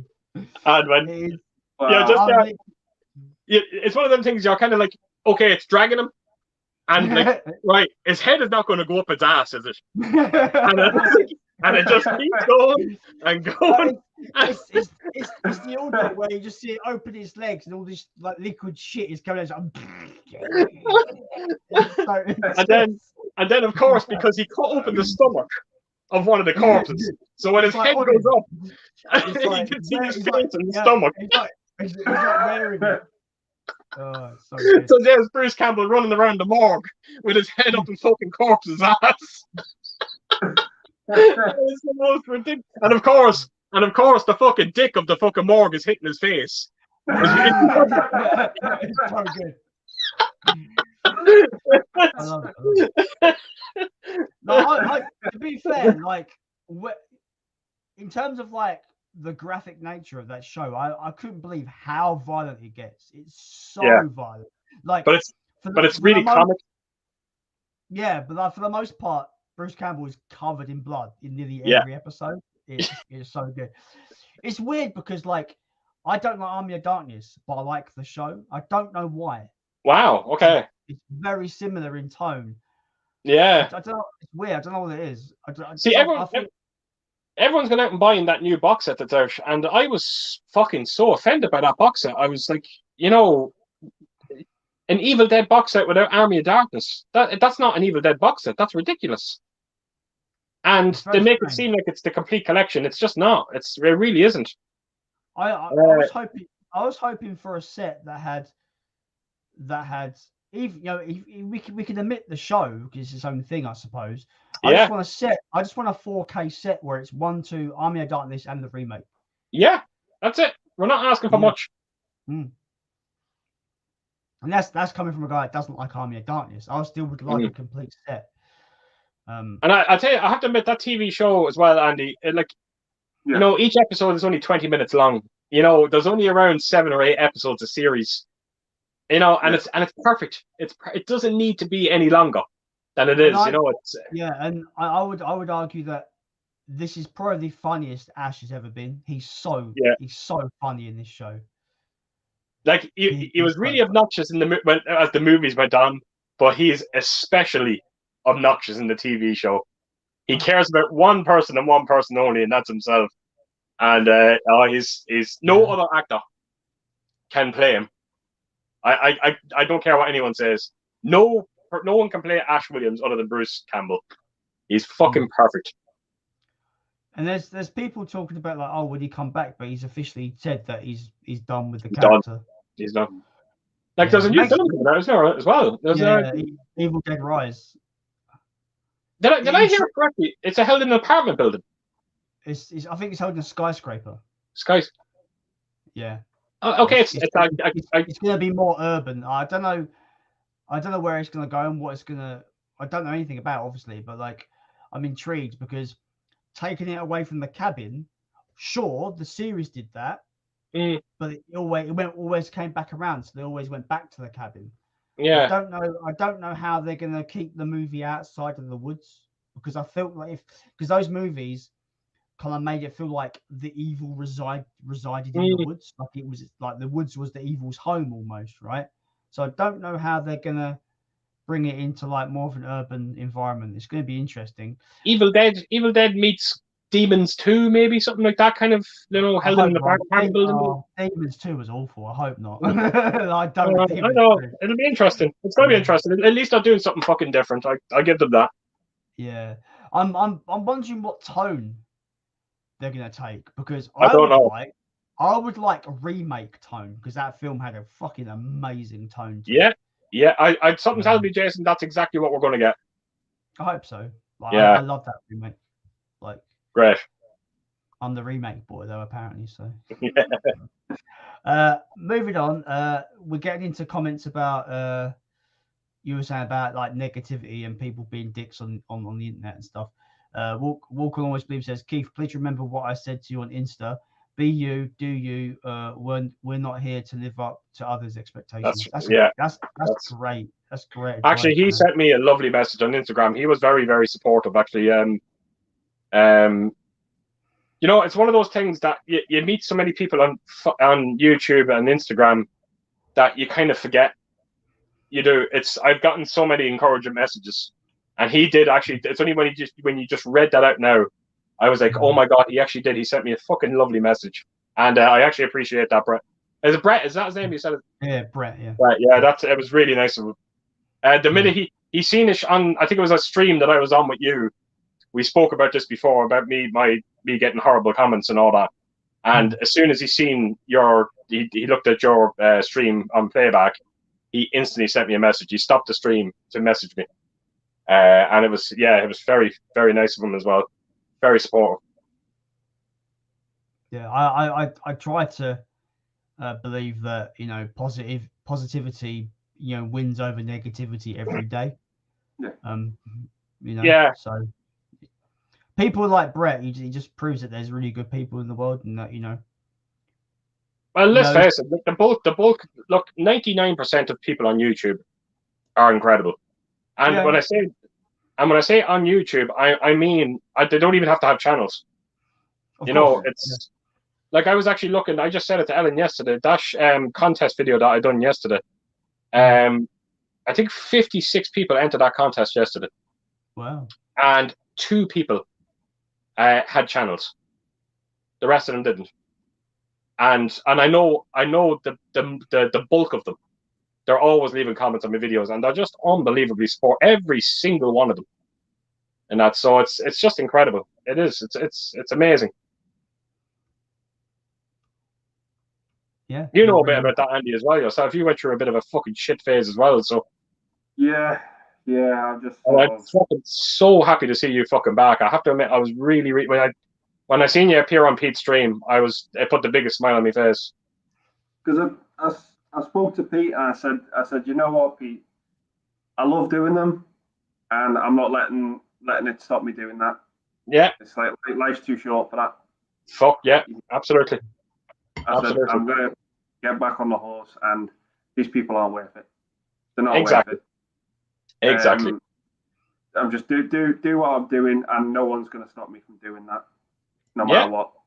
Absolutely. And it's the same. The same goes to everyone else. No one has this right to tell any of us we shouldn't talk about what we want to talk about. As long as we don't. I always live by the philosophy that if you are respectful to me, you have my respect back.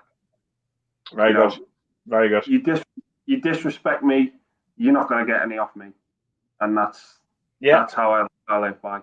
You know. No, I treat others how I want to be treated. It's heartbreaking, like, because I was worried that you were going to go down the same route as Lauren's collection, because Lauren now hasn't brought out a video since that shit has happened. Yeah. And it's terrible. It's terrible because by doing that, you're acknowledging now the fact that, you know, this has bothered me, and you're basically giving them now what they wanted. And it's a shame because Lauren had such a great channel, and she's a huge following as well. Yeah. And it really is a shame. It's a shame. But I am delighted to see you back, though. Yeah. I was upset when it happened. I know you. Yeah. Yeah. I was just massively taken aback by it, and I was just said, right, this part of this now is not for me. I'm drawing a line before it gets any worse, because I don't want it to escalate any further or go anywhere. And I don't. I said this in my Tim Burton video. I said I don't want to associate with those people anymore.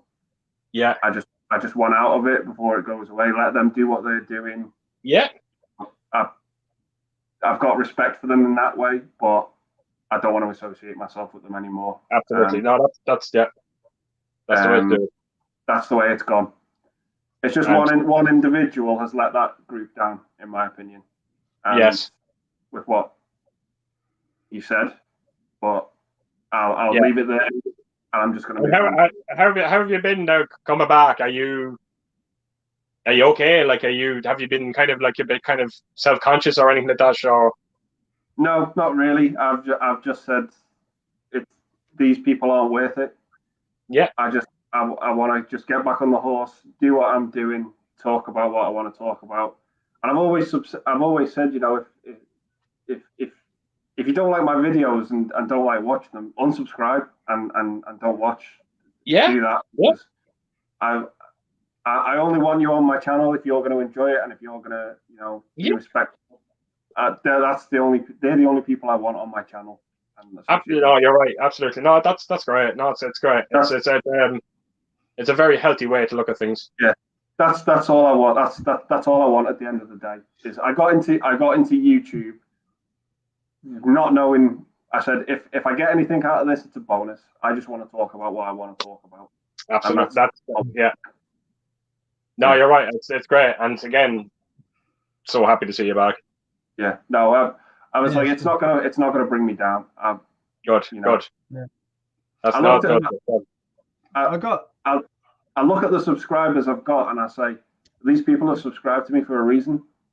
That's what I look at, and I'm like, I'll do it for them because it's, Yeah, absolutely. No, you're right. You're absolutely right. And like I said, it's a very healthy way of looking at it. It's brilliant. Yeah. It really is. Yeah. You know how you might watch other streams and they get a shit ton of just troll comments. Mm-hmm. Yeah. And I haven't had troll comments for about a long time, and that's because I just stopped giving a shit. And before they had even any time to do anything, they're blocked. I didn't acknowledge them. I don't even give them any time of day, and I think they just got bored because they know I'm not bothered. Because they want a reaction. They want to see you upset. They want to see you angry. They want to see you going, "Oh fuck you, you troll." If you just be like, yeah, just talking the conversation you're having, like, I don't know, VHS, yeah, VHS is here. Just block them silently, and just know they're not bothering you. I haven't had trolls for months because they must realize that we can't get under this guy's skin. It's not fun anymore. That's it. Yeah. That's right. That's right. Yeah. Look, it's we all knew it. We all knew getting into YouTube that there was always going to be horrible times. There was always going to be some horrible comments. It was inevitable. It's always going to happen. Like I said, 99% of the time, it's pleasant. It's fantastic. It's unbelievably supportive. But you will always have that 1% that they're just going to be nasty people. I was called a German a Nazi supremacist there around 3 weeks ago because I proudly bought off Amazon Germany, and that's the only reason why he called me it.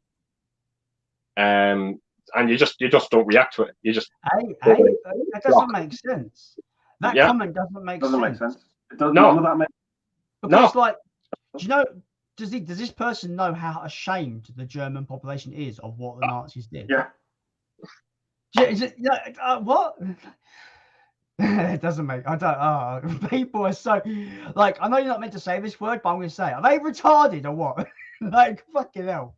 You just don't acknowledge it, and that's the one thing you have to just learn. You just have to learn to not respond, block the person because they're going to keep doing it, and just move on. Simple as. I think if you start acknowledging these people, then then you're heading down a bad path. They win. That's what I say.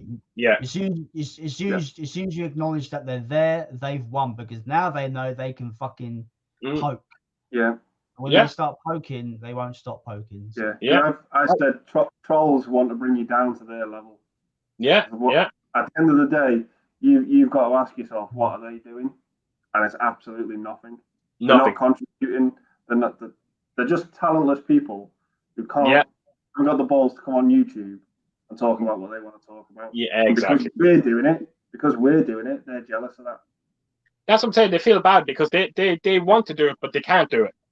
And they resent anyone that actually is doing it. So it comes with it. And I know that the horrible thing is the bigger my channel gets, the worse this will get. But but look, it happens. It's never going to stop me from doing this. No. Yeah. No. Yeah. Definitely agree. Yeah. Brett continues and says, you're humble. Stop the negativity. It's not worth wasting energy on. Don't fuel their fire. Shrug it off and doubt their fire. That's what I'm saying. Yeah. But that message, because I'm not going to say what he said to me, what Brett sent to me, that's between me and him. Yeah, of course. But what I will say is that the one message that he sent me, it was that supportive and just so beautiful to read that it could outweigh 5 of these assholes. You know what I mean? Yeah. One positive message can outweigh 5 assholes, and that was absolutely incredible. That put the biggest smile on my face when he sent me that message that day, and it helps. Do you know how you introduced me to the Midnight Classics Halloween box set, and I bought it from Amazon Italy, and I made my own video? Do you know that still gets comments to this day? People saying how much money I've saved them because they instead of going on eBay, they've gone to Amazon Italy and got it for like really cheap. I said it's great. Yeah. I said to you before on a stream, Midnight Classics should cut me a fucking check for the amount of business that I've gotten them. And now you're fucking doing it as well. Now you're saying it as well. That a lot of people are coming on there seeing your video. Yeah. And it's an incredible thing. It's amazing. It's Midnight Classics. I'm telling you now, I'm going to bring them bastards to court. I want my paycheck. They're amazing. I'll tell you one thing, some company, what an amazing additions they bring out. Yeah. I've got that Halloween one box set. It's great. And I've got The Wretched, which I've not watched yet. And I've got Sliver, which is a great addition. Yes. It's a great addition. Yeah. I want to get their Fly collection because it looks amazing. I have that here. Yeah. Yeah, I tell you, Jason, you should see when they're all together. They just look extraordinary. They do. It's amazing.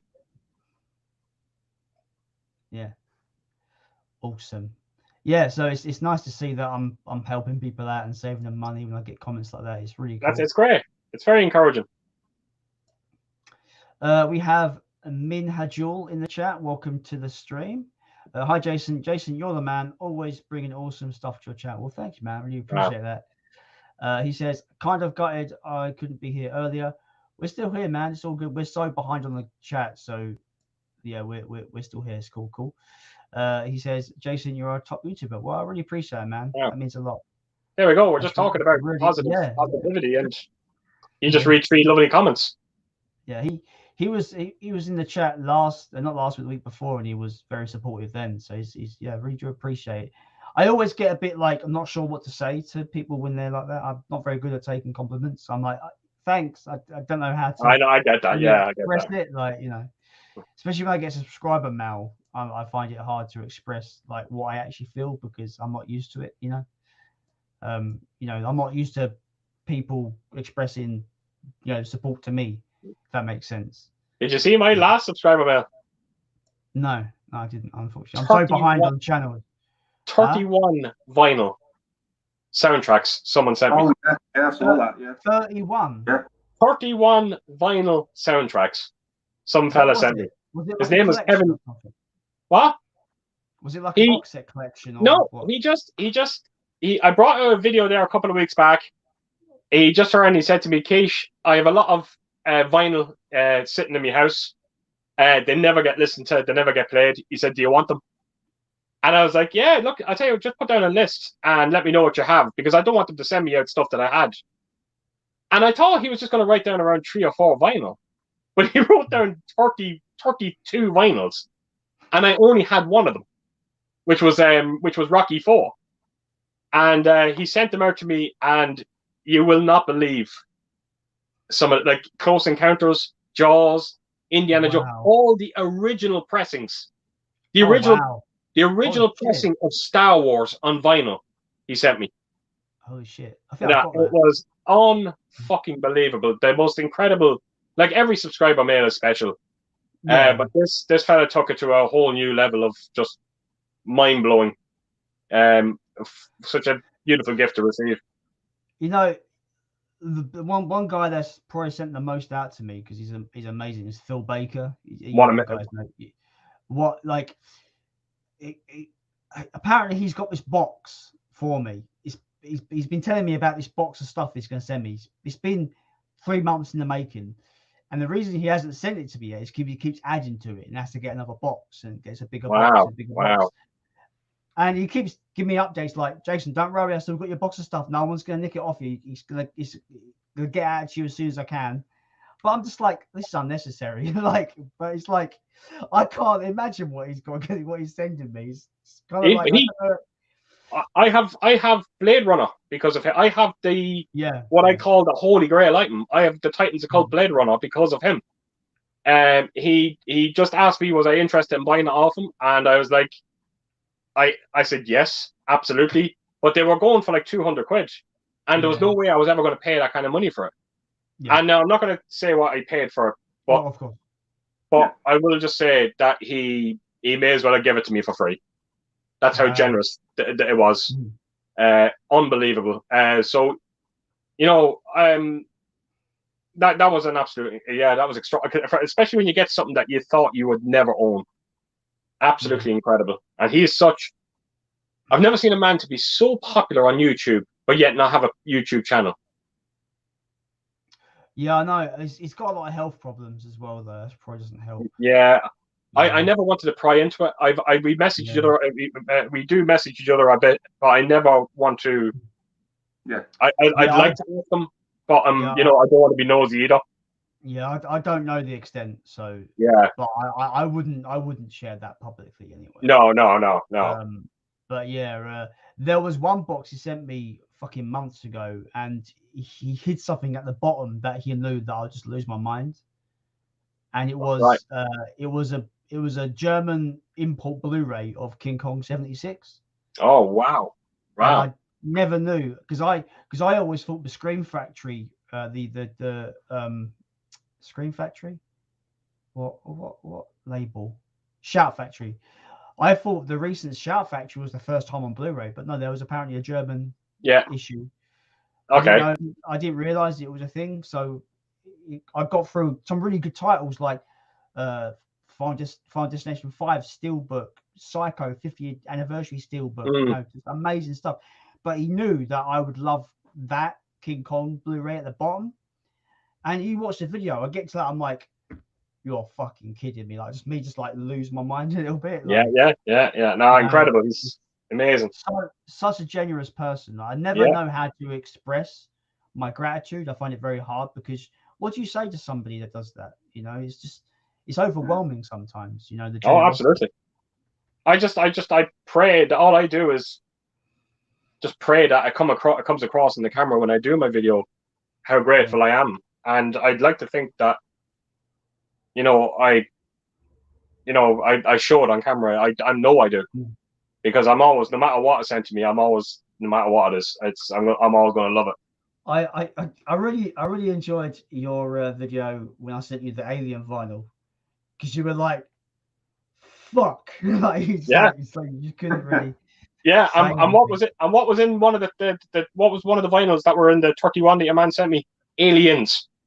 Oh wow. So I did say it in the video, because I mentioned you in the video. I said that I got Alien off you, and now I've got Aliens off. So I got the 2 soundtracks off there from 2 subscriber mails. Unbelievable. That's awesome. That's awesome. Yeah. So good. Anyway, we'll move on. Like, just everyone in the chat, you're all awesome. We love you, all of you. You're all great. So to be all mushy like that, but you know, it's truth, man. Everyone's great. Cobra Viper 99999. He says, "Good evening, everyone. Welcome to the stream. I know we're probably super late to this fucking question, this comment. All these comments we're so behind. Okay. How late can you go, guys? Because we're so behind." Right. So to put it in perspective, this comment was posted at 11:30. Wow. It is almost 1:15 in the morning. Wow. It always happens. It always happens.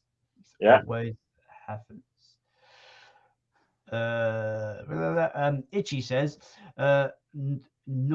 Normac Mitch. I can't pronounce it. I'm terrible. Should try and get the Abyss released on Blu-ray and 4K. That would give him some. Oh, he's put his name backwards. Right. Jim Cat. Oh, I'm so dumb. Anyway, yeah. Right. That guy. You got me, Itchy. You got me, clever bastard.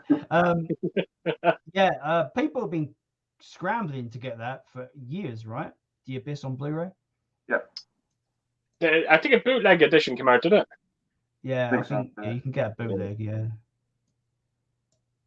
I've never seen that film. I want to though. Just never got around to watching it. It's a great movie. It's a good. It's not one of my favorite James Camerons, but it's powerful. Yeah. I'm exactly the same. Is it all under? It's all underwater, isn't it? Yeah, that's where James Cameron's at home in water. Whatever it is, he's this huge fascination with water. He loves it. We're so behind on. We're getting to Titanic talking. How long ago was that? It was fucking ages ago, guys. Martin McBurney says, talking about Titanic the movie, about it is a night to remember with Kenneth More. Yeah, an absolute classic. Fucking incredible. What a movie. I've got it, but I've not watched it yet. Oh, you see? Oh, wow! No, it's great, Andy. Like it's not James Cameron great, but it's it's a phenomenal effort. Yeah. Itchy says, Itchy's replying to him.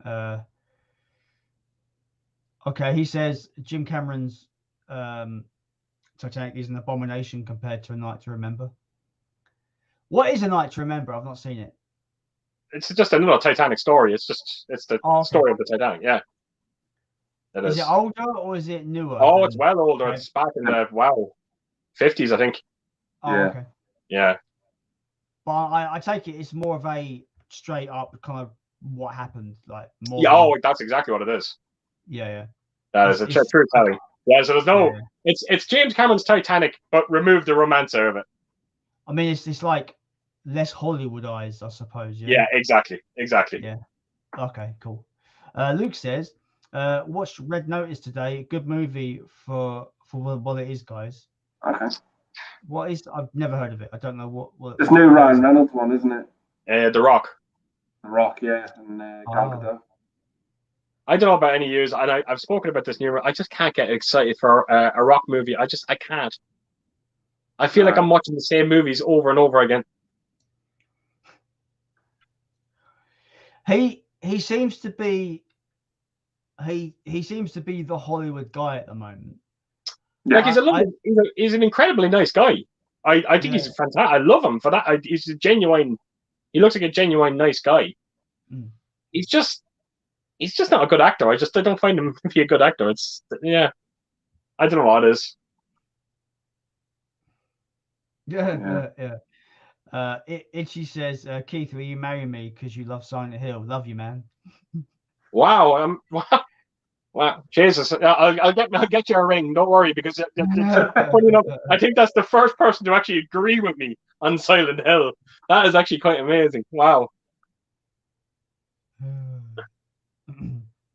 Cobra 999 says, anyone seen the movie Revenge? Yeah. I liked it. I quite liked it.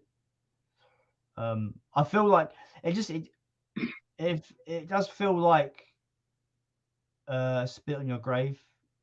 Almost. You've seen it 101 times before this film. This film brought nothing new to the table, to be honest. I enjoyed it for what it was, though. It was grand for what it was. Did you see it, Andy? No. There are a couple of films called Revenge, aren't there? I think there's a. Yeah. No, this is just recent. I think it's probably in the last 4 years. Oh no! Yeah, it's a rape revenge film. Oh, okay. Yeah. I think I've seen one with Kevin Costner. Revenge. Well, we don't. To be fair, we don't know what film Cobra's talking about. I'm just guessing it's. But if it's the newer one, no, I don't think I've seen it. Right. Yeah, look, it is like Jason said. It's a rape revenge movie. Look. Okay. I spoke about these movies numerous times before. You can only make them one way, and I think they need to stop making them. Yeah. Yeah. I mean, they could make a revenge film without the rape in it. That'd be good, because that's the bit I don't. Yeah. I'll give credit when credit's due. At least they didn't go too bad in that movie. You know what I mean? Not like what they done with I Spit in Your Grave and Last House on the Left. There's a bit in that movie that fucking I feel I wince. It's towards the end of the film. So spoilers for Revenge at the end of the film. So she shoots her quote unquote boyfriend at the end, right? In the stomach with a shotgun. So his intestines are fucking falling out everywhere. He's got cling film and he's like tied it around himself to stop himself bleeding out. And she's run around there and just punched a hole right where he's fucking out. I was like, oh, you can't. Oh, it's gotta hurt. I can't imagine how much that must hurt. I can't, like, I don't know. I'm sure I've said this as well in a few streams. But when it comes to like violence in movies, nothing really bothers me too much. But I have to admit, whenever I see a scene where someone is getting on nails and the nails bend back, I can't watch it. I refuse to watch it. I have to look away. I cannot look at it. I can see someone's head, their intestines being ripped out. I could see someone's cock being ripped off and shoved up his ass. But if a nail is being pulled backwards, I just can't watch it. It's the most disgusting thing I think you can show on film. It's horrible. Yeah, I don't know. Like, I think for me, when it comes to violence, it's all about audio-visual design. Because if it looks horrid and it sounds horrid, then it'll get a reaction from me. Yeah. So, for example, Hostel is fine, nothing. But when he gets a chainsaw, he cuts his fingers off. I'm like, you son of a bitch! That's got to fucking hurt. Yeah. I think I would be more disturbed by violence that what you'd see in a Martin Scorsese movie, like for instance Casino.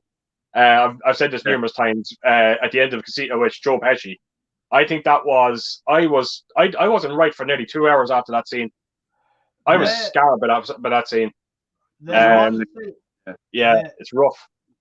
There's one scene of violence that I've seen once. I don't think I can watch it again because it fucking shook me. Bear in mind, I was about 15, so I was maybe a bit too young to watch it. It's from a film called We Were Warriors. Yeah, I know the film. You know the scene I'm talking about where he beats the fuck out of the girl? Yeah. It's fucking horrible to watch. Yeah. Yeah. Absolutely horrific. Obviously, it's not gory or anything like that, but it's just really horrible to watch. That kind of is it the New Zealand? Is either New Zealand or Australian film? Is that the New Zealand one, isn't it? Yeah, New Zealand. It's got the guy who plays Jango Fett. Yeah, that's it. Yeah, that's the one. I think it's Once for Warriors. Yeah, that's it. Yeah, that one. Yeah. Right. Yeah, that's a great film. Yeah. That scene is horrible to watch, though. Yeah. Yeah. Oh, yeah. Completely agree. Yeah. That's the thing, right? I think. I was going to say this. Sorry. Go.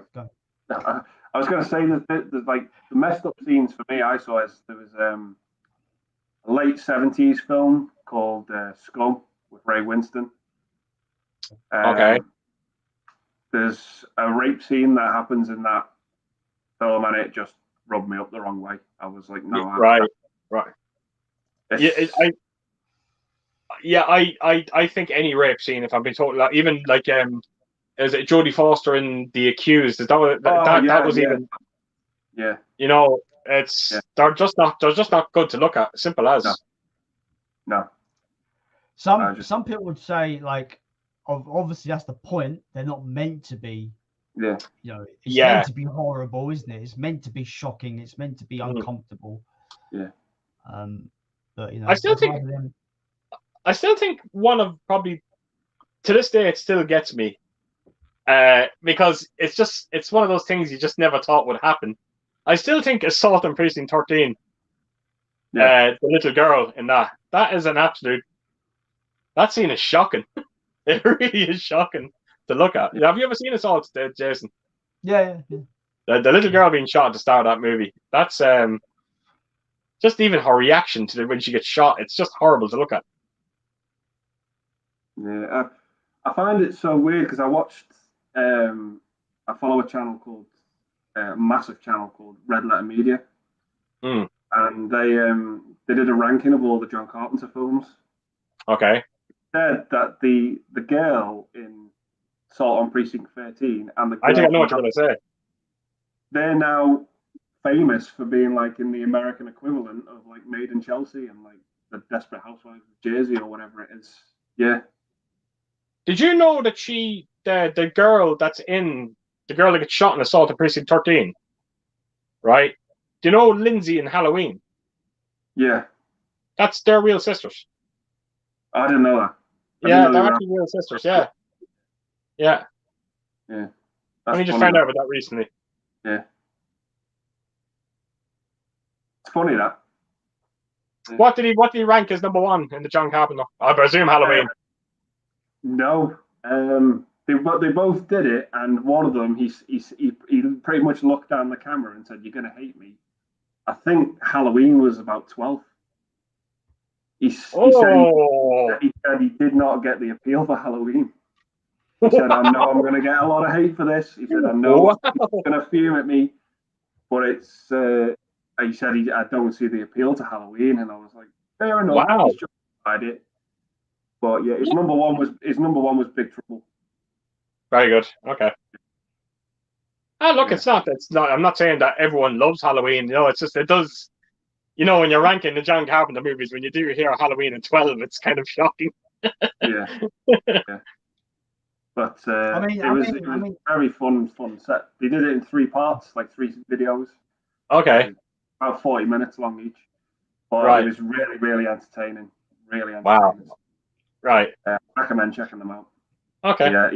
He came up with something funny. He said he's such a great director. He said, but he's managed to look 85 for the past 43 years. It's true. It's true. Very true. Yeah, but yeah, he's such a great director, though. I would love to see him just I'd love to see him do one more movie, just to just right a lot of his wrongs at the end of his career. Just one more movie. Yeah, one of my close friends I went to school with, he got to see him in concert. So did I.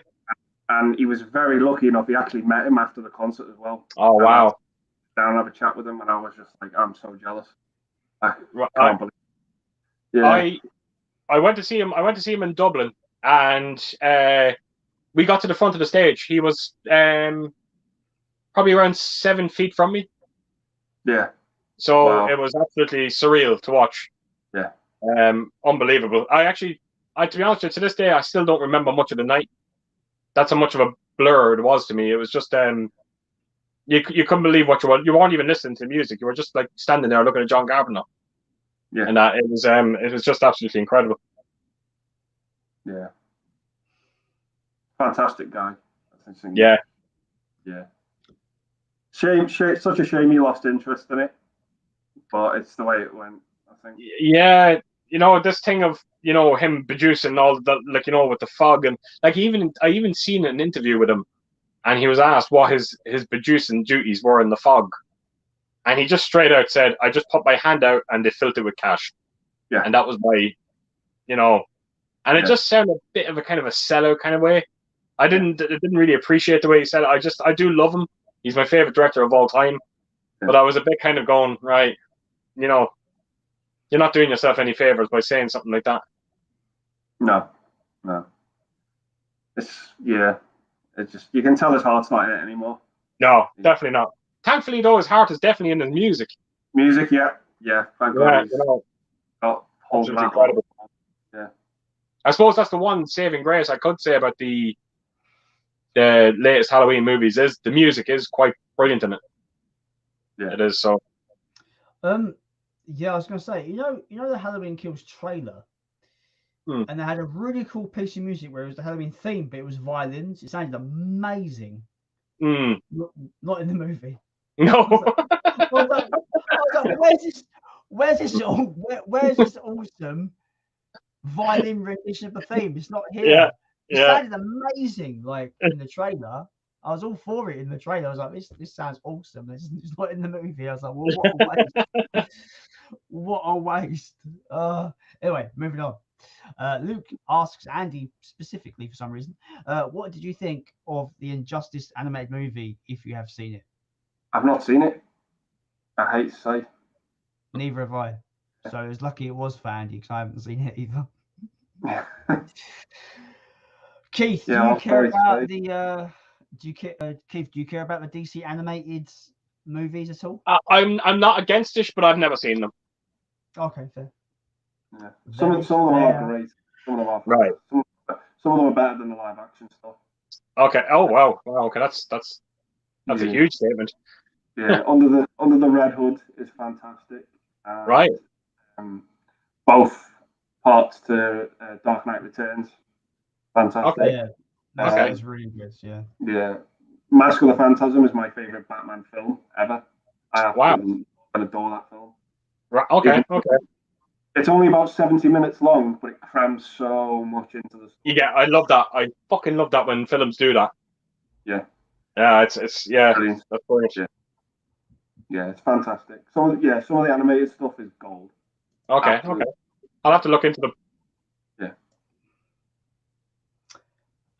What was going? Oh yeah. So we have Standing Silence. He says, "Jason, I'm back. Well, welcome back. I'm glad to see you in the chat. I hope you're doing well." Martin says, "You were right, Keith. Neon Maniacs does have a scene where a woman gets the head cut off while giving oral sex." I don't know what's worse. The fact that I actually don't remember any more of that movie, and that's the only scene I remember. So that is absolutely insane. That is wow. That actually really has brought me back a bit. It's as weird as that sounds. So, that is amazing. So was her head still sentient? Was she still alive? I think she was. But bodiless, essentially. Yeah, I think she was. I'm almost sure she was. Okay, interesting. Yeah. Very, very. I might have to look this up after the stream because it sounds very, very odd to me. That's actually amazing. Fuck me. The minute you read out the name of that movie, wow, that has really took me back now. That's amazing. Oh my god, it's 4.5 hours to be on this stream.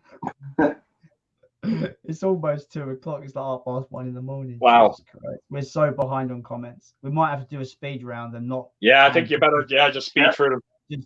Just avoid tangents. Dangerous Chris says, "Anyone seen Commando Ninja and New York Ninja? I was thinking about getting the Vinegar Syndrome Blu-ray releases." No, I haven't. No. That answered that question. Itchy says, "But Dark Knight Blu-ray also has the IMAX scenes and is probably cheaper for Jason." Cool. I'll keep that in mind. Yeah. Sorry, the Blu-ray. Yeah, very good. Okay. I've got the Blu-ray, so I might have to give it a watch. Sophie says, "Keith is to blame for my Matthew Lillard lady boner when we were first on a stream together. My love and Keith spoke about 13 Ghosts, so blame Keith." Yeah, You're welcome. Well, I've been replaced apparently, but Luke says, "Have any of you guys watched that The Marksman? Really good movie on Prime Video, quite good, really." I've not. The Marksman, is that Liam Neeson? I wonder. I can't remember. I think it might be. Right. I didn't see it now. Sophie says, "Keith, I've sent you a link for the Flatline Steelbook on eBay." Oh, there is one. Okay. Happy days. I'll check that out, Sophie. Thank you. Just hope it's not the remake. It's Sophie is selling your one. I think I might have sold my copy because I needed some money. I think I got like 12 quid in CX for it or something. I don't know. I'll have to look into that.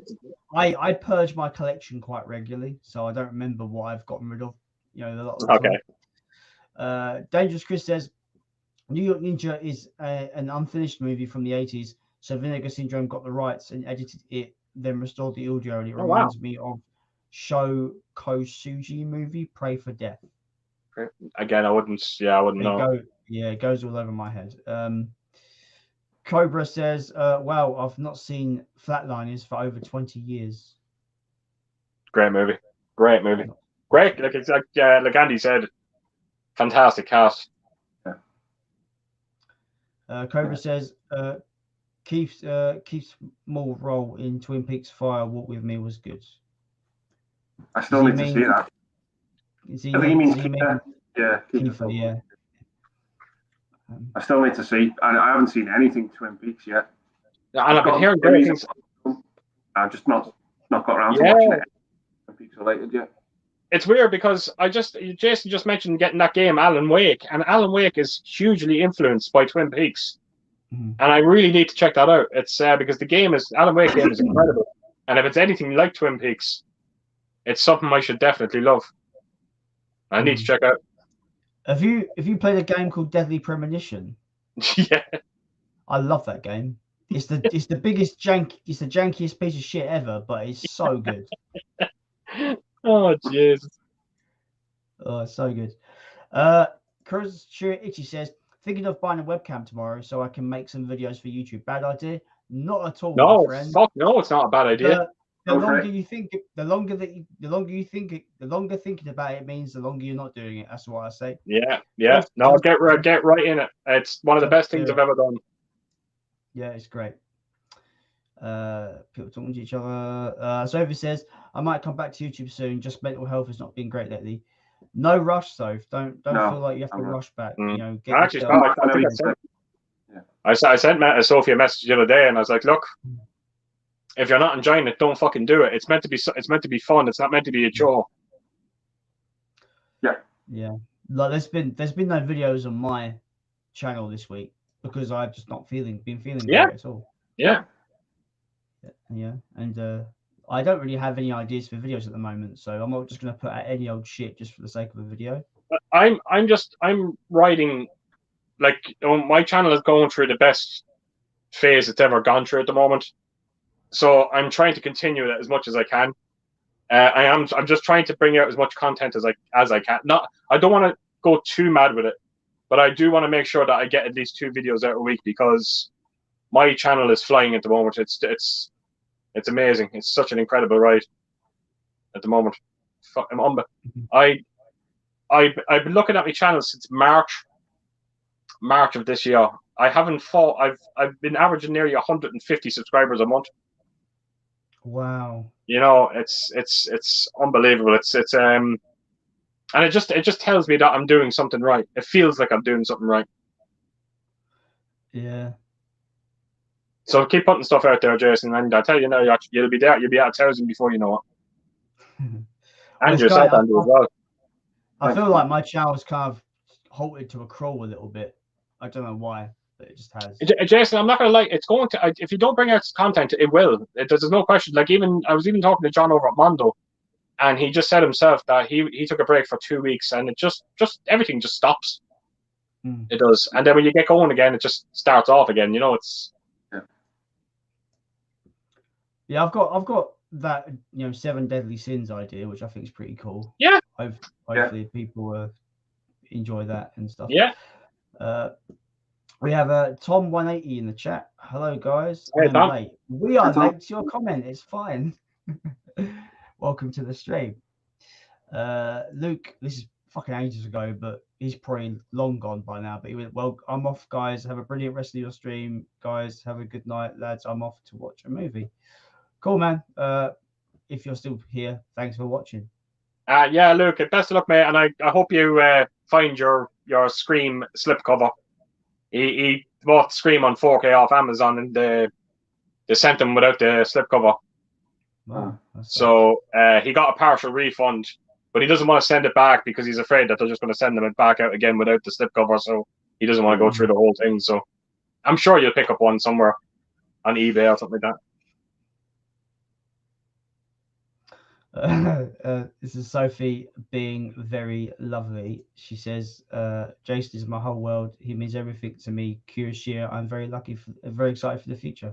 Well, that means the world to me. So thank you, Sophie. Yeah. That's actually, it's lovely to read. Yeah. People talking to each other. Cobra says, watching all the YouTube Blu-ray collectors makes me want to start doing videos myself. You're all very cool. Thank you. You know, like if that's what we're here for, I think in a way as well. If you can inspire someone to start a YouTube channel, it's a great feeling. It's look, I can only just go by my experience, and something like, again, I'm sure you are the same with me. It's a wonderful thing. It's just a great. You will not believe the people that I've met on YouTube. That's just some incredible friends, some amazing people, and I think that's the biggest gift of all, of everything that I've done on YouTube, is the people. Unbelievable. It's just such a gift. Mm-hmm. Like, just an example. I know it sounds kind of cringy and cheesy, but I met my girlfriend through YouTube. There you go. What are the chances of that? It's crazy. Yeah, there you go. It's crazy. Unbelievable. But, it's it's obviously crazy positive. Like, it's so good, and so, like, I'm so happy. I've been the happiest I've been in a long time. Yeah, and you can clearly see it as well. So yeah. That, like, Cobra, if you're still watching, like, there's so much positivity to making a channel, especially if you love what you're talking about and what you're presenting on your on videos. I think you might find it good, find it very, what's the word, I forgot the word, cathartic, is that the word? It's done wonders from our mental health, if that makes sense. And I guarantee you as well that you'll have 3 subscribers as well, at least anyway. Definitely. Like I said, though, I spent so long thinking about it, I didn't do it. So I should have started this channel 3 years ago, but I didn't. I just kept talking about it and thinking about it. The more you think about it, the less you're doing it. Just do it. That's what I say. Yeah. No, it is. It's Don't think about it. Don't, because like you said, the more you think about it, the more you'll put yourself off doing it. Yeah. And don't people still watching it who are even considering doing a channel, don't get tied up by the little things to put you off. Like, don't be like, I ain't got the equipment. Like, you've got a phone with a camera. That's what I use. That's what I use to film. It's fine. Some phones can do 4K videos. Great. Like, you don't need a lot. Don't feel like you need these flashy cameras and flashy editing software. Maximize what you have to make videos. Don't feel like you've got to make a massive investment in loads of gear, because all the expensive gear doesn't make you good. It's about actually starting and getting used to being on camera and all that kind of stuff. Small steps. Yeah, definitely. I mean, I've been thinking about swapping over from my phone to an actual camera for ages, but I'm just like, I know what I'm doing with my phone. I know. It does what it does. I press record, it records. Like, I know what I'm doing. Yeah, I have to mention, when I went out and got my 4K, when I went out now, I used a 4K camcorder, and it was a bit of a kind of a daunting thing. Yeah. But it comes very quickly though as well. I think it only took me around a week and a half, and I knew exactly what I was doing with it. See, I don't really understand cameras, sorry. So I'm just like, I don't know what camera's good. I don't know what cameras do this. I don't know. It's all just like confusion to me. So I wouldn't even know where to begin when it comes to cameras. Right. Okay. I don't really have a budget. I bought a 4K camera. Now, the thing is, I shoot in 4K, but I downscale my videos to 1080p because you're very hard pressed to see any kind of 4K resolution when it comes to me just sitting in front of a camera. Chances are you won't see a whole lot of difference. And the YouTube upload process compresses your videos to shit as well. And not, but that's what I'm saying. But then when you kind of, when you start putting them out as 1080p, the process is a lot quicker as well. 4K can take hours. I can render. Obviously, I use a dedicated editor. I use Premiere Pro to edit my videos, but I can edit. I can edit and render. Editing's a bit longer. It depends how long what I want to do in the video, but actually rendering the actual finished video on my computer, I can do like a 30-minute video in about 5-10 minutes render time. So it's really quick. But I've got a dedicated video card in my PC, and I've got a lot of horsepower behind that.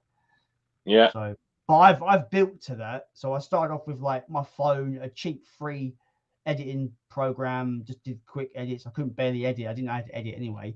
So over time, I've learned how to edit, invested in Premiere Pro, and just went on from there. And just it's all stepping stones. That's it. Yeah. So just fight. Basically, going back to what we said before, just do it. If you're thinking about it, stop thinking. Just do it. Do it. Pete says, "Hey guys, you still going? I will have to catch up tomorrow. No problem, man. No problem, Pete. Take it easy, man. Take it easy. Have a good weekend." Apparently, my mum wants to go out tomorrow's Christmas shopping, and she wants me to go with her. And I'm just like, "Yeah, what time?" She's like, "I'm getting up early." I'm just like, "Oh no."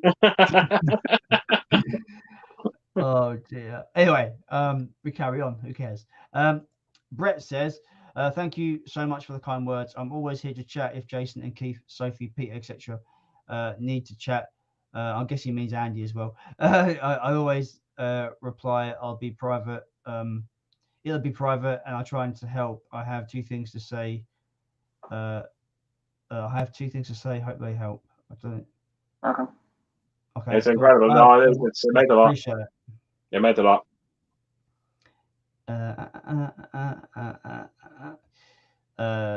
People talking to each other.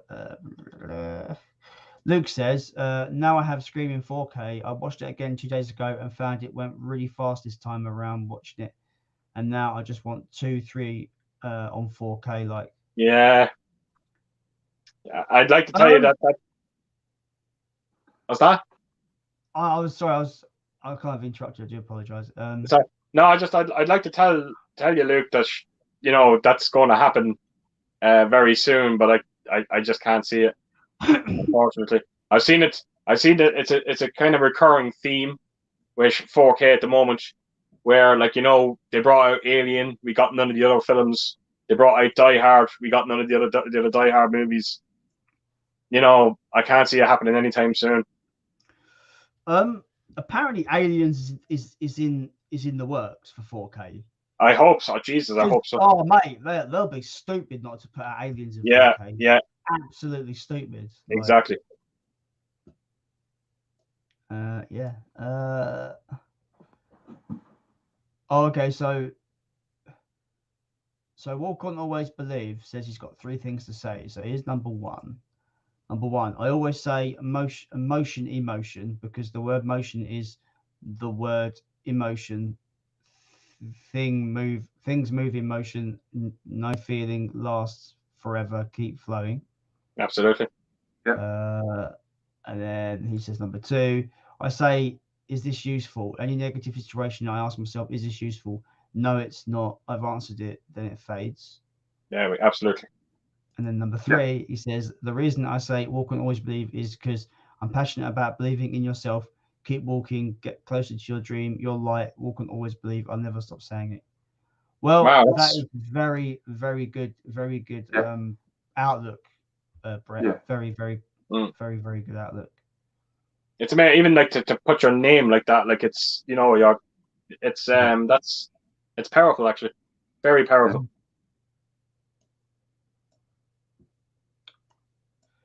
Yeah, I don't know what to say to that. Really, I'm kind of lost for words. Kind of take it. Yeah. Well, I just want to say to Brett, just thank you for all the support, my friend. I really do appreciate it.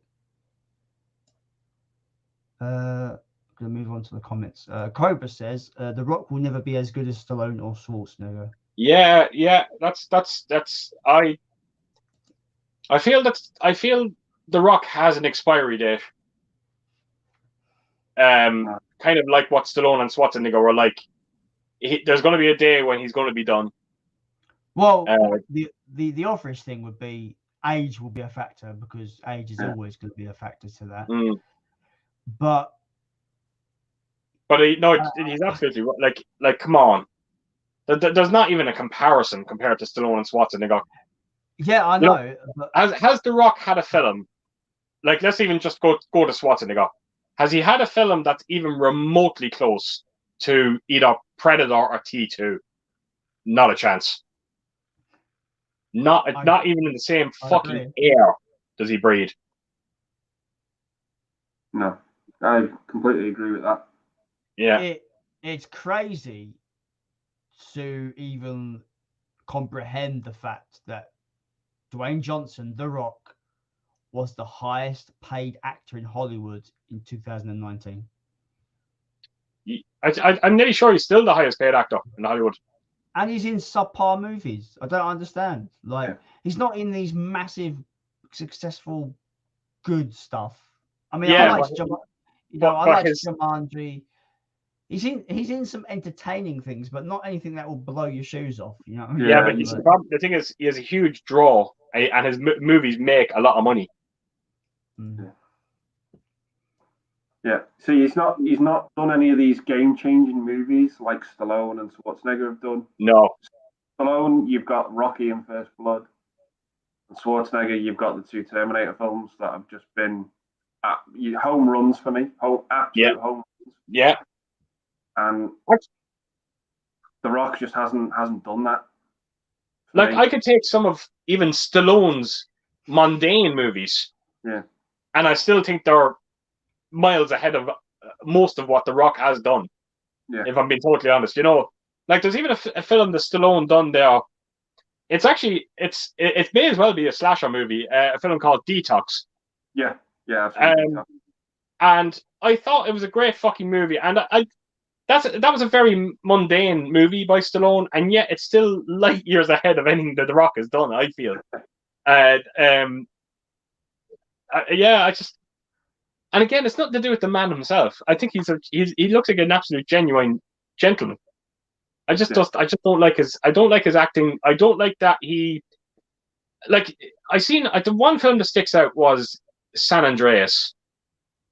When I watched it, he just can't portray emotion.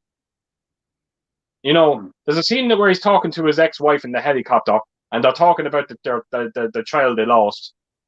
And I'm like, my God, Rock, get a tear, do something, show some kind of emotion, and he just can't do it. He just doesn't. Yeah, it just doesn't sit well with me. Yeah, I can understand that and agree with it. Yeah. I don't know what else to say. Like that. It's just he just hasn't. He'll never be in that. There's like a pyramid of action stars, and to me, he's like in the middle. Stallone and Schwarzenegger will always be at the top. Yeah, like even when he talked about remaking Big Trouble in Little China, cool. I was like, oh, don't do.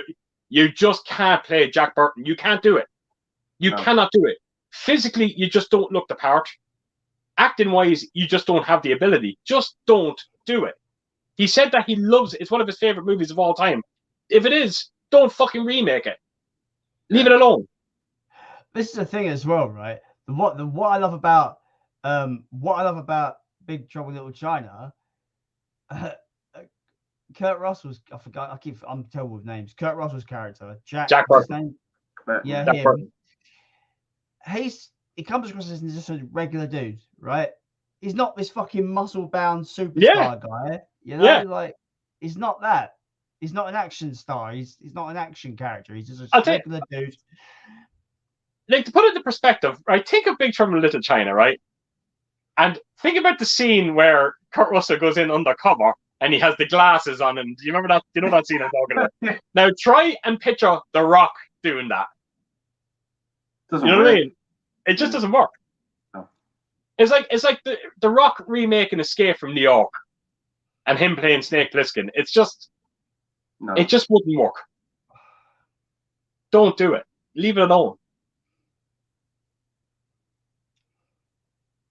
So now I do have weird ideas of like swapping actors out in certain films. So like I always thought about, like, you know, instead of Roddy Piper in They Live, Arnold Schwarzenegger. I'm here to kick ass and chew bubble gum. I'm all out of gum. I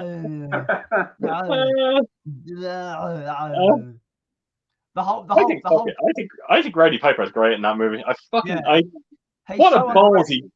Like, it was a ballsy decision, and it worked. Yeah, he's an underrated actor.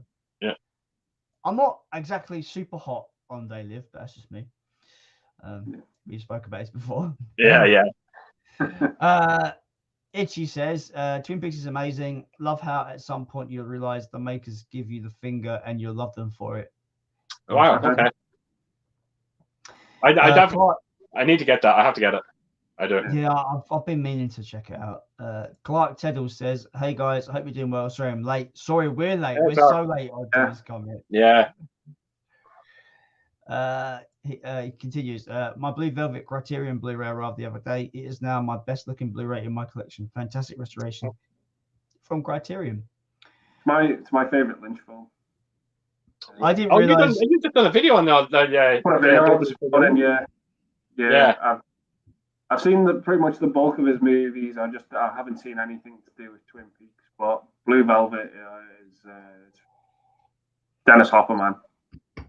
I've never seen the movie, so yeah, he's terrifying in it. Oh wow, okay. It's Frank Booth. I think it looks great. I've got the DVD, but I've not watched it yet. Yeah. Okay. Really good cast in it as well. Who else is in that film? Isabella Rossellini. Wow. Laura Dern.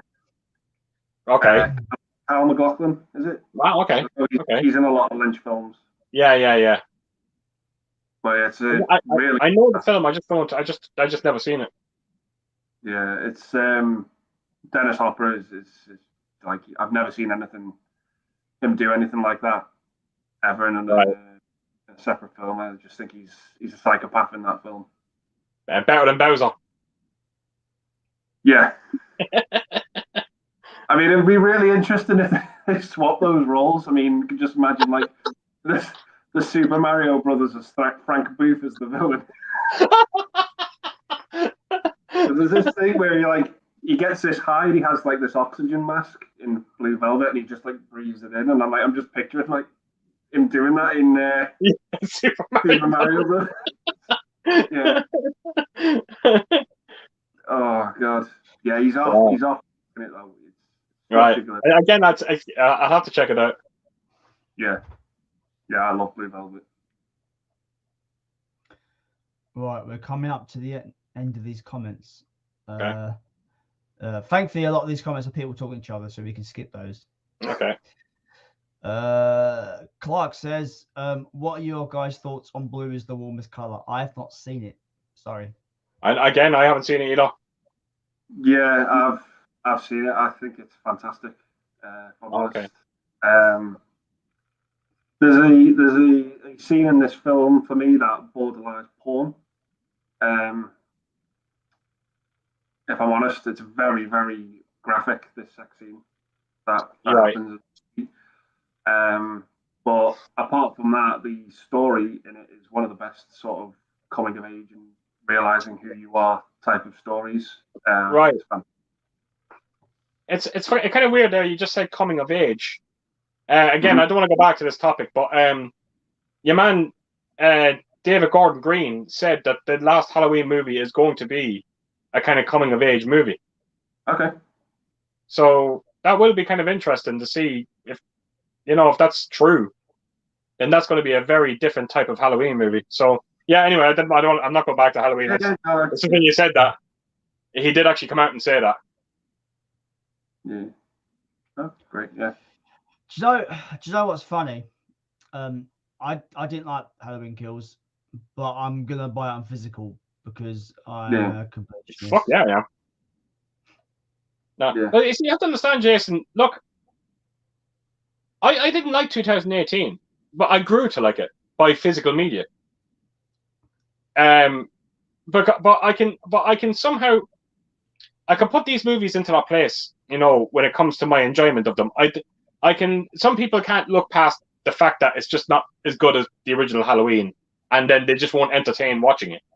Where I can just treat that now as another type of Halloween trilogy, and I probably will, when all three of them come out, I will buy them all. I probably will watch them in the month of October, and I probably will get some enjoyment from them. I always find there's always some sort of redeeming qualities with the Halloween. Well, our Resurrection. Yeah. Wow. That film. Yeah. Yeah, let's not definitely not go down that fucking road. Anyway, we're almost at the end of the comments, and it's almost 2:00, so I would like to go to bed soon. So let's get through these, please.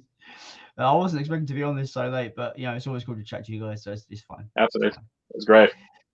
We have Sinister Arts and Movies. Wow. Welcome to the stream. We are on our way out, but we're well late to your comments. So actually, not that late to his comment because about 10 minutes ago. Okay. But we are on our way out. But I appreciate you dropping by. He says, "Probably to say hello, Jason. Keep drawing, my friend." I haven't done a drawing in like months, so I'll try to keep drawing, but no promises. Cobra says, "Oh, that isn't fucking glitching out on me." Oh shit, what's going on? Yep. Did you drop out then? Just for a second. Yeah, weird. Cobra says Aliens 4K would be a day one purchase. I just hope it has both cuts of the film, and I prefer the theatrical version. Oh, Jez, I'll tell you one thing. I'm not gonna lie. If that got brought out in 4K and it was just a theatrical cut of it, I'd be very conflicted whether or not to buy that. I really would be. I have not seen the theatrical cut to that movie since probably the 80s. Yeah, I always watch the special edition. Yeah, that would be a fucking disaster if they actually just brought out the theatrical version. And funny enough, I don't think they will, because funny enough, when the Alien came out in 4K, they had the two cuts. And it's funny, I prefer the extended version of Aliens, but I prefer the theatrical of Alien. Oh yes, I'm the same. Yeah, I'm the same. Yeah, I thought the bit in Alien where she finds Dallas in his Dallas, yeah. I think it's a very kind of pointless sequence. I didn't think it brought anything to the film. No, absolutely not. Yeah, so it's weird. That is kind of weird how that plays out. Yeah. Tom 80 says, "What's your favorite Bruce Willis films?" I recently watched Mercury Rising, which is pretty good. I love that movie. How great is that child in that movie? Yeah, he's really unbelievable. Bruce Willis. I'll have to think about that one. Wow. I mean, Die Hard's obviously up there. Obviously, that's the easy answer, I suppose. Die Hard. Yeah. There's sorry. I was going to say, getting back to when we were talking about using tapes, VHSs, taking stuff off the TV. I had two films on one VHS tape, and two of the most random films you could ever put together. But I have these two films on DVD now, and whenever I watch one, I have to watch the other one with it, because wow, of watching that tape when I was younger. Wow. The second film on the tape I had was Wayne's World. Okay. And the first film was a Bruce Willis film that I absolutely love. And I always have to watch these two films back to back, and I don't know why, because just on this tape. The first film on the tape, and it was a Bruce Willis film, that's one I absolutely love, was Death Becomes Her. Wow. That's two films back to back, because I had this tape with the two films just running after each other. Yeah, you've kind of grown up by it. Yeah, I've always had that. And like whenever I watch Death Becomes Her, I have to watch Wayne's World. Wow, that's incredible. Wow, that's amazing. Yeah, it's just something I've grown up with. Yeah, and what a fucking movie that Death Becomes Her. I love Death Becomes Her, man. Yeah, and look at that cast as well. Yeah. Unbelievable cast that movie. Ella Rossellini, Chip Meryl Streep, Goldie Hawn. Unbelievable. It's one of the funniest Bruce Willis has ever been, in my opinion. Yeah. Hysterical. But he's like, where's my wife? They're taking her to the morgue, and he's like, the morgue? She'll be furious. I've not seen this film. So. It's a good fun time. It's a really good fun. That's a good one. That's a good pick. Bruce Willis. I was gonna say, one of my picks. It's not. I wouldn't say it's a favorite, but it's a film that no one talks about that he's in that I really like, called Surrogates.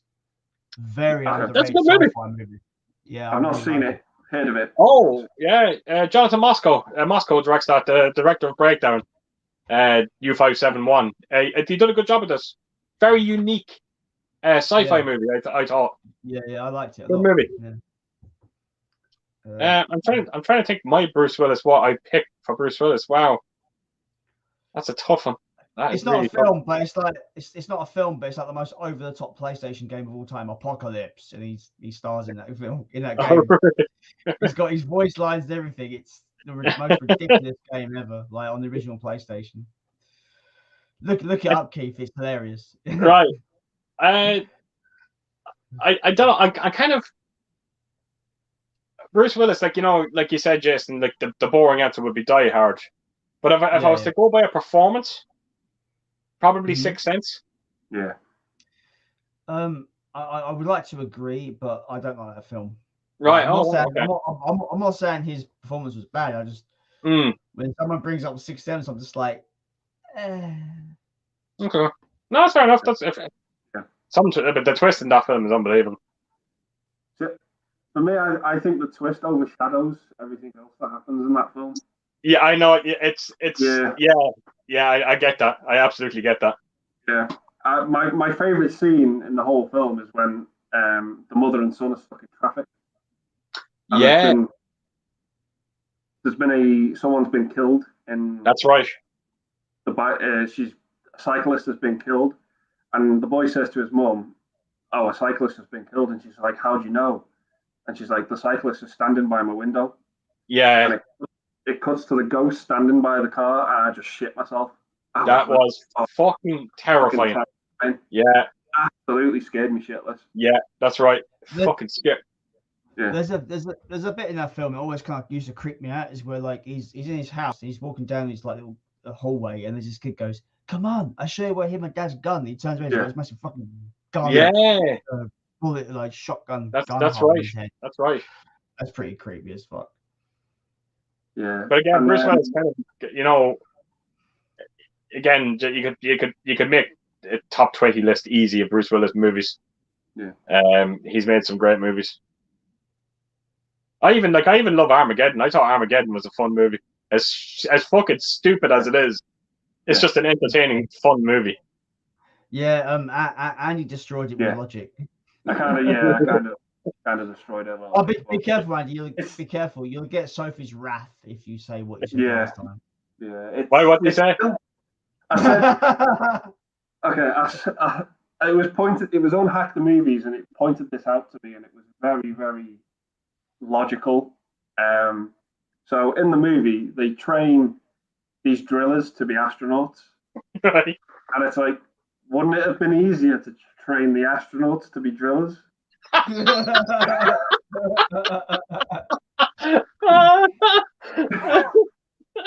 Yeah, I was just like, because like the amount of physical strain astronauts have to go through.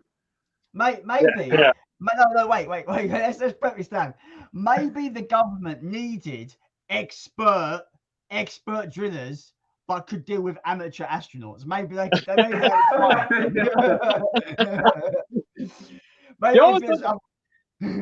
They've stopped doing it now, but it used to be a regular thing with Hollywood, where like back in the kind of like the late 90s and early 2000s, where you'd always have like for instance Armageddon, you always had the popcorn kind of end of the world movie, and then they put up against it like the likes of Deep Impact came out the same year, so you kind of had the more kind of real version against the Hollywood version, kind of like even with Dante's Peak went up against Volcano. Volcano was the big Hollywood movie. Dante's Peak was a bit more realistic and all that, Yeah. It's a better movie as well, in my opinion. Which one? Yeah. Dante's Peak. You prefer that? I prefer. I don't know. I watched Volcano there not so long ago. But, it's a fun movie. It's a bit too ridiculous for me. No, it's ridiculous, but it's fun. Fair enough. Fair play. What was I saying? I've forgotten. Nothing. That's what I was saying. Nothing. Let's move on. I say like near the end of the comments, but then like so many more comments turn up. Bastards. Cobra says, Striking Distance is a good underrated Bruce Willis movie. Yeah. Sarah Jessica Parker, am I right in saying that she's in that? I think she might be. I've not seen it, so I've heard of it, but I've not seen it. Yeah, I think it's a decent film, though. I want to see. Is it called Last Man Standing? Oh, is it? That's Schwarzenegger. Yeah. No, there's a Bruce Willis film. There's a Bruce Willis film called Last Man Standing, and there's an the Western film called The Last Stand. Oh, yeah. Okay. So Bruce Willis, Last Man Standing, is quite funny actually because my dad was telling me this. You know how A Fistful of Dollars is a remake of Yojimbo? Right. Yeah. Apparently, Last Man Standing is also a remake of Yojimbo, but it's like, what is it, like 1930s gangsters or something like that. I've always wanted to see it. Right. I've always wanted to see it. But yeah, because I love, like, Yojimbo is fucking incredible movie. Actually, we were there talking about Bruce Willis and all that, and of course, we only mentioned Planet Terror tonight. He's in Planet Terror. Oh yeah. He's a very interesting character as well in that film. Yeah, and I actually just saw two more films actually by him as well that I quite enjoyed. The Jackal, I thought was quite enjoyable. Not seen. And there was another one I had in my fucking head there. Oh, The Siege. I actually enjoyed that as well. Denzel Washington. I've not seen that one. No, it's a good movie. My brain's gone kind of dead because obviously, you obviously the Die Hard movies are the obvious ones, except for maybe the later two. Last Boy Scout as well. Oh, fuck! Yeah, I forgot. Yeah. That's your that's actually, what's his name? Damon Wayans. Damon Wayans, yeah. Fucking great in that movie. Yeah. Good laugh. I think I owned that on DVD. I think it was a subscriber mail, if I remember correctly. So And if I watch that at some point. I was going to say. Sorry, Andy, go on, yeah. Sorry. No, go on ahead, go on. I'm not a big fan of this movie, but I know a lot of people love it. With 12 Monkeys as well. Yeah, I don't like it. That's a good shout. I can't get into that film. I don't know why. Don't like it. I'm one of those people where, like, I enjoyed what it was, but I don't understand the fucking thing it's doing. Yeah. Bruce Willis, actually, go back to Bruce. Like, Bruce Willis is one of them actors. He really has tarnished his career with the shit that he's bringing out. Like, you can say what you want about Nicolas Cage. Nicolas Cage is not bringing out any kind of theater movies, but he's still getting critical acclaim for the films that he's bringing out. Where Bruce Willis is just bringing out some of the most, am I right in saying that he had a zombie space movie there not so long ago? Oh, fuck me, that film was fucking awful. It was. Yeah. It was called Anti-Life in the UK. Cosmic Sin. That's a different one. Yeah, that's a different film. Not seen that one. Right. But that Cosmic Sin looks like something. It looks like it's ripping off Edge of Tomorrow, but in space. It looks awful. Wow. But you know how you were saying that, obviously it's a bit different because John Carpenter he's a director. You know how you said, how John Carpenter hasn't got the heart in movies anymore, so he's stopped. Yes. Bruce Willis is the same, but he's just carried on getting the paychecks and doing it. But you can tell he doesn't want to be doing it. He's just like, that's what I'm saying. So his agent needs to turn around and go, Bruce, you don't have to keep saying yeah. You can say no to these things. But sometimes the paycheck is enough for people. Maybe he's getting a good bit of money for these shit movies, I know, but maybe most of these, maybe half the budget of this film is his salary or something. Maybe he's happy in getting what he asks for as a salary for this film. Right. I don't know, but I surely you're going to have to start considering your career as well, like because he really is tarnishing. He's definitely tarnishing his brand. Put it that way. It's such a waste. It really is. It's such a talented actor, and sorry, go on. No, just to waste it like that. It's a sad thing to see. Yeah. I think he's not tarnishing his career. He's already tarnished it, because whenever I see a film with Bruce Willis on there, I was like, oh, so what? Oh, it's probably some shovelware shit now. That's what I think. I think it's probably some just really cheap, crappy. You know, that Anti-Life movie, it's like, it tries to be like Aliens, then it becomes like a zombie film halfway through, then it becomes a thing at the end. I'm like, what the fuck is this shit? Yeah. Actually, do you know something? I just thought of another good movie by him. Hostage. Oh, that's a good shout. Yeah. What's his name in it? Brendan Mark Foster. What's his name? Ben Foster. He's fucking terrifying in that movie. He is. It's a good movie, though. I like that. I have to check that out again. I haven't seen it in a while. He's an underrated actor, Ben Foster, I think. Yeah. Stuff. He did a film a couple of years ago called Leave No Trace. Right, okay. It had the girl in it as well, who was the lead in Last Night in Soho, plays his daughter. Okay. It was very similar to, I don't know if you saw a film with Viggo Mortensen called Captain Fantastic. I know the film, yeah. Very similar to that, where it was like him and his daughter were living off the grid. Right, okay. Society, and it was really, really good stuff. I really, really enjoyed it. Okay. But yeah, getting back to Bruce Willis, though, I thought of a really good big one we've not mentioned. Pulp Fiction. Oh, fucking hell. Holy shit. Wow. How did we forget this? Yeah. How did we forget this? And none of us have mentioned Hudson Hawk yet. Hudson Hawk.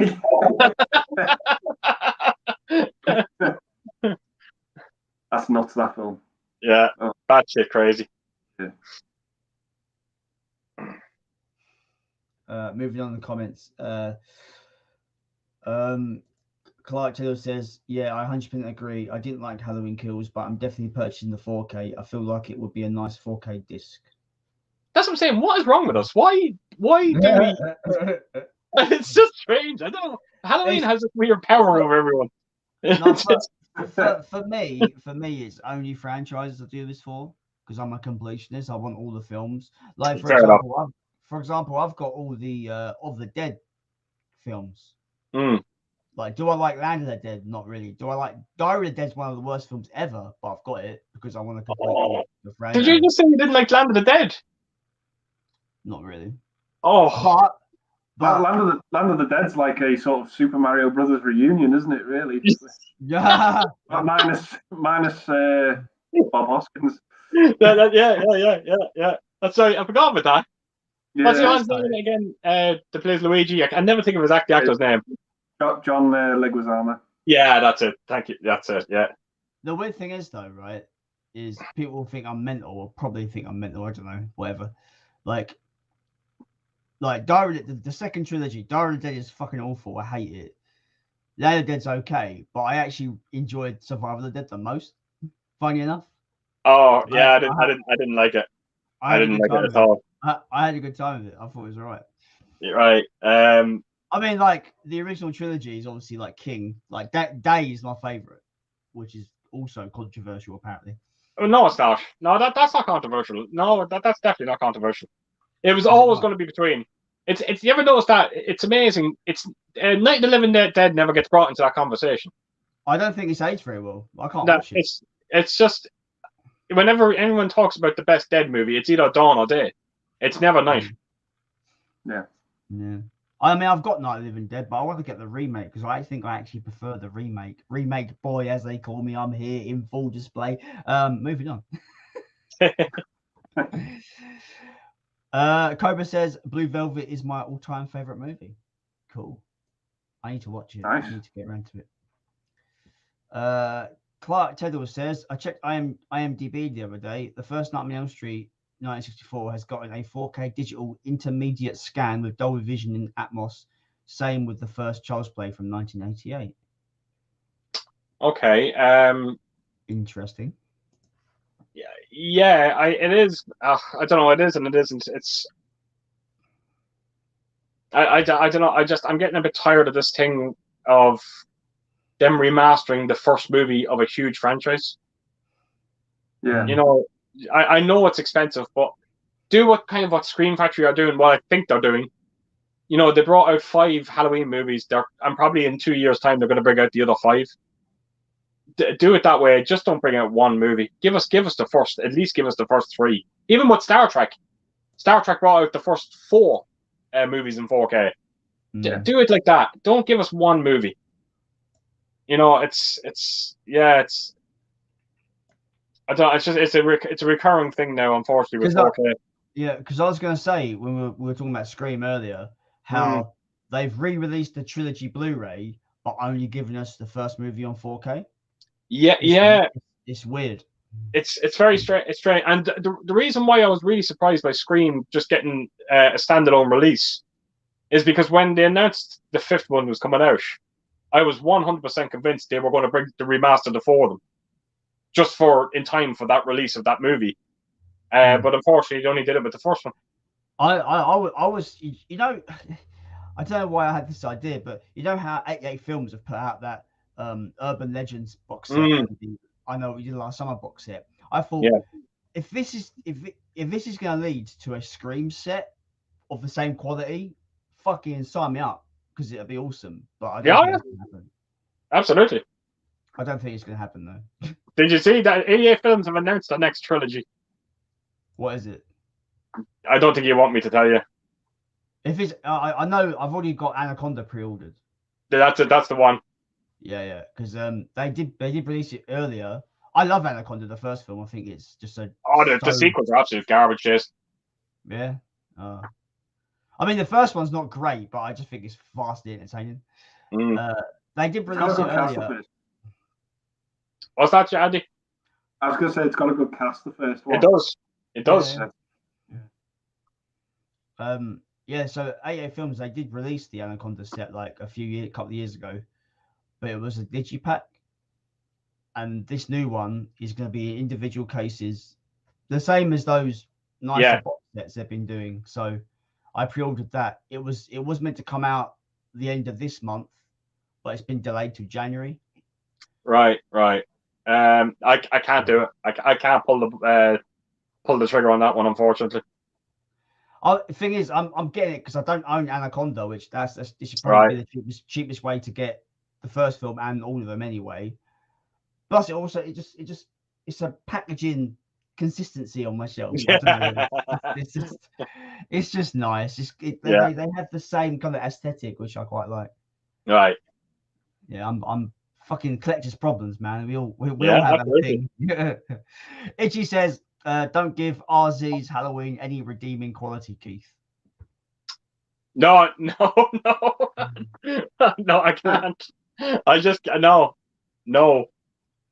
The only thing that I can give any kind of redeeming thing to Halloween, Rob Zombies, is, funny enough, we watched the making of it, and believe it or not, the making of it is nearly 3 hours long. Oh wow! And he is such a lovely man. He really is such a nice guy. And that's the only redeeming thing I can get out of Halloween when it comes to Rob Zombie was the making of it. I don't think John Carpenter will agree with you, because I watched an interview and this girl got up onto mic and was like, "What do you think about remakes, and what do you think of remakes in Hollywood and the Rob Zombie Halloween films?" And he was basically saying how Rob Zombie basically spread lies about John Carpenter. Yeah. And he's like, that piece of shit just lied about me. Yeah. And then he ruins the mystery of Michael Myers. Like, he got really annoyed. It's ridiculous. Like, look, he's fucking 10 foot tall. It is ridiculous. It's just, he's ridiculous, and he's built like the fucking Rock. It just looks ridiculous. It's Michael Myers is just meant to be your average man. Nothing special about him. You know, he just really killed it. It just destroyed that fucking franchise. No, the sequel's even worse. Oh my god, that is fucking white horse. So bad. Anyway, Sophie, I mean, this is like 23 minutes ago, because clearly the answer was no, because she hasn't got me back. But she says, "Guys, can I have my boyfriend back now?" Clearly not, Soph. Clearly not.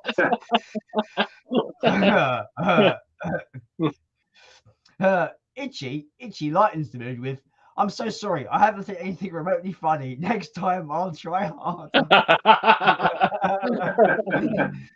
Brilliant. Oh wow, that's a good shout from Cobra. Tears of a Son. Oh, what a good shout. Good one. I forgot about that as well. That's a good shout. I've seen that one. That's a really it's a good movie. Shout. It's good. It's a good movie. Sophie says, Andy, you're in my bad books. Sorry, Tom. Sorry. Dangerous Chris says, anyone a fan of spaghetti westerns? I recently ordered the Arrow boxes of the Satana collection and Vengeance Trails. I mean the Man with the No Name trilogy, people talks about being really good, but I've only seen Good, the Bad, and the Ugly, so I can't really comment on the whole thing. I've got the Satana collection. Have I watched it? No. How long have you had it for? About a year.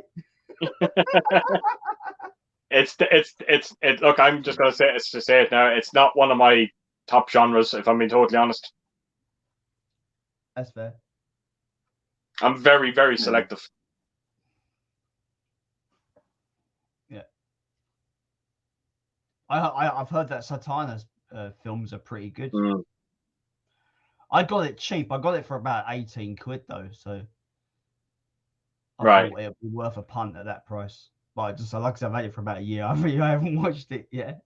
Would Blazing Saddles count as a spaghetti western? I mean, it's a western, isn't it? Someone explain to me? Someone brought this up to me a couple of days ago. How is it that film not banned?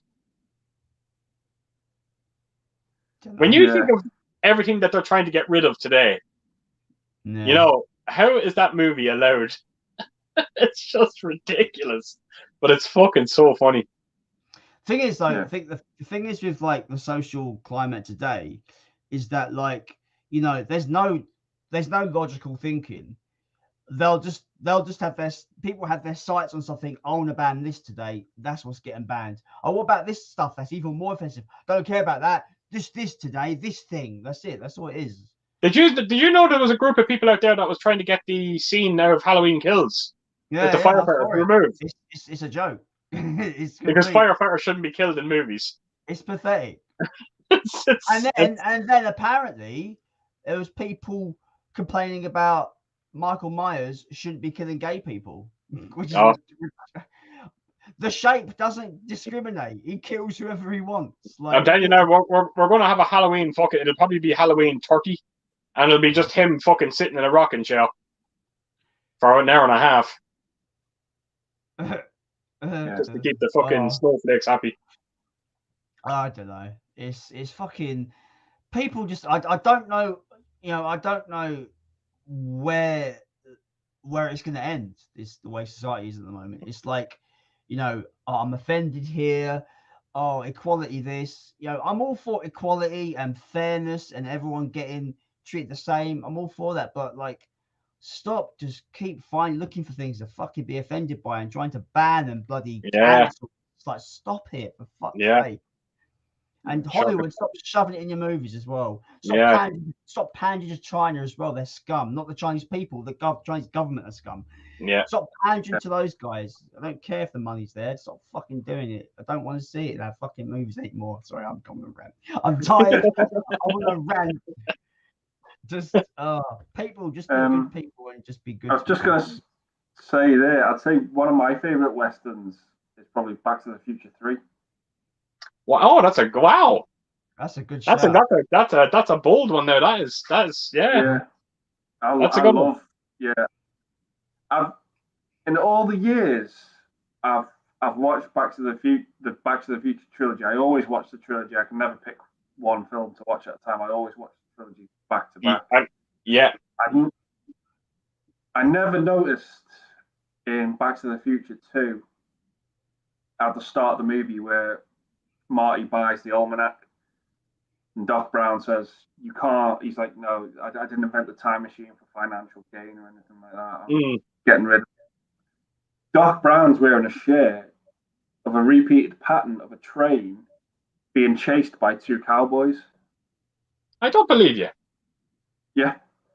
In that scene, if you look at Doc Brown's shirt, it's a repeated pattern all over of a steam train being chased by two cowboys on horses. That is unbelievable. I never even noticed that because the films were shot back to back.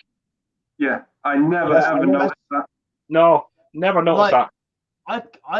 It's mental. I can't think of a time travel movie that does continuity so fucking good. Because with time travel, you've got to fucking make sure you've got it locked in. Yeah. People like us will be the first ones to go, that doesn't make sense. That's a plot hole. That doesn't make sense. Like everything about the writing for those 3 movies is absolutely like pitch perfect in so continuity, and it's watertight. I always said about the Back to the Future trilogy. I again, like Andy, I could never just pull out one movie and go, okay, I'm going to just watch that. You just have to watch the 3. You have to watch the 3. I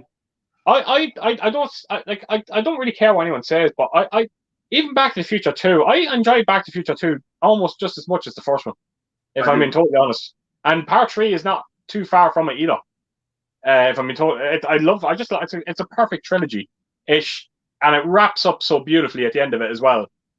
I've got a very, very soft spot for the second one, and this is why, and this is probably another reason why I love movies.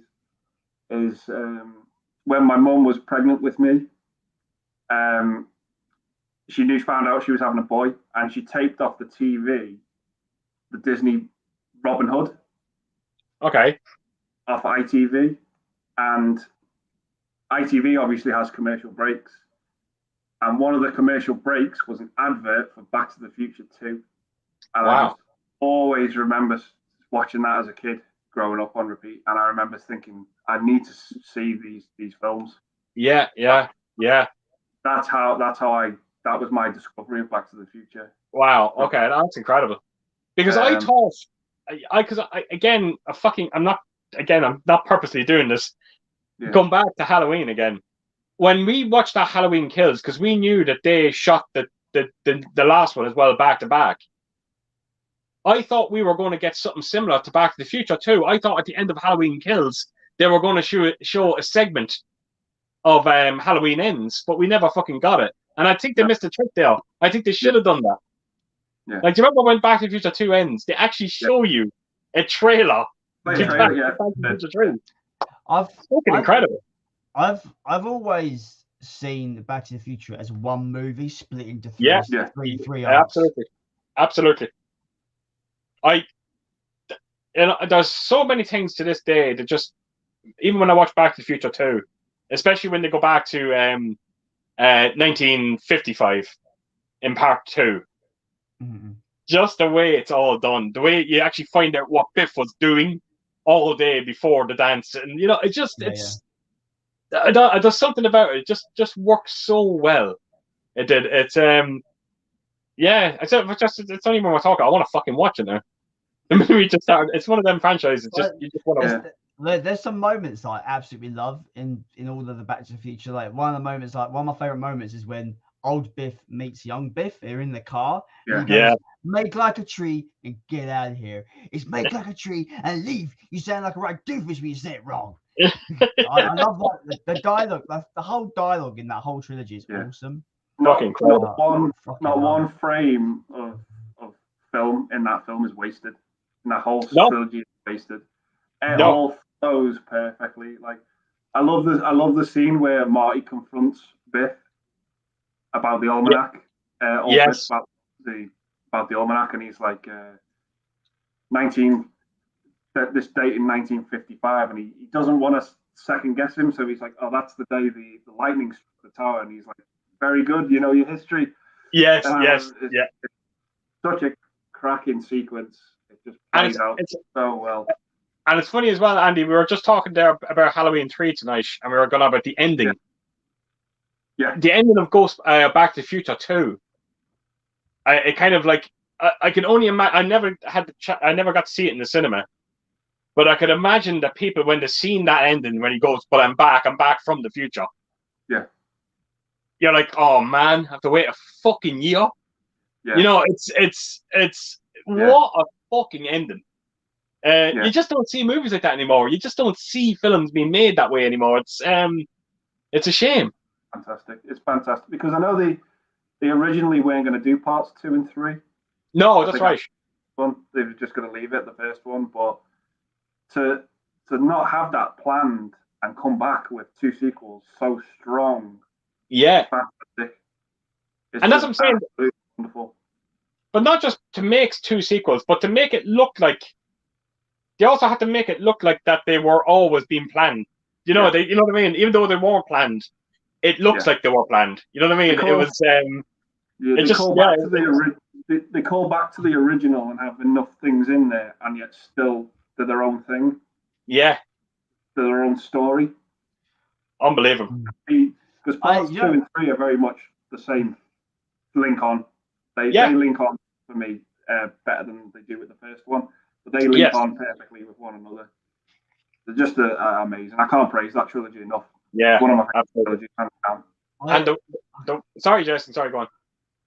I love the juxtaposition of like Marty's family at the beginning of the first movie, and after everything he's gone through in 1955, he's come back, and because he got his dad to punch Biff out, it's kind of they come back and these families all happy, they're really successful in life. He's got that nice pickup truck that he wanted, and it's just like they're so good with kind of making sure like everything makes sense. Little details will change massive things. It's great. That bit when he goes back to the alternate 1985 and it's fucking bleak as hell. Yeah. Too, and he turns up and he's like the school was burnt down. You see all the burnt down school. That bit's really dark. Like kind of scary. Like there's loads of great continuity moments. And the great thing about Back to the Future as well is because I think Robert Zemeckis actually owns the rights to Back to the Future.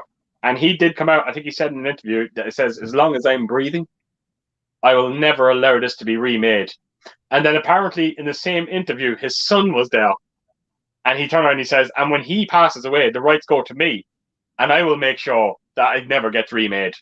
That's amazing. So, that's great to fucking hear.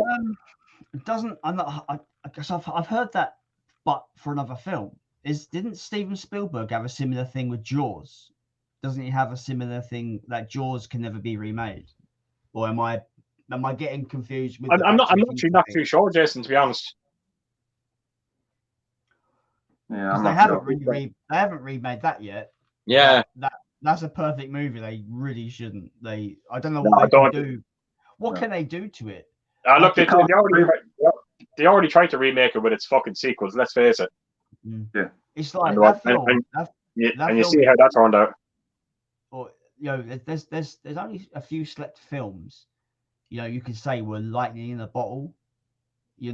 Star Wars, Jaws, Back to the Future, where they're flawless in their execution, and they are magical, and they become like, obviously we're talking, how long has it been since those films, and we're still talking about them.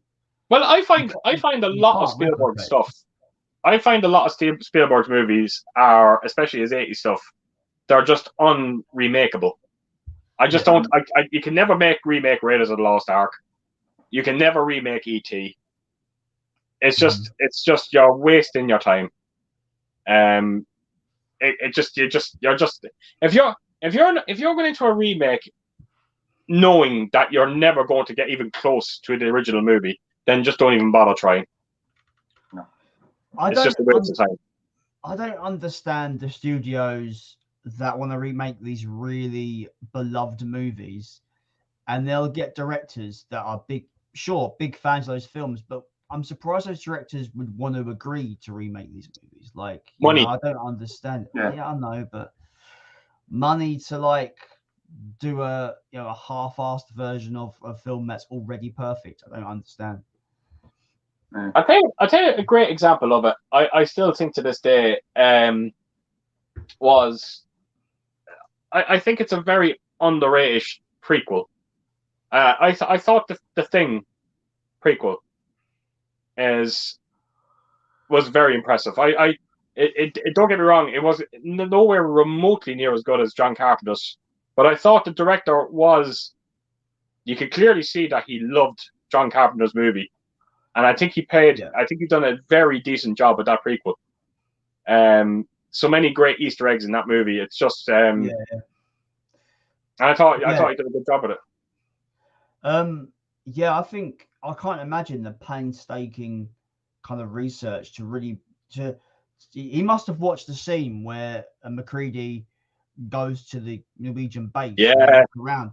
He must have scanned that sequence over and over again to really kind of line up things, because obviously you find out why the axe is in the wall and all that kind of stuff, you know. Absolutely.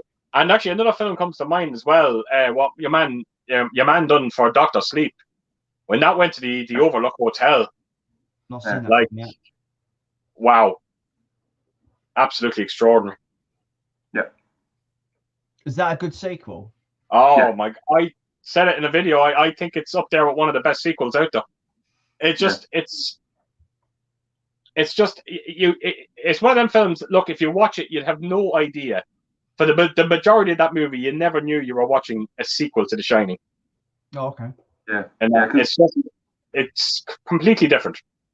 I was talking to Jason a couple of nights ago we were talking about films that had a massive year gap between the original and the sequel, and having the sequel actually be any decent. I think we came up with Blade Runner and Trainspotting, and I'd throw Dr. Sleep in that hat as well. Yeah, absolutely. Psycho. Yeah, I really like Psycho too. Yeah, Psycho, really good. Dr. Sleep is. Have you not seen Dr. Sleep, Jason? No, not yet. We were only just talking about it recently. It's a very special movie. I think it's incredible, but I have to admit, when they do go to the Overlook, it just goes a level up. It's just absolutely. It's at a high level all during the movie, but when it gets to the Overlook, it just somehow jumps up another level. It's just fucking incredible. So am I correct in guessing that Ewan McGregor is the boy from the original film? Yes. Yeah. Okay. Cool. Yeah. He is. Yeah, that's right. No, that's worth watching, Jason. Trust me. That's a good one. Yeah. It's a good one. Oh man, I've still got. Oh man, it's like 20 to 3. What are we doing with that? Yeah, we better get through this because I have to call it a night soon. Yeah. Cobra says Blind Date is a funny film with Bruce. Yeah, go with that as well. Yeah. Fucking hell. Clark is off to bed. All right, guys. Thanks so much for talking. It was great fun. Hope you have a great day. Take it easy, Clark. Have a nice cup of tea, Clark. Dr. Impossible of Counterpunch 1984. I'm not doing the voice because I'm losing my voice. Bruce Willis and James Garner in Sunset, a comedic delight. Oh, wow, I've never seen it. No, I've seen it. Oh my God, why? Pete's asking all the questions. He's asking a really kind of difficult question.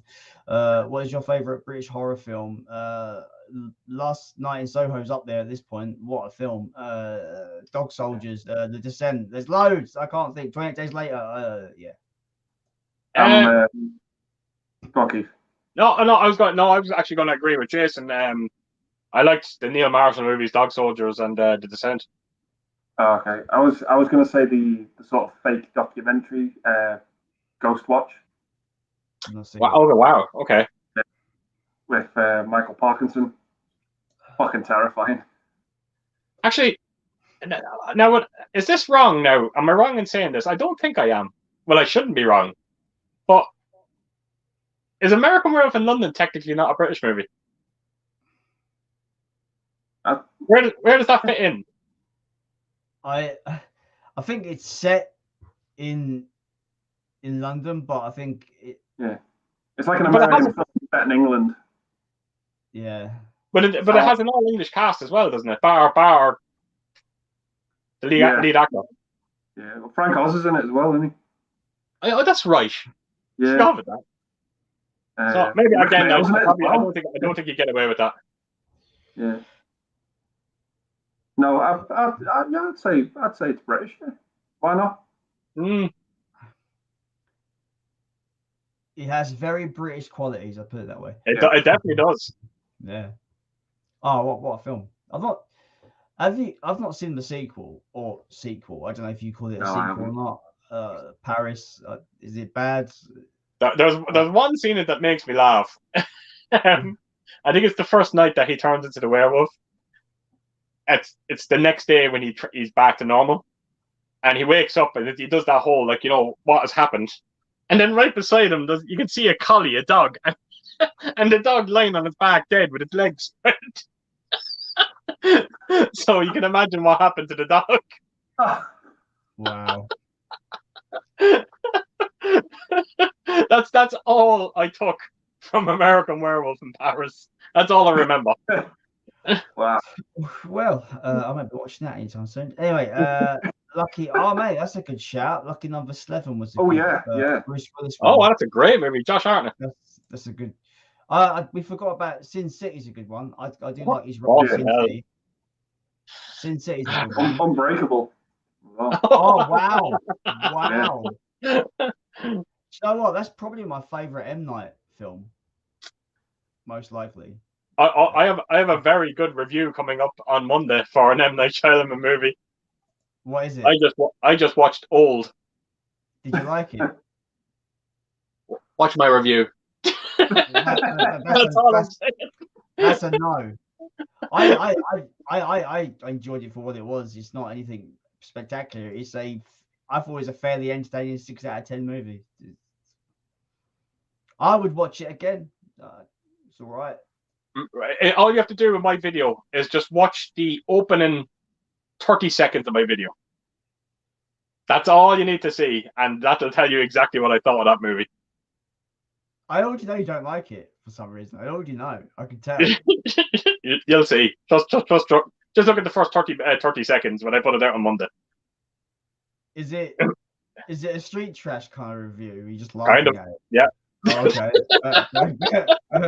Fair enough. Look, each to their own. You know what I mean? I enjoyed it. I want to get the 4K, eventually. But whatever. People like different strokes for different folks. Absolutely.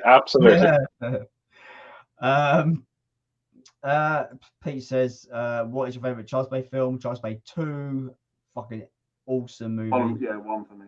Yeah. Chris Sarandon, man. Brilliant. Yeah.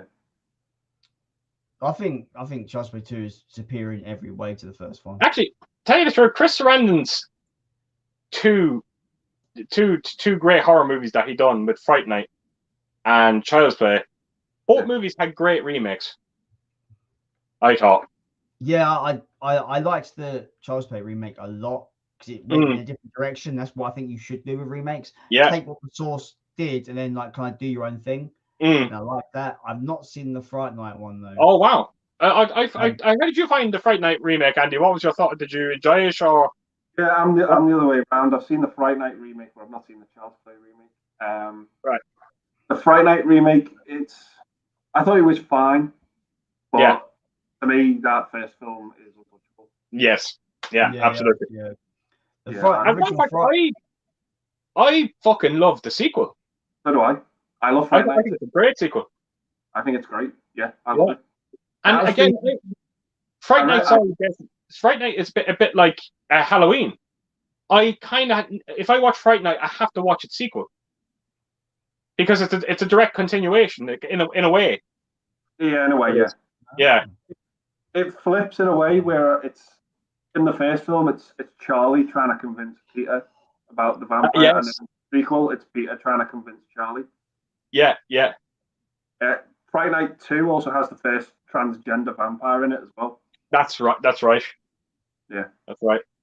Yeah, that original 1985 Fright Night is my favorite vampire film. I love that. Yeah, great. It's got so much style to it. I love it. And there we were talking about Child's Play and Fright Night, directed by Tom Holland. Yeah, Tom Holland, maybe. A very underrated director. Not that Tom Holland, but No. I'd be impressed if it was. It'd be. I don't think he'd even be alive, would he? No, he wouldn't. No. Itchy says, good night, everyone. Enjoyed the stream as usual. I'll buy a webcam tomorrow and we'll do my first striptease video this week. I mean, I don't know, would that get views? Probably. Of course it will. You know it will. People watch anything these days. I'm sure you all watch and subscribe. Yeah, no question. And I really do hope you stick to that and do it, and be part of this incredible thing. Yeah, do the striptease. You want you want him to stick to it and do it, as in the striptease. Oh, absolutely, yeah. Get it all on. Fucking reviewing movies on a fucking poll. Sophie shouts at Pete and says, "Pete, stop asking questions, you tit."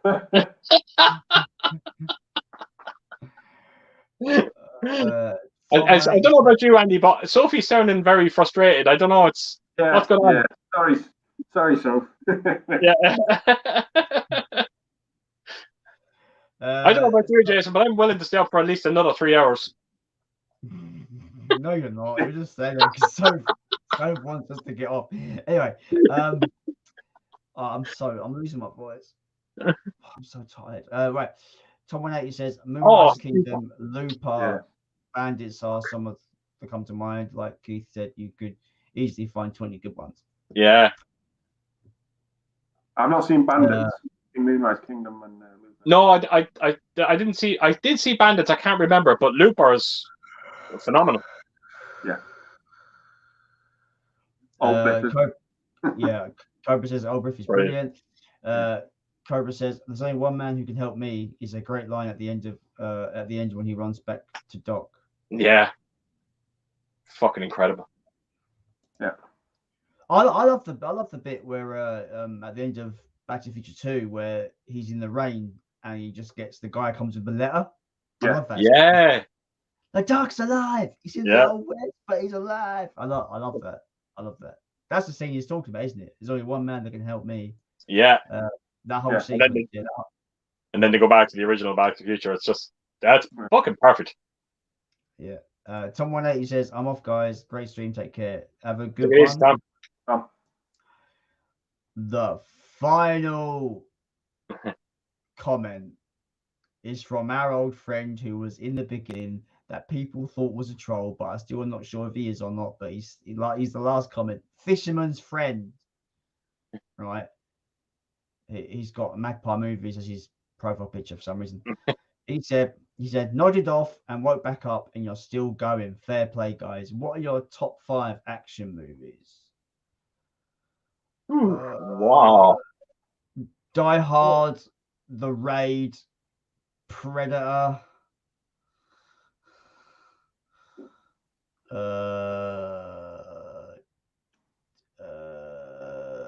I don't know what else.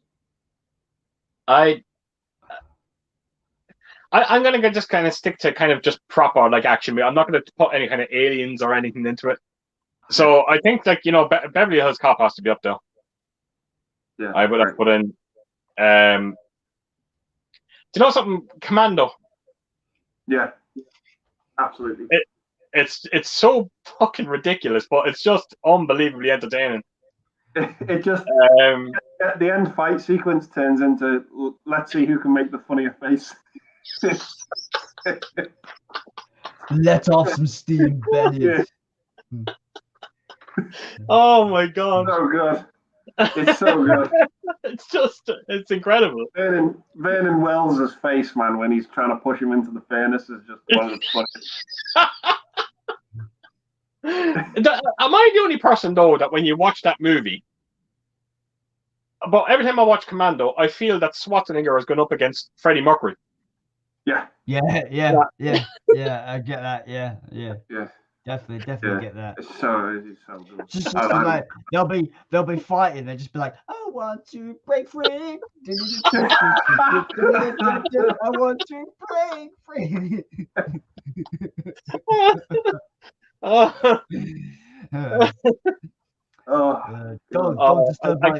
It's so hard to pick action movies. It's Die Hard is in there. Come on, it has to be. I picked boring ones. Die Hard. Well, they're not boring. They're great, but they're just the usual. Die Hard. The Raid is unbelievable, guys. Honestly, I fucking love that movie. You see, you could put in the likes of the Matrix in there as well if you want to. It's there's just too many. I'm gonna say something. I'm gonna say Hard Boiled. Oh wow! That's a good shout. It's literally Die Hard, but like Asian. In a hospital with babies. Yeah. It's great. I love it. Equilibrium as well is one of my favorites. That's a great shout. That's a good shout. It's not a knockoff Matrix that people make it out to be. Definitely not. I actually prefer the concept. Yeah, of I do. Equilibrium. I think it's a scary kind of thing that could be reality, maybe sort of. It's quite scary. Actually, I would nearly like. I think if I was to put a top 20 action movies together, I think John Woo would have at least 4 films in that top 20. Yeah. I thought Broken Arrow was fantastic. I loved Face Off. You know, I actually love Target. Yeah. You know, it's just so many. There's some like I like, you know, some Steven Seagal stuff like Nico, Hard to Kill, Under Siege, Under Siege 2. Yeah, they're good ones. It's just too many. It's just even that's what I'm saying. Like you could just go like you could go into Schwarzenegger, Stallone's movies. You know, Seagal, Van Damme. You know, Universal Soldier is a great movie. I actually love Sudden Death. I think it's a Die-Hard ripoff. It is a Die-Hard ripoff, but it's a great fucking movie. Yeah. I love Powers Booth as an actor. I think he's amazing. How much of a bastard is he in that movie? Yeah. In that Sudden Death. Oh, he plays the villain role brilliantly in that movie. He's just such a wonderful actor. I love the fact that he's set in the ice rink. I think that's so fucking cool. Yeah. I think that's cool. We can talk about films like Escape from New York. It's an action film, right? Yeah. I would kind of put it in that category. Yeah. See, I wouldn't have put Escape from New York in, believe it or not, I would have put Escape from LA. Oh, okay. But Escape from New York, I don't know what it is about Escape from New York. It does have horror themes, I find. Especially when you see like the likes of the Crazies, when the Crazies come out and all that kind of stuff. There is elements of horror in it, but LA is definitely an all-out action movie. Yeah. Rambo 2, First Blood. Rambo First Blood 2. That's a good shout. Terminator 2. We forgot about that one. Like that's the thing. We could go back over to like Total Recall. That's great. Lethal Weapon. Lethal Weapon. Oh, great shout. I love that movie. Yeah. As a matter of fact, I've said this to numerous people before as well. I just mentioned Beverly Hills Cop. I actually think part 2 is just as good as the first one. I love the second one as well. Yeah. Now the less I say about the third one, now the better. I don't actually mind the third one. I don't mind it. It's just it's very weak compared to the other two. Yeah. Way too much comedy in it. Yeah. Far too much comedy. It feels like Beverly Hills Cop diet, that film. Yes, yes. Yeah. There's still things I like about it. Oh, I like the fairground setting. I don't mind. Would you put Mad Max into the action category? Sure. Yeah. The Road Warrior, I think, is one of the best action films ever. I love Mad Max too. It's fantastic. I actually have a deluxe box set pre-ordered that's coming out on the 8th of December. All 4 of them Mad Max movies are coming out in 4K. I've got this kind of. It's actually it's the same as DCR. They come in the same box as the Lord of the Rings and the Hobbits, and they're all in steelbooks. So I have that coming. And I've also, on the same day as that box set, the MonsterVerse is coming out in the exact same box as well. I know I want that, but I don't know if I want to pay the money. That's the problem. I thought €95. I thought it was quite decent. Yeah, but when you haven't got €93, it's not very decent. Okay. Yeah, I really want, because I'm a Godzilla guy, so I want that in my life. The reason why I said like €93, like it's like if you're buying the 4K movies separately, you'd be paying around 25 fucking quid for them. Yeah. So when you kind of look at it that way, you know, it's actually a good price. Thing is, I try to be realistic about things. I'm like, do I need it? No. Do I want it? Definitely. Should I really kind of spend money I don't have on it? Not really. Yeah. So, because I've got them all in 4K. Like, you know. Absolutely. Actually, no, Mad Max. I've only got Fury Road. Oh, no, I'm talking about MonsterVerse. Oh, the Monster. Oh, sorry. Are the Mad Max going to get the standard? Are they going to get standard 4K releases? Yeah. Oh, yeah. They are. It's around. I think it's £60. Oh, what, for just a standard the 4K box set? Yeah. They're going to come out individually, or No. No, okay. I was hoping for a nice slipcover standard edition. Right, sorry. I don't think so, Jason.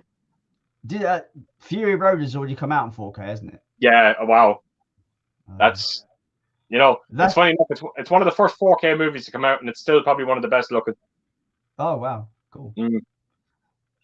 Every time we say we're going to end the stream, we carry on talking. Sophie says, Keith. Sophie says, Keith, you're in my bad books. I'm unpacking my suitcase. I just want my love back. Oh dear. Sorry, Sophie. Tom says Commando. Cobra says Cobra. Oh, what a great shout. Oh, I love that film. Oh, it's like part police action and part slasher movie. It's so good. And of course, we forgot to mention Dirty Harry, any of the Dirty Harry movies as well. And I've not seen any of them. Crazy. Oh, wow. But I just haven't. Wow. Like, I know about them through pop culture osmosis, but I've never seen them. Right. Very I strange. think this one's immaculate. Like, I love this one. Yeah. Second one's pretty good as well. Oh no, that's some great. I've gotten a certain amount of enjoyment from them all, if I'm being totally honest. But there is other ones way better than the others, so it's. Yeah. Oh my God, Pete is backing her up now. He's gone, great stream, guys. But I think it's time Soph got her peach back, for fuck's sake. Tom's give a good shout. Con Air, what a film. Yeah. That's a good shout. Yeah. That's a great shout. Fucking hell. The Rock. Yeah. The Rock. Oh yeah, that's a good. That's almost like a James Bond film without James Bond. It's got Sean Connery in it, but it feels like a Bond movie. That's not a Bond movie, if you know what I mean. That has one of my favorite quotes from a movie ever. Which one? I'm gonna try my best. And he's like, losers try their best, winners go home and fuck the prom queen. Yeah, that's good. The quote I always remember for that film is just like, "I'm gonna gut you like a fish, boy." Is that the quote? He's got something like that. I haven't. Yeah, no, you're right. That's right. He starts saying it in his cell. Yeah. That's right. Oh, more questions, man. But I got a feeling this guy might be not real, but because I've seen people with similar names that are not real. But they ask, what is your favorite sci-fi film? I'm not going to go through all this. I can't bother. I'm tired. Favorite sci-fi film? Godzilla 1954. There we go. Aliens. Yeah. Empire Strikes Back. Yeah. Star Wars. Yeah. Okay. He is a top class. Oh, he's great. Yeah. Oh, great shout. Great shout. Favorite foreign film? Godzilla 1954. Right, can we move on? The Hunt for me. The Ring, probably for me. Yeah. Right, I'm just gonna block this guy because Brett has told me he's a troll, which helps. So thanks. Thank you, Brett. Jules says no. Where am I? Okay. Yeah. Brett says he's a troll. So cool. Yeah. I've blocked him. Okay. Jules says, "Oh my God, 5.5 hours." Well, Jason, I mean, it's the usual here. Like, I don't know why you're surprised. Another troll. Just block him because I'm going to bed now, troll. So see you later. This is spam out. That's the last thing. So. Wow. More spam shit. Right. Thank you everyone for joining the stream. It's been 6 hours. Wow. Andy, Keith, appreciate your company. It's been great as always. Yes. No, thanks for having me on. My voice is dead. I better run off because my love is just dying to see me apparently. And I will speak to you guys very soon. Everyone watching, thank you so much for watching. We have 12 people watching at bloody 3 a.m. Wow. Mental. Incredible. Right. Absolutely mental. So thank you, everyone. Give this video a like. Go and subscribe to Euphoria Pictures and Forgotten World of Movies. I'm sure they would like to see you on their channels. They do great content. As always, we will see you next Friday for another, hopefully not 6-hour stream of physical stream here. See you later, everybody.